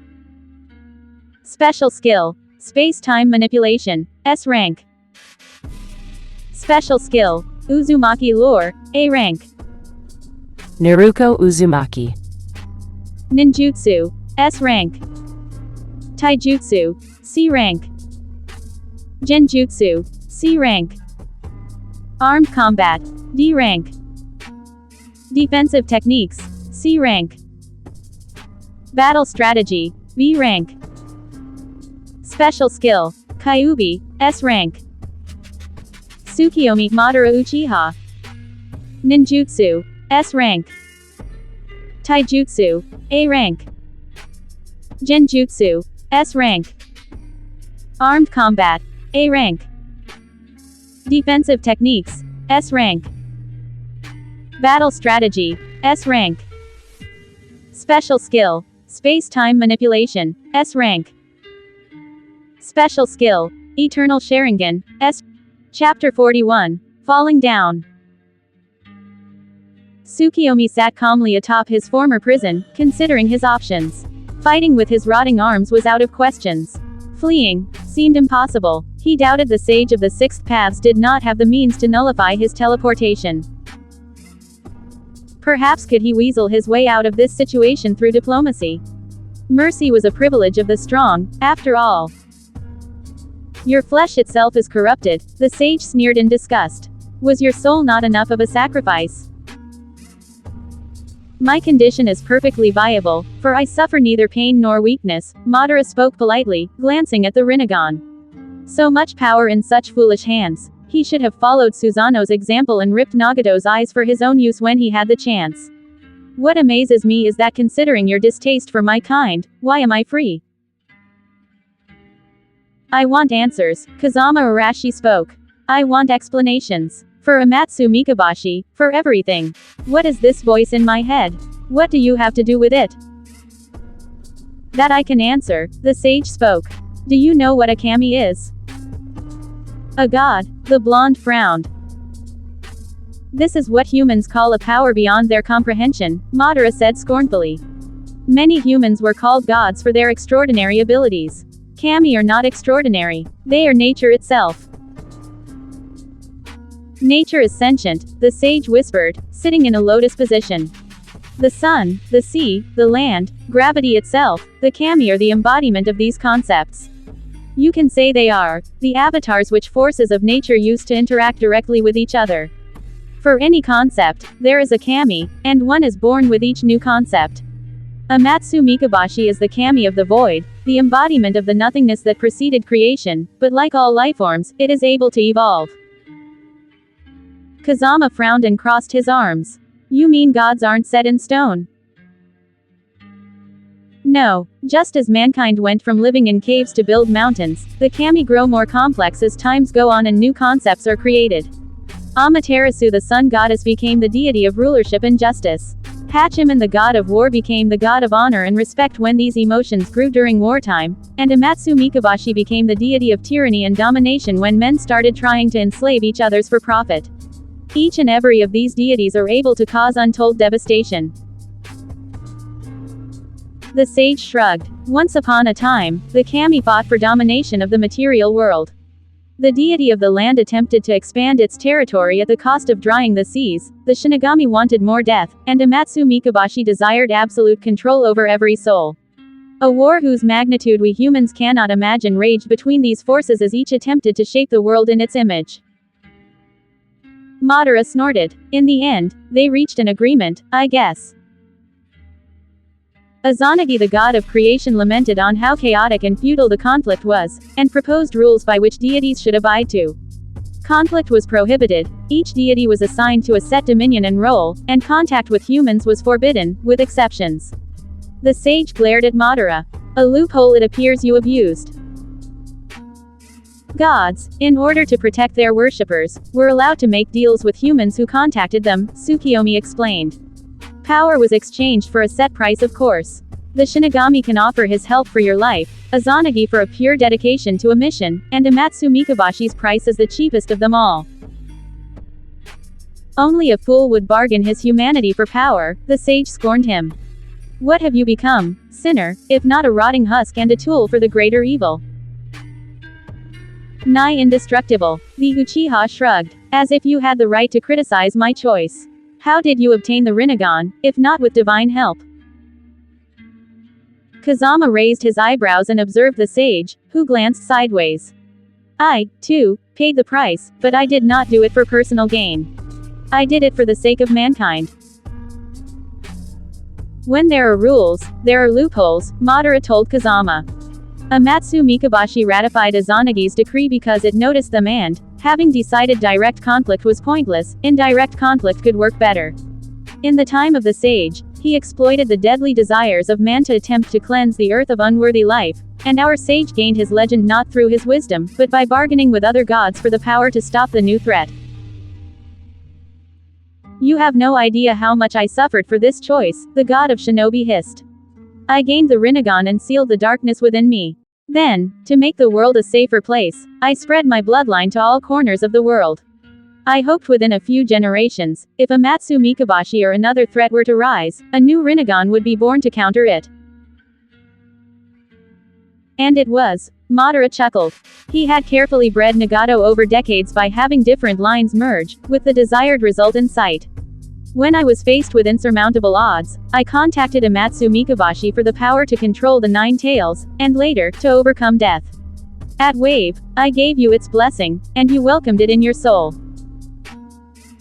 You forced it upon me, Kazama snarled. You warped my mind. No, the sage shook his head. No deity can give anything against a human's will. If you have this power, it is because, deep down, you wanted it and did not mind the price it asked for. Kazama clenched his fists, and Madara glanced at him in a paternal way. Do not fear for your sanity, Amatsu Mikabashi is a pretty affable deity. This not a curse, but a blessing. It is not manipulation, but a mutually beneficial deal. Madman, the creator of ninjutsu glared venomously at the Uchiha. If you think this, then you are truly lost and damned. Amatsu Mikabashi may allow you to realize your darkest desires, but at the cost of the pain of everybody else, and when it is done corrupting you, there is no turning back.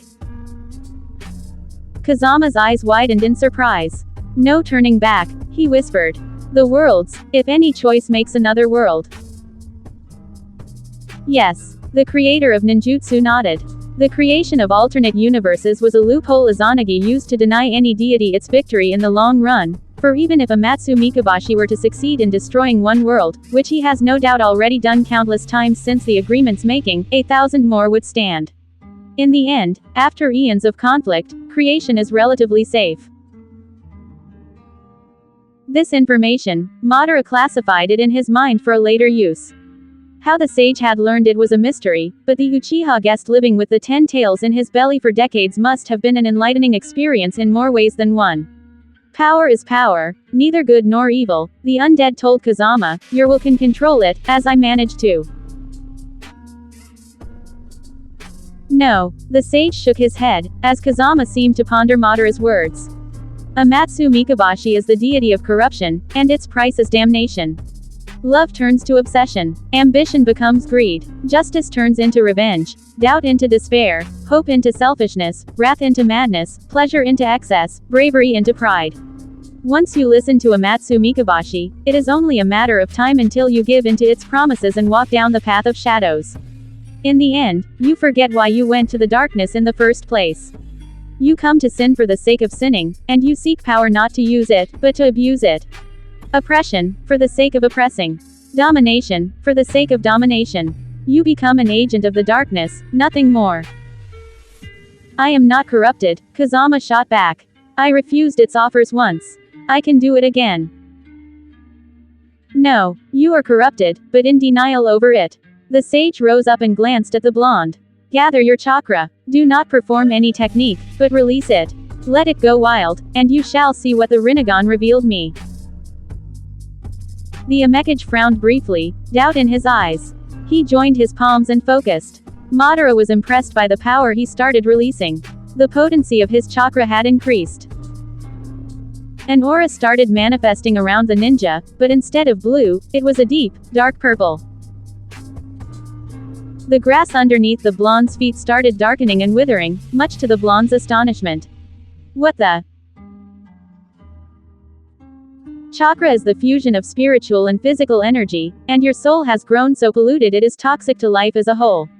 The god of shinobi crossed his arms as the young man stopped focusing. You think you are protected, that you are strong-willed, but in truth it makes it easier for the seeds of evil to grow in your heart. Pride fuels the August star, young man. Amatsu Mikabashi embodies the darkest emotions of man, and what is pride but the most complex and most dangerous of them? The desire to be above, to be better, to be more. The control is subtle, arashi. The more you think you are in charge, the easier it is for you to be manipulated. After a time, Amatsu Mikabashi does not even need to influence its victims anymore. Their mindset has been warped to such an extent they will serve its design out of their own free will. Who cares, if your will is in accordance with it? Madara asked Kazama. Hasn't its power helped you save AIM? Amatsu Mikabashi desires order and a vision of the future, which is why it is sponsoring you. He briefly remembered his vision, but kept his mouth shut on the subject. Do not listen to him, the sage replied, trying to bring Kazama around his point of view. Much to Tsukiyomi's amusement, both men were now surrounding the Amekage, each trying to convince him. Mikabashi was whispering to my soul for decades, young man, and each day, it grew stronger, its promises more tempting, its opinions more convincing. I knew, inevitably, I would fall. Perhaps with the best of intentions, perhaps convinced it was for the greater good, but those who tasted the light and turned away from it make foul monsters. And you have the potential to become the foulest of them all. Kazama frowned, and the sage explained himself. I created the Biju, and I have spoken with them. I know what you did to Isobu. For which reasons, I have no knowledge of. But the point is, if you can tear reality apart at your age, what will you be able to do when you reach my age?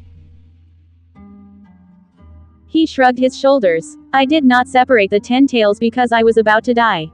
I did it because I was about to live, but not as myself anymore. I planted my seeds in all corners of the world hoping to sire new lineages of heroes, with ability to stop the darkness once it inevitably returned for another round. For Amatsu Mikabashi is unrelenting, and as long as mankind shall not achieve true enlightenment, it shall always be waiting in the night to corrupt our hearts.